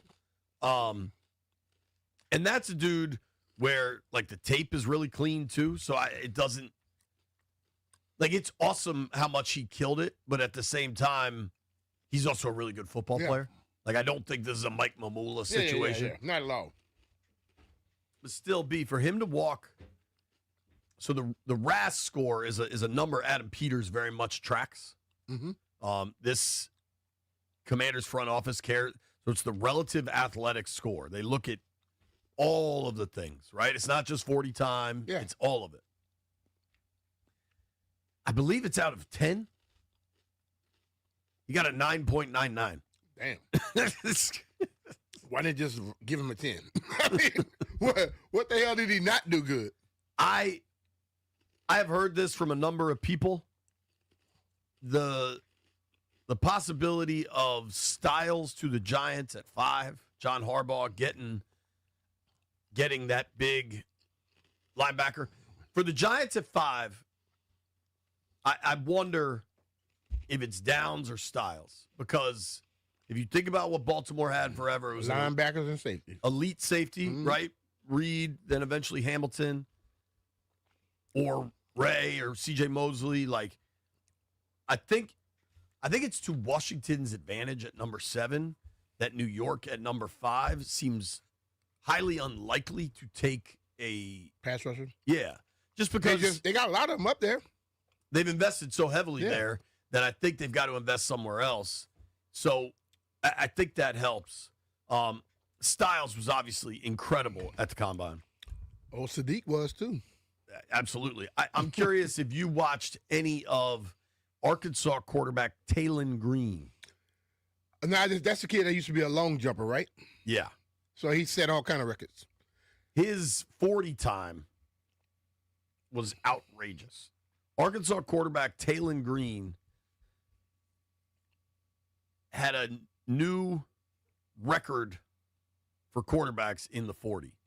I think he ran a 4.3. 4.3 something, yeah. I saw that. I didn't see him run it, but I was looking over some You know what? information. I kind of felt he'll be good in the broad jump. You know where I've learned I think the best way to absorb combine content is? Where? Instagram.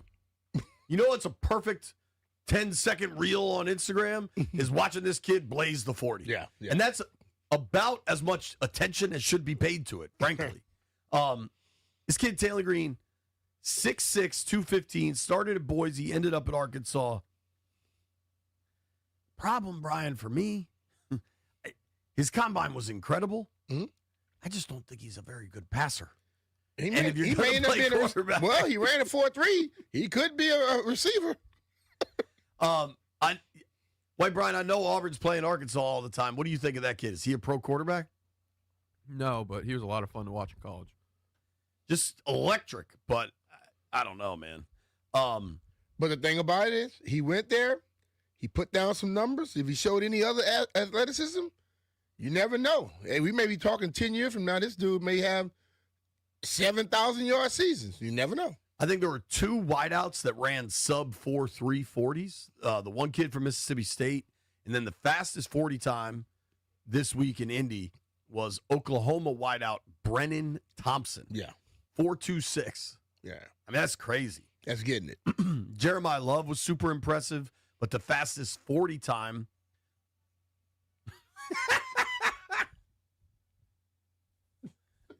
What's up, Jeff?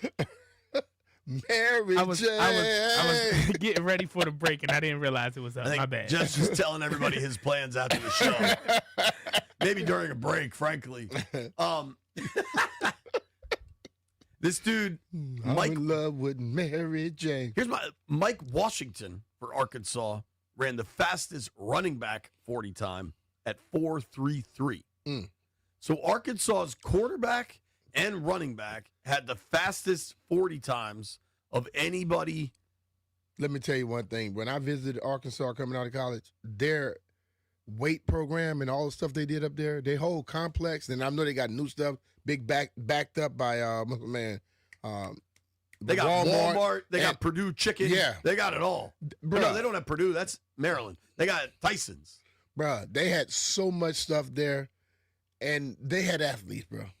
Mike Conley, his dad, the basketball player, his dad was a triple jumper at Arkansas. You know what the Razorbacks' record was last year? What? 2-10. Like, I don't know. Well, those kids say, "Wasn't our fault. We can run. We just have nobody blocking for us." I mean, clearly they got some kids that can run. Jordan Tyson, the Arizona State receiver. Did you hear about the controversy? So he put up 225, 26 the way times. I saw that on the reel this morning. They were like, "Do these count?" What do you think? They all hit they all hit his chest. They were saying that like his butt came up off the bench. Yeah, but you know what? You know how hard the technical fans and analysts on social media claimed his glutes left the bench during the lift. A technical foul. Let me just say this. That's if you're lifting weights in a damn competition where they tell you keep everything down. You know it's harder when you bust off the bench to really lift. It's harder. So doesn't that just make it harder? Like strain on your lower back. He was pushing them. So I have no issue with it. If you look at how fast everybody's doing it, everybody's bouncing it off their chest any damn way. So what did you? It was 225, right? What did you do? I'm guessing 19. 19. That was that. Was it? And I racked it. Pretty good guess. Could have done more. I didn't feel like I had to. I'd already beat the other quarterbacks. I got a player that is kind of polarizing, and I wonder, in a quarterback without drafts, in a draft without quarterbacks, Mendoza's going to go 1, Simpson will go first round, I believe. Maybe higher than we expect because that often happens with quarterbacks. Carson Beck, I think I mentioned this to you. So Tuesday night in Indy, I think, we had dinner at Harry and Izzy's, and Carson Beck was at the table next to us with his agents. And I could tell who it was, and it wasn't until he, stood up to leave that we were able to identify, all the prospects in Indy pretty much wear their official NFL, combine uniform for they always are wearing it. I wonder if they're told to or what, but, you see these guys just walking around on the street almost always wearing their gear. And when he stood up, the guys I was with having dinner, and this was football people, were all like, oh, that's got to be a tight end. That dude's huge. And then we realized it was Carson Beck. He's massive. 6'4", 220. I don't know what they list him at, what they measured him at. He was getting booed by the crowd in Indy presumably because he played at Miami and was at Georgia the year before. And, there were battles against the Hoosiers in the playoff. But, dude, last year at Miami, he completed over 70% of his passes, 3-to-1 touchdown to INT ratio. Is it just that he's kind of a douche and that's why he's not this dude has been good. He was good at Georgia. He gets to the combine and he starts and if he threw the ball well, somebody's going to take a chance with him. He's definitely going to get drafted. I'm just saying, and I know watching the games with Miami, there were multiple moments where he just didn't impress you. But, in a draft with no quarterbacks, how is this dude not more of a consideration? Man, but you look at the game before the championship, he had some plays. So I don't know. He didn't do on-field stuff, I don't think. But people are saying Nussmeier, the LSU kid, will probably go ahead of Beck. He shouldn't. No. and Nussmeier wasn't good. Right. At all. Lee Armstrong somewhere cursing us, but that's just some people, you get a reputation early. Yeah. If people thought you were good and they start promoting you before you do anything. And when you mess up, guess what they keep doing? Promoting you because they don't want to ever come out and seem like they were wrong. Like another quarterback when he comes out. Unless he just have a knockout season. Manning. He's been promoted already, bro. We're going to open these phone lines up about 11 a.m. Nobody go anywhere. It's BMitch Finlay.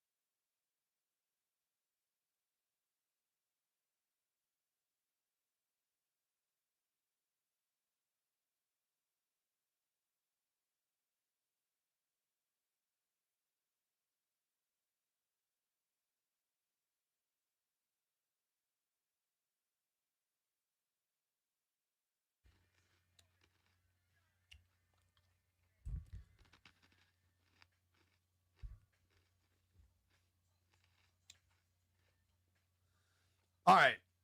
Maybe I'll text Doug or Amelia. Let's address the weather. Saturday afternoon was beautiful in our area. Outstanding. You were winerying it up? Yeah, I was at Lark and then Cuatro Goombas. They got the wine slushies. Ooh, I like that. Real good. Dude, you guys always do it. You should go to, if you ever want to go to Barrel Oak, it's my buddy's family's, and we'll get you set up. They'd love to host you, I'm sure. Where's that at? It's out by Greg's house. It's beautiful. Out that way? Yeah. Ooh, man, I need to really pack a lunch for that. It's beautiful, but it's out there. I'd say I've been from my house to get out there. It took about an hour. Oh, it'd be shorter for me. That was with no traffic. Yeah, I bet you could get there in 30, 40 minutes. Yeah. What city is it considered? I don't know, dog. They got cities out there. Well, what's town? Let's get it right. Delaplane, Virginia. Oh, Delaplane. Okay. It's beautiful, and actually, Lauren made a big pot of spaghetti last night, and Greg is past that. He said he's like 10 minutes past it. Yeah, it's more than 10. We had a cab franc from Barrel Oak last night with the spaghetti. It was excellent. So if you ever want to get out there, tell me. Or maybe I should text Monica or Maya that. We had the same conversation before, Jen. I told you I wanted to go out there. Okay. You forgot? You haven't. When do you want to go? I don't know. I told you then. Whenever. Set it up. It's set. It's set. Okay, we going tonight. I'll text him. I don't think you're going tonight, but I'm not. I'll text him. Not tonight. Saturday was beautiful. Yesterday was pretty nice. Dude, I think I texted the thread. I don't know, Friday night maybe? I don't know where I was, but I drove. Like, I don't live far from where the river sewage spill is, but I was like down there. Did you smell it? Bro, it's bad. That's why I'm not going. It's bad. It stinks. Jeff, you are an avid outdoorsman, fisherman. With nice weather, I'm sure you wanted to be doing something. Did you do something? I actually went on a jog. That's it. I went on a jog because it was in your neighborhood? Yeah, just in my neighborhood. As far as fishing and all that, it's crazy. I'm gonna get a guest on later this week. DC is about to lift. They're talking about lifting the I ban. saw that. How? I don't know, JP. And so are they thinking it's gone, or that since it stayed in place? It place? doesn't smell gone. They're testing. They're testing for things today. It's not going down the river. It's stuck over there where y'all at. I think it's all now just in the C&O. It's just stuck. It's gross. I know that much. Nasty. Well, we know it stinks. It's gross, dude. Did they ever figure out who was responsible for it? It's politicians, man. Everybody's blaming each other. It was a ruptured pipe that they say they always knew that they had to fix it, and they didn't. So whoever didn't fix it is their damn fault. If you knew it was a problem and you didn't fix it, it's your fault. Like, the spill is obviously on the Maryland side of the river, but the land where it happened is federal land. Mm-hmm. So, like, and apparently it's like the poop's coming from Virginia. So I think everybody's blaming everybody. And the reality is, it's probably just like, it's obviously a much wider scale. Probably not that different than what they claimed wasn't sewage burst at FedEx 5 years ago. If you don't take care of stuff over time. Yeah, it's going to burst. Like, little cracks become big cracks. I don't know, honestly. But this weekend was some of the nicest weather we've had in a long time. Today, we talking about snow. It's cold again. Yeah. Today is cold. And I know Doug always tells us not to look at the weather app on our phones, but it's the easiest thing to look at because it's already there. Well, I look at mine because the Golf Channel used to use it, and they need to know what the weather is. You're a dark skies guy, right? Well, dark sky is sold, so now they're just a regular Apple app. All right. Today, high of 39 degrees. Right now it's 35 degrees with some wind blowing. Mm-hmm. 65% chance of snow again. Today or tomorrow? This evening. This evening. Damn. Which I couldn't be more out on that. As long as it's gone by this weekend. My phone is saying rain every day. Tomorrow, 95% chance of rain. Wednesday, 70% chance of rain. Thursday, 65% chance of rain. But at least it gets warm over the weekend. Yeah. Friday, it's saying thunderstorms. Yeah. Probably because the cold and the hot weather. Saturday looks perfect. 51 is the High of low, 80 is the high. I Right. may be on a bike and playing golf. And sunshine. It looks like we're breaking through next week to just. I always said winter isn't over until St. Patrick's Day in the DMV. You got to get through mid-March before it's over. But damn. The most Mitch Tischler, the people that love snow with their whole heart, nobody still wants snow anymore. Yo, I used to love snow too, but this year, I'm over it. Dude, my kids, I don't one mind, big I snow don't a mind year. if snow comes in. I just don't want that ice stuff that we had. Because the snow hits and goes. That ice stuff, you still got piles of that stuff still there's around. still piles in my neighborhood, man. Yeah, but y'all stuff y'all didn't do y'all's right. There's significant snow piles. All y'all got a lot of trees and stuff too, right? Yeah. Yeah, it's like one part of my neighborhood. You know, you turn in my neighborhood and you make the left to come to my house? That right on that corner where all those trees are, huge. You're listening to BMitch and Finlay. Nobody go anywhere.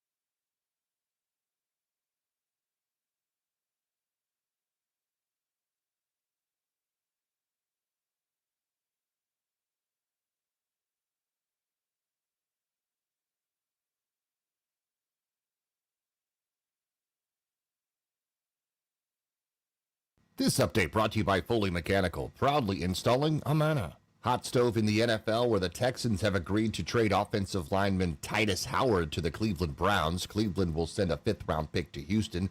The Kansas City Chiefs informed right tackle Jawan Taylor that he will be released before the start of the new league year. NBA basketball tonight in the nation's capital as the Washington Wizards face off against the Houston Rockets, 6:45 p.m. on The Fan. Warriors' Steph Curry with a knee is out at least 5 more games. Spring training, Miami shut out Nationals 3-0 today at 1. The Nats and the Astros on 15:80 a.m. DC United fell to Austin FC 1-0. United takes on Lionel Messi Saturday 4:30 from M&T Bank Stadium. When your HVAC misses at the buzzer, call Foley Mechanical. Heating, cooling, and radiator repair across D.C., Maryland, Virginia. Locally owned, never franchised, Foley Mechanical. Proudly installing Amana. From the Crop Metcalf 5-Star Sports Desk, Byron Kerr on The Fan.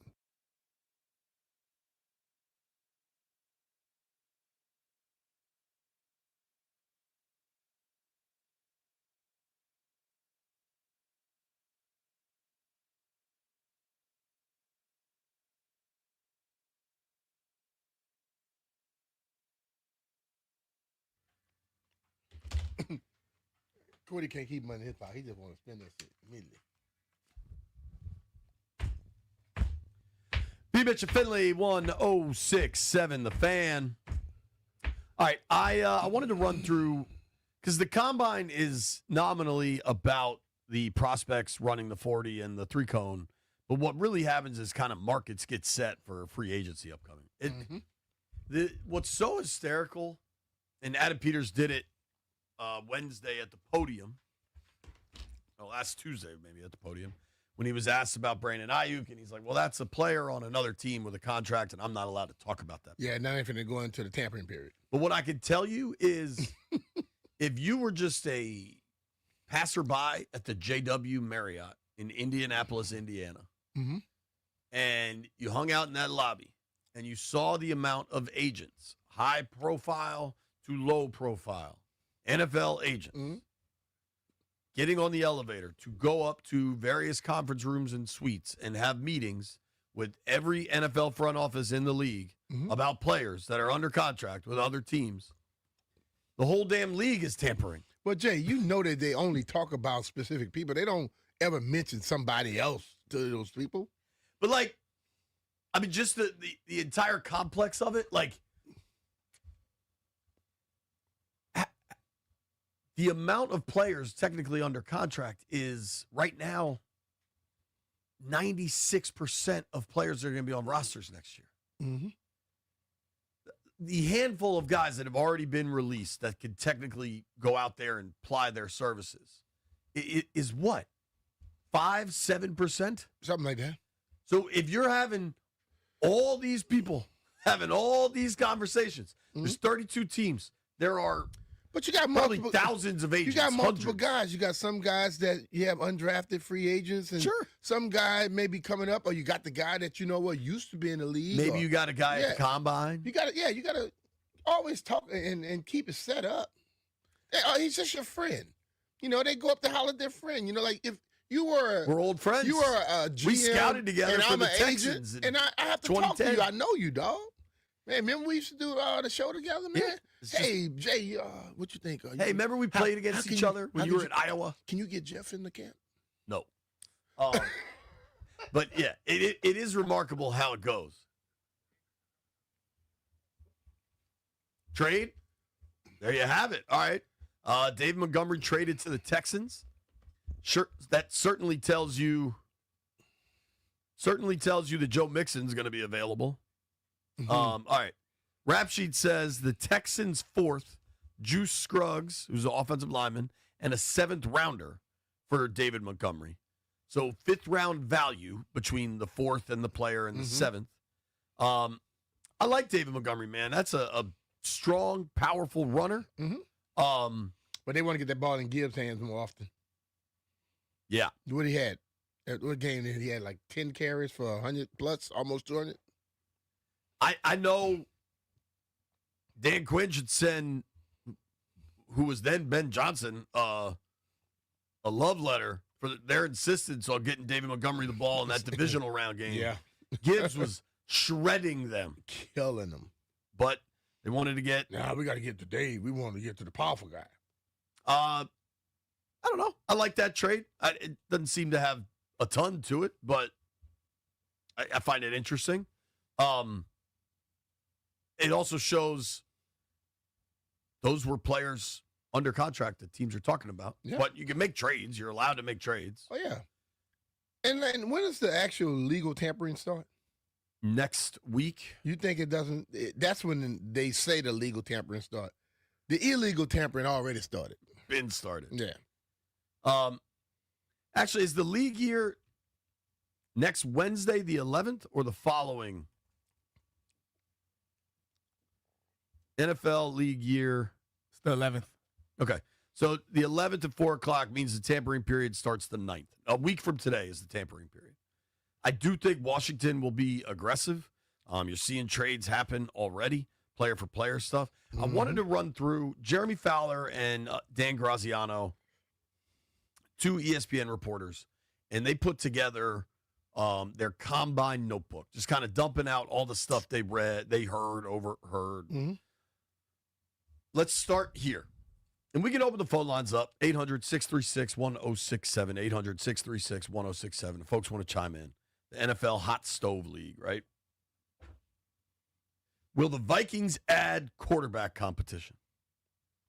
I had one conversation with one dude in Indy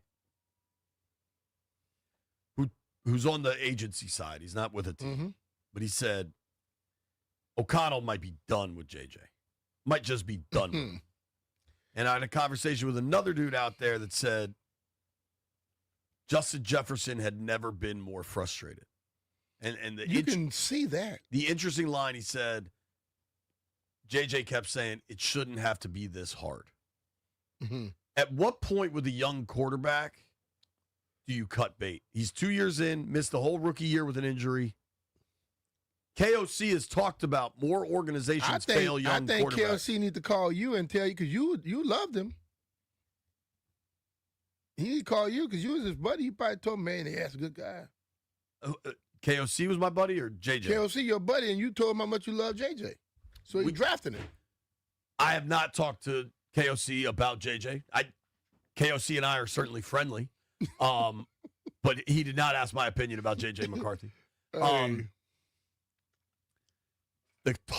I've heard this from a couple people, and then Graziano wrote it on ESPN.com. Mm-hmm. Geno Smith to Minnesota. A lot of people are making the connection with Kirk Cousins. But I've also heard that is not the connection that people are expecting. Kyler Murray to Kevin O'Connell with the Vikings. But do you want to eat that contract with Kyler? Where are you on Kyler just going forward, period? Listen, man, when Kyler got drafted, I thought he was tiny. And the thing that makes him go was his speed. He's had some injuries now where he can't do that anymore. So he's not going to be effective as a quarterback if he can't run. Listen to these former starters, a number of whom have made an outrageous amount of money. Kyler Murray, Geno Smith, Tua Tagovailoa, Kirk Cousins. Kirk's definitely going to be a free agent. Yeah. I think it's very possible the other three get released as well. Mm-hmm. So then if they are true free agents, if they're released, you're not worried about the contract. You're not worried about having to deal with the dead money and all that. That goes to Arizona, Vegas, and Miami, respectively. Of that group, who are you most interested in? Kyler, Geno, Tua, Kirk. Kirk can still play. And he does, you know what he can't do. But he's capable of going out there and if you get enough around him, you can win some games. I just read a thing where it said Kirk Cousins, they showed the worst free agent contracts ever. That Atlanta one? And they showed the one in Atlanta, and they say Kirk Cousins' agent should be in the Hall of Fame.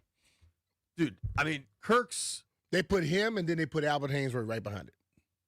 Well, it was the only thing that made the Kirk contract so dumb is that they drafted Penix a month later. Yeah. Like it just. I think the thing with that though shows me that they saw something with those medicals later.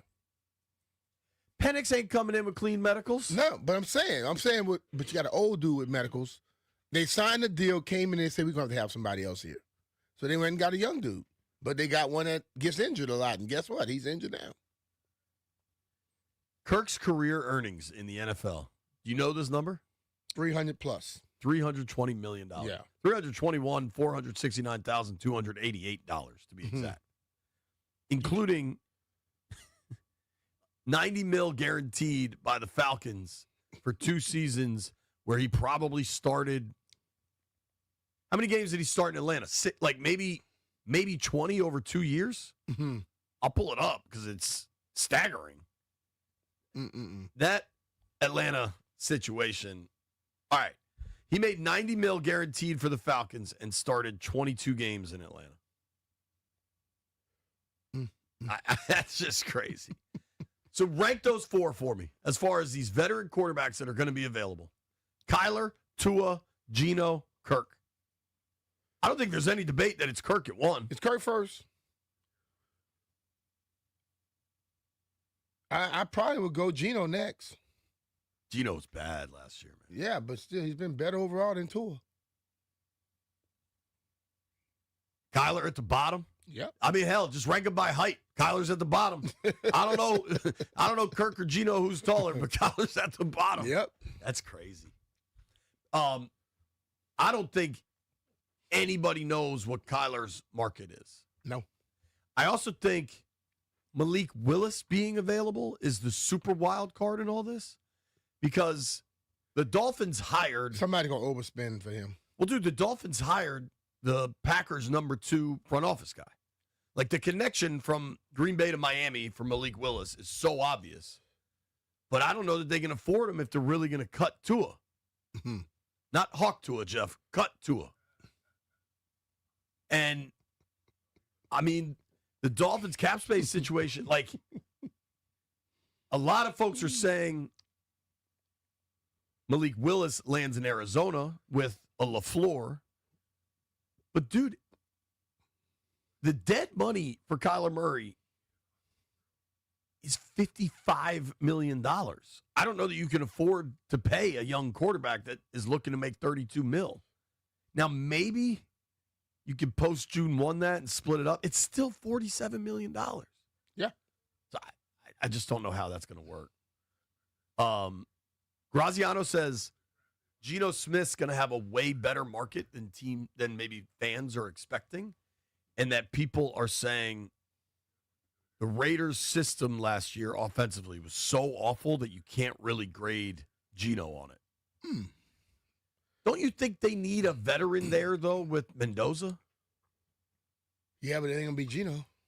Geno still can be a starter somewhere.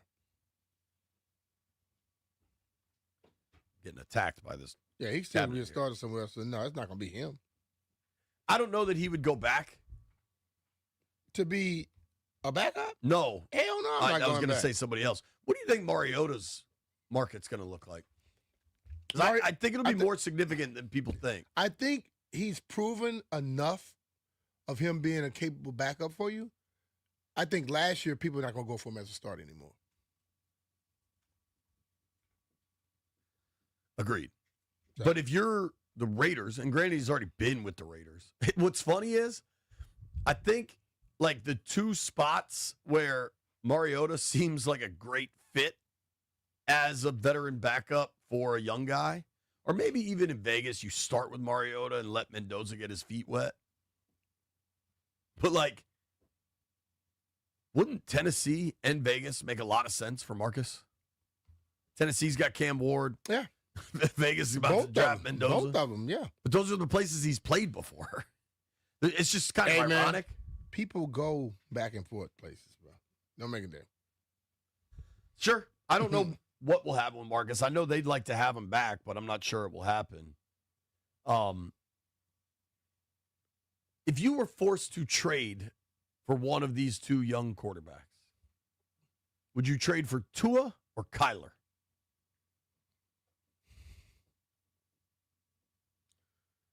I'll still go Tua. You know what I mean? I'll still go Tua. I don't need Kyler has more issues now to me than Tua. I think Tua has a little bit of crybaby to him. I think he has a little bit of pouting, like things aren't going great. Mm-hmm. I think you saw that with Brian Flores, how the reports got out in the media that Flores was too mean to him or whatever. But I think Kyler isn't all football all the time.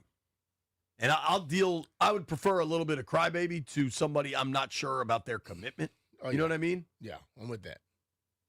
I wouldn't really want to trade for either of them. But for the Dolphins, dude, the Dolphins are telling people there's trade talks going on.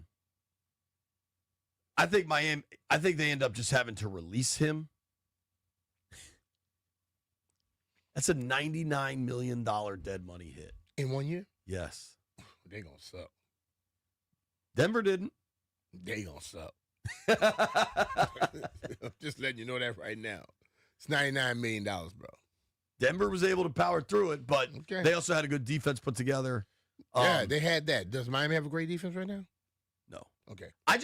People keep saying Miami for Malik Willis. I don't know how they can afford it.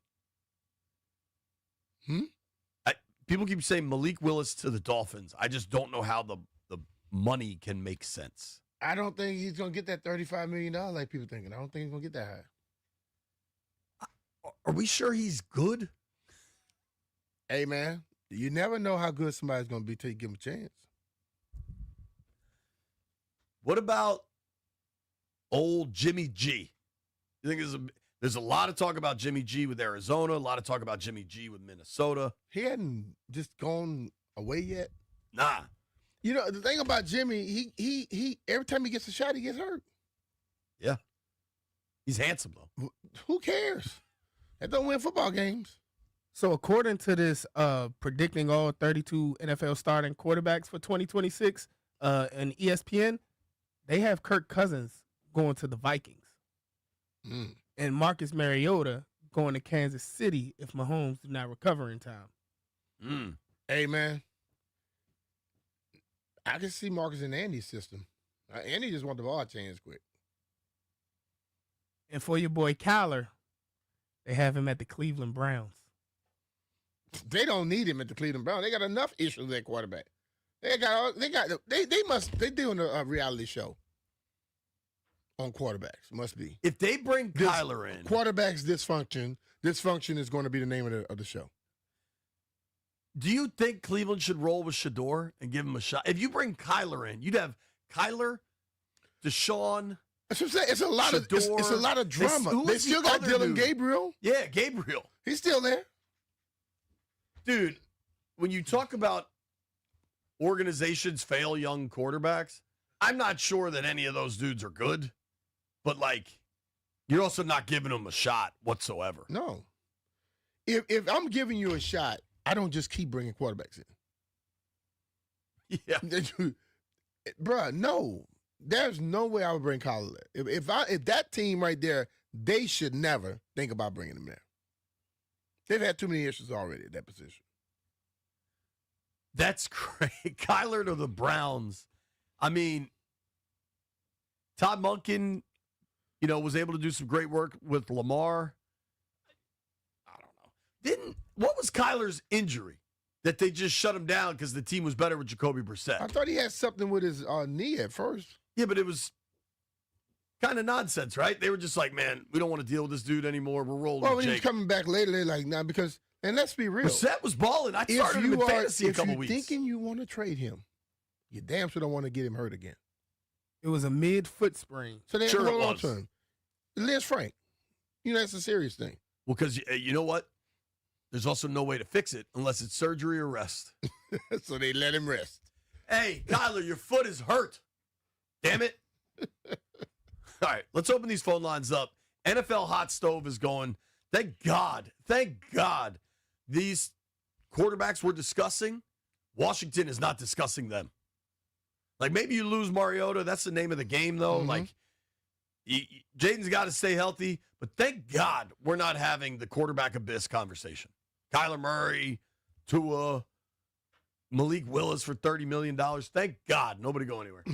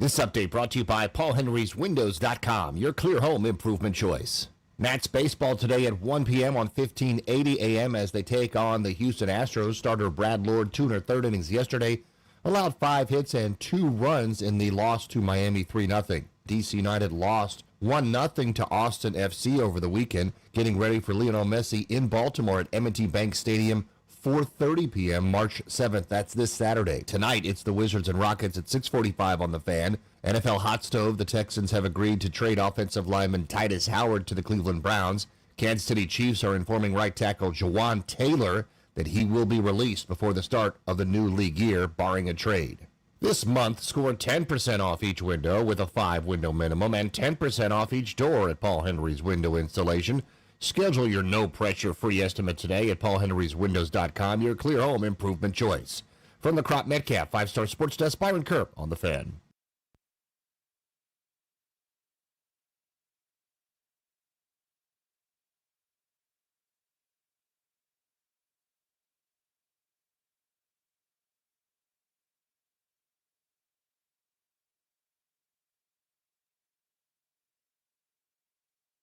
I really fit. East Coast, West Coast. BMitch Finlay, 1067 The Fan. 800-636-1067. 800-636-1067. We're going to open these phone lines up. Talking some NFL free agency. We're a week out, man. Things are happening. David Montgomery just got traded to the Texans. Going to open some stuff up for Jahmyr Gibbs in Detroit. I would guess, and I'm sure this is already on the internet with all the fantasy sites, with Montgomery out in Detroit, Gibbs might become the number 1 overall fantasy pick in fantasy football. If they use him a lot. Got to figure they're going to, right? He didn't want relief, though. He loved that dude being there. You like having the banger, right? You don't have to go do all that dirty work. So we're running through kind of combine buzz. People are talking about, Jimmy Garoppolo and this and that. I do think talking with people there and you're in Indy, it seems like they really don't want to let Alec Pierce go. But the more complicating factor is Daniel Jones. I'm not sure Danny Dimes has a massive free agent market, but I do think Minnesota would try to go get him if he hit free agency. Ooh. I think the Vikings would bring back Daniel Jones. I think that would be their number 1 pick of what they could do. What did he hurt? Achilles. And where did they play on? What they play on? Yeah, turf. Ain't no way I bring him back. I hear you. Then again, he was there. He was there, but you don't know what he's going to be. That Achilles thing is different, man. So they would have to know something if they want to go put that money, invest that in him. I think the Daniel Jones contract is just so complicated because of the injury. Yeah. It's complicated, but listen, I still will go with Kirk before I go with Daniel Jones.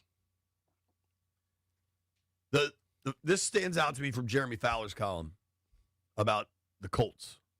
The team has made it clear to Pierce that he will be a Colt, either through a tag or a long-term deal before the new league year.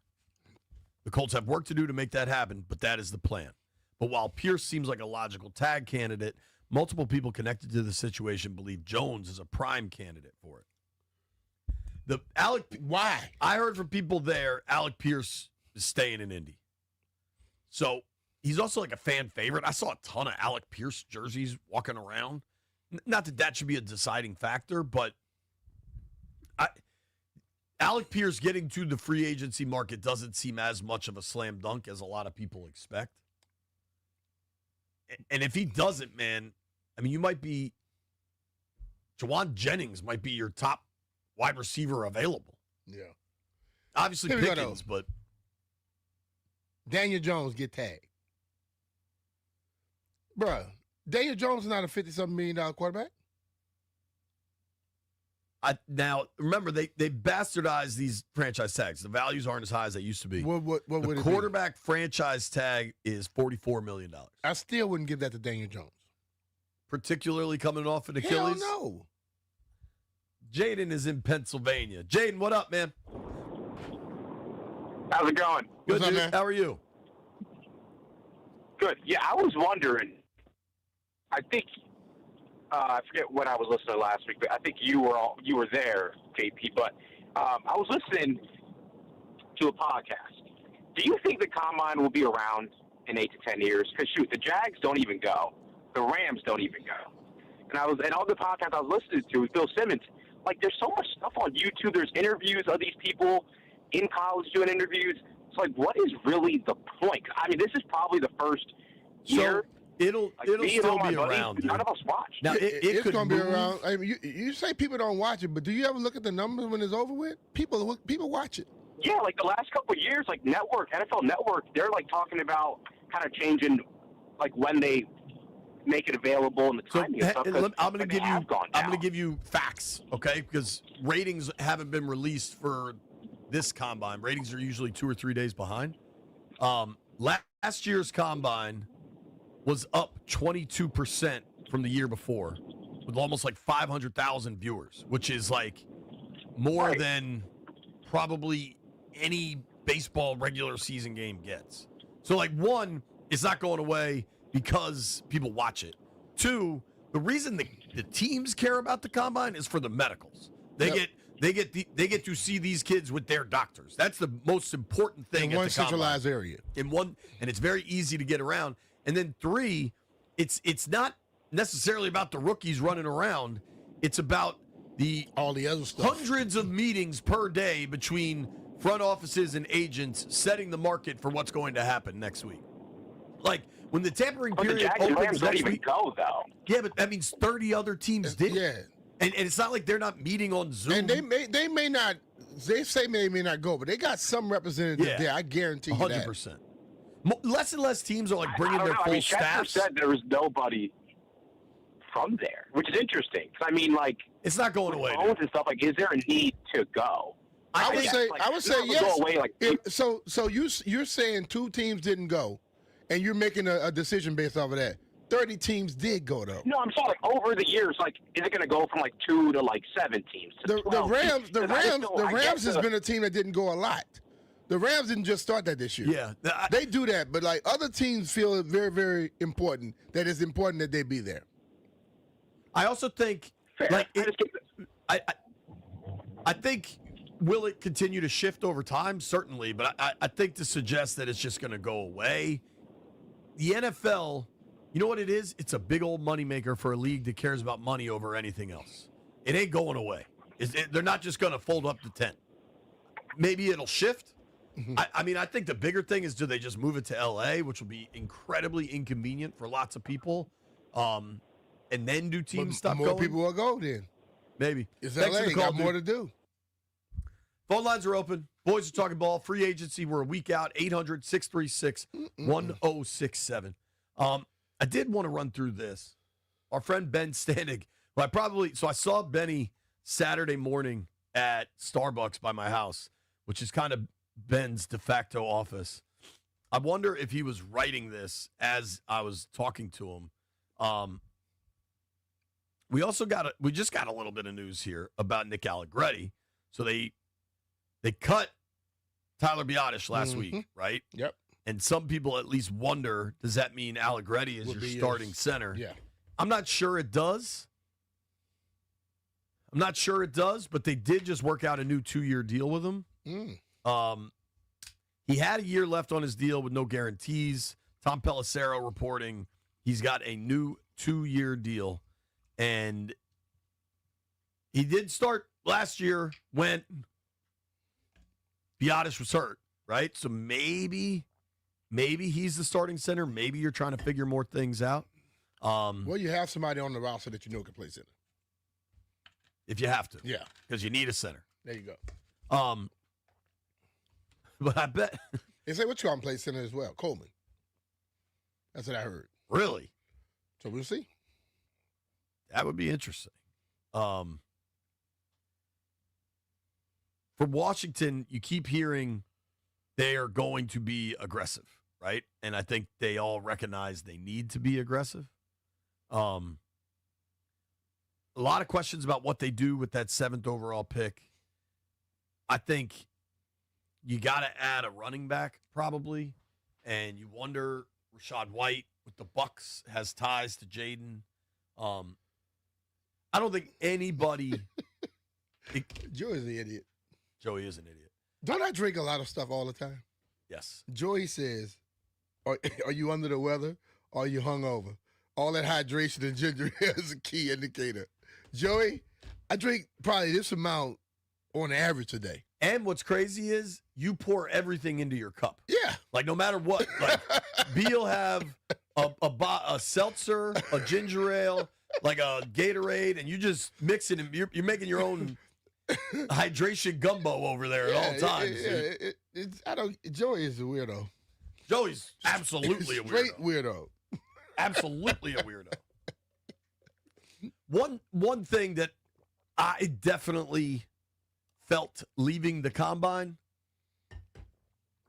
I do not expect Deebo Samuel back in burgundy and gold. Okay. Do you agree with that? Yeah, I think that price is going to be too much. Yeah. That's what I think. I think there could be even more there that the year went okay, but it just wasn't what anybody was expecting on all parties. I don't expect Deebo back. Nah. I'm very curious what they do with Chris Rodriguez. I'm very curious what they do in the running back room. I wonder if they spend a little bit of money for somebody like you know who's been good in Atlanta? Algier. Mm-hmm. Something like that. I think Rico Dowdle, with the year he had in Carolina, I think he'll command real money, but maybe you give some real money. I think there will be, I won't be surprised anyway if there's a real veteran running back with real experience beyond just Bill. Yeah. And I don't know. I think a lot of things could change. The tight end situation I find really interesting because I don't think they're going to go top of market. Everybody's going to talk about Isaiah Likely or Chiga Conquo. Mm-hmm. I don't see that happening. So where the money going to be spent at? I think they're going to spend a lot of money for one of these top DN prospects. Okay. I still think it's Mafe. I would love that. Talking to people from the Chargers, I'm not sure Oweh gets out of there. And if he does, I'm not sure he's not going to Baltimore. I think Mafe is target number one. Okay. And I'm good with that. I really am. I also think they're going to be looking around at corners. I do think they want to keep Jacob Martin. If you watched the games last year, you should want to keep Jacob Martin. Yeah. So I did want to find I think the really most intriguing thing is going to be Brandon Ayuk and what that looks like. I think there are a ton of tight ends further down rosters that aren't big names that I know they're meeting with or discussing internally, technically. So I could see other tight ends coming in. I just don't think it's going to be somebody that's getting $12 million a year. Okay. We're going to talk some college hoops at noon. It's BMitch Finlay.